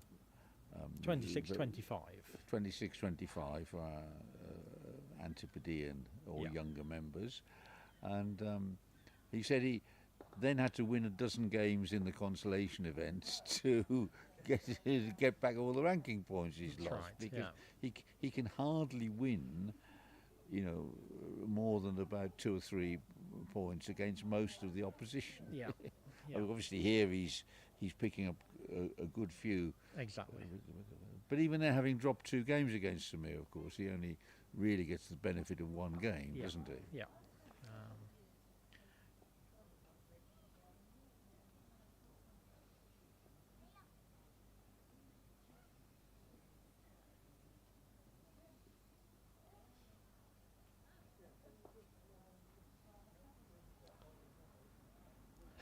So we've had a best of 5 final, and what time is it now, Martin? It's now 3:15. 3:15. That's not bad, is it? That's pretty good. And we had a best of 5 final in the women's as well. Okay. Not quite as much peeling in that one. No.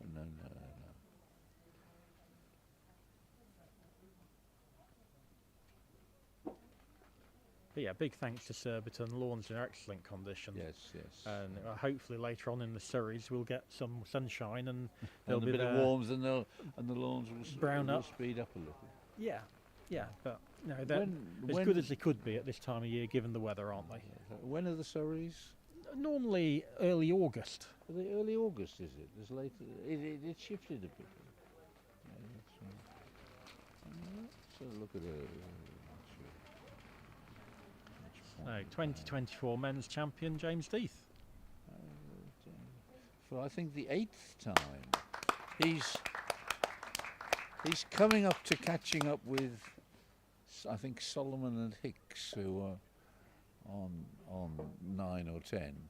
And, Yeah, I think Solomon's 10. Solomon was 10 for most things, wasn't he he? was about 10 for most things. But interesting, it's an event that Nigel Aspinall and Keith Wiley rarely, if ever, won.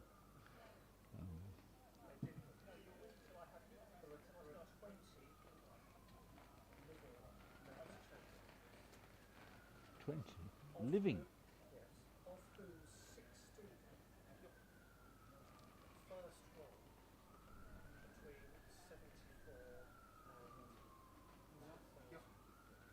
So we'll just. This is Ian Bond, CA, one of CA's archivists. Every 2 or 3 years, there was always a first-time winner of the men's championship through the 70s, 80s, and 90s. Yes. Right? Since 2004, there have only been 4 First-time win. first-time winners. So since 2004, there's only been 4 first-time winners, and you're saying there's. Harry was the first-time winner since about 2003. Wow. So first-time winners used to be regular, and now almost non-existent. Oh, right. So 20 living winners, and 16 of them were between 73 74 2004. Wow. So it's really been dominated recently. Yeah. I think that's number 8. Yeah, Well very done, well done, yeah. James. Number Very 8, good. yes. Very good to watch. Right, well, that's it for our commentary. You might get some Dupre, because the Dupre final is If still we on. can turn the cameras round. We've yes. got Louise is on 1 and 4 back, and Mark Ormerod is on 1 and 3. And Louise has got the innings, and Mark's cornering. So if we get some coverage, we do that. I'll just head off for a while. Right. Thanks, Martin. Thank you. Yeah, that's why there's been so few first-time winners in recent history. Yeah, you've doubled my total.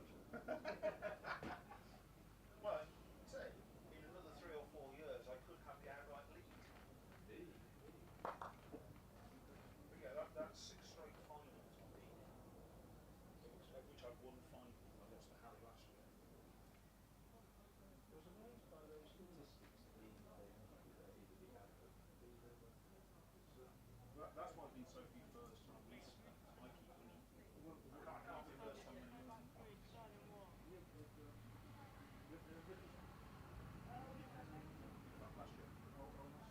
Yeah, I had it in the previous 4. Certainly public.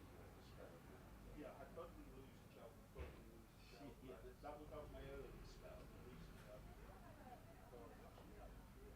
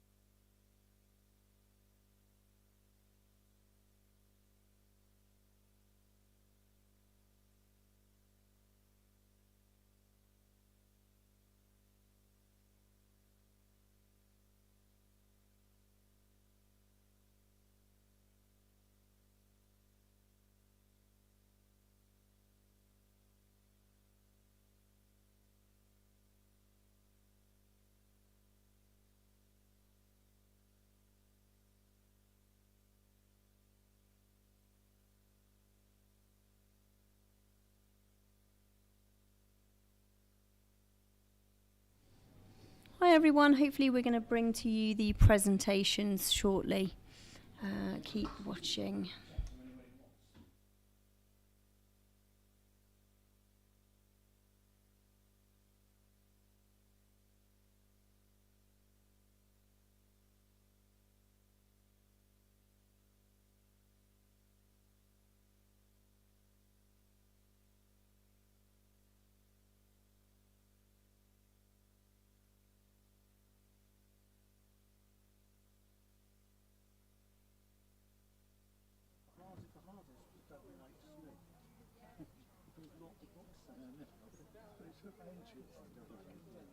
Well, Smith is a dreadful name.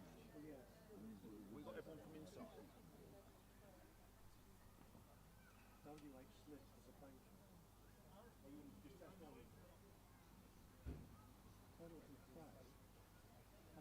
For the benefit of Alison, test.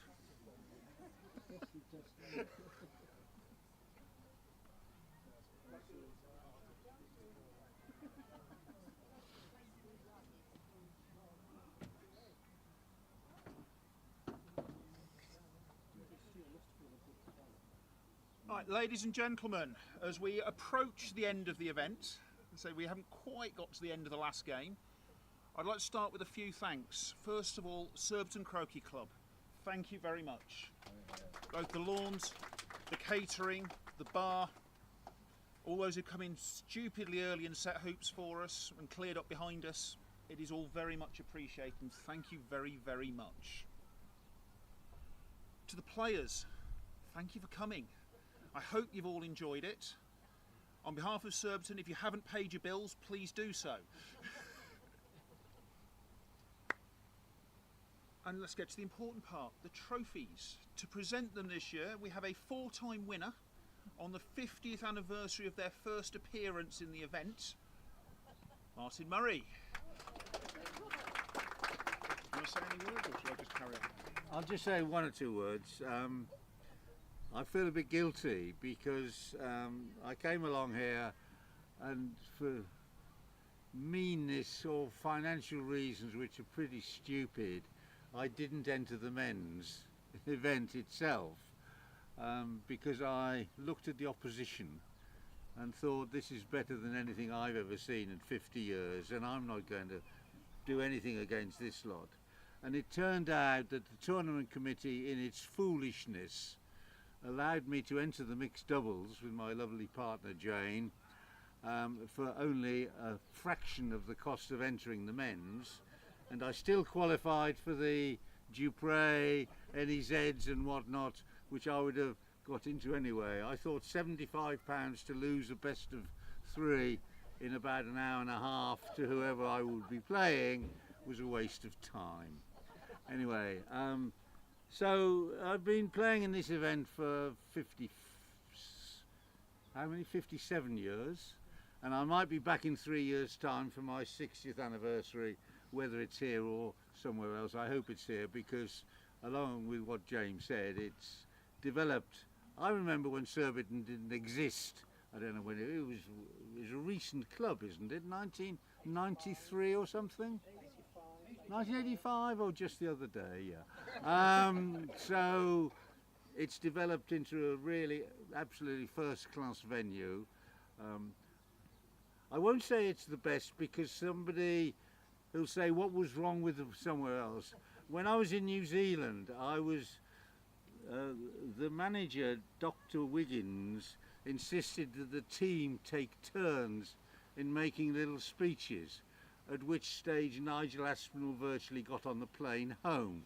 But we managed to force him to say a few words. He was rather shy. I had a stammer at the time and I didn't fancy it too much. So I said at Nelson or something, and the catering is the best we've had on the tour. And Mrs. McCann came over, what was wrong with Christchurch then? So anyway, as I say, it's delightful to be here. We've even got some sunny weather. I've endured 5 days of rain and misery. So anyway, and I've watched some lovely croquet. But if you've had enough from me, I could go on for 6 weeks, but I don't think we have 6 weeks. Some of us need to get home, so I'll let James carry on. And I present all these lovely trophies, nearly all of which, with the one exception of the women's, I've got my name on. So, okay. So starting at the beginning of the tournament, over the first 2 days we played the doubles, and as tradition goes in reverse order, the Y doubles, after much careful consideration by the manager, was won by the manager and his partner, Beatrice McGlade.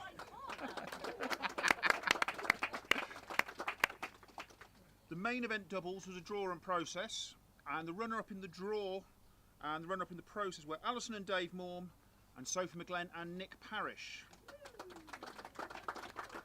But winning both halves to save the manager the effort of organising a playoff, Chris and Jenny Clark. There we go. Matching pair, yes.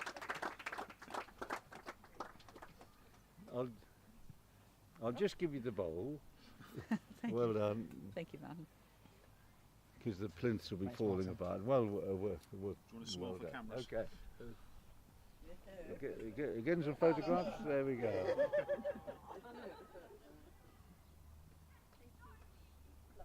Thanks, sir.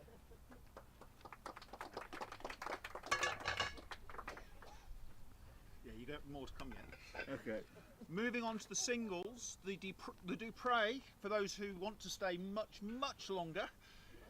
The final is currently in progress between Mark Ormerod and Louise Bradforth on lawn 3, and they will continue when we finish this.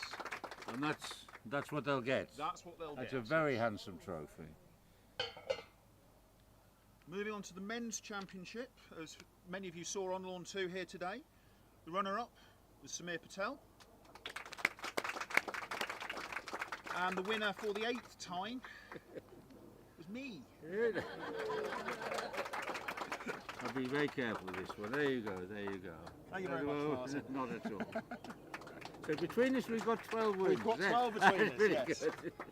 Oh, hang on. Smile at Alison. Smart ass.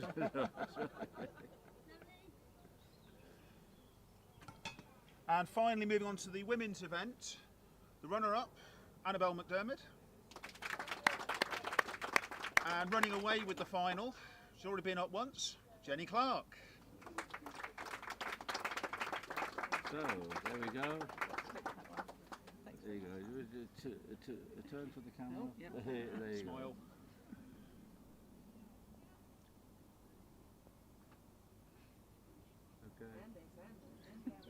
Okay. I'd just like to add a few thanks, particularly for James, who manages this tournament and just makes it a really relaxed, comfortable affair, making sure that everyone, you know, knows what they're doing, gets as many games as they like, and it's a really pleasant tournament to come to. Thank you. And the lawns have been superb, but also, you know, Alison, what she's doing with doing getting the commentary, doing the live streaming, and having a really positive approach to that, and also playing and childcare. It's done wonderfully. Thanks, Alison. Well done. Thank you.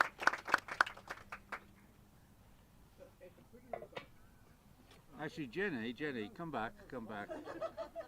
Because of course, what you also get is the casket, the gold casket, Thank you. Who gets the and you even get this lovely thing, the locket. I'm sure you've won it before. I have won it before, yeah. Why don't you put that round your neck? Well, you can do it.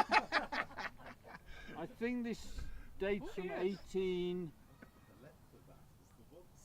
1874. The Ladies' Championship locket. It's one of the pre-restoration things. So, just 100 years before I managed to win the men's. There you go. Thank you. Well done. This other locket must need to be. And there's one of those for James as well, but he's so used to having it. Yeah, put it down, yeah. Put it there, okay, well done. Well, thank you very much, and the two of you, get on with it. Get on with it, okay. Ah, thank you for that, Martin. Okay. Not at all. That's what you turned up for, really. That's all I came for. Anyway, where's Rick?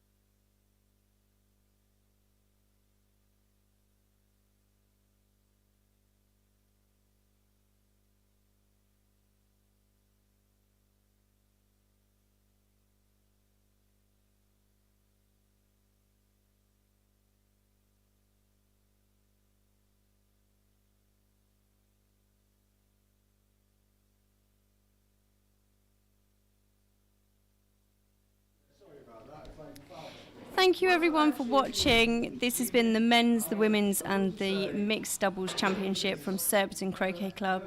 It's been great fun to bring you this production with the huge thanks to Croquet England for the live stream kit and for Croquet and Cocktails for sponsoring the live stream. And I've got to say a huge thank you to all the volunteers who've helped me. Stephen Allen has come in today for some camera work. Duncan Catterall came in for some camera work. Sophie's been doing your camera work for you. I've had the commentators come in.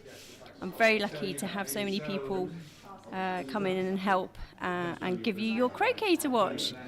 I hope to see you guys soon. I believe the next event to be live streamed will be the golf croquet test match between England and Spain at Roehampton. Look forward to seeing you all soon.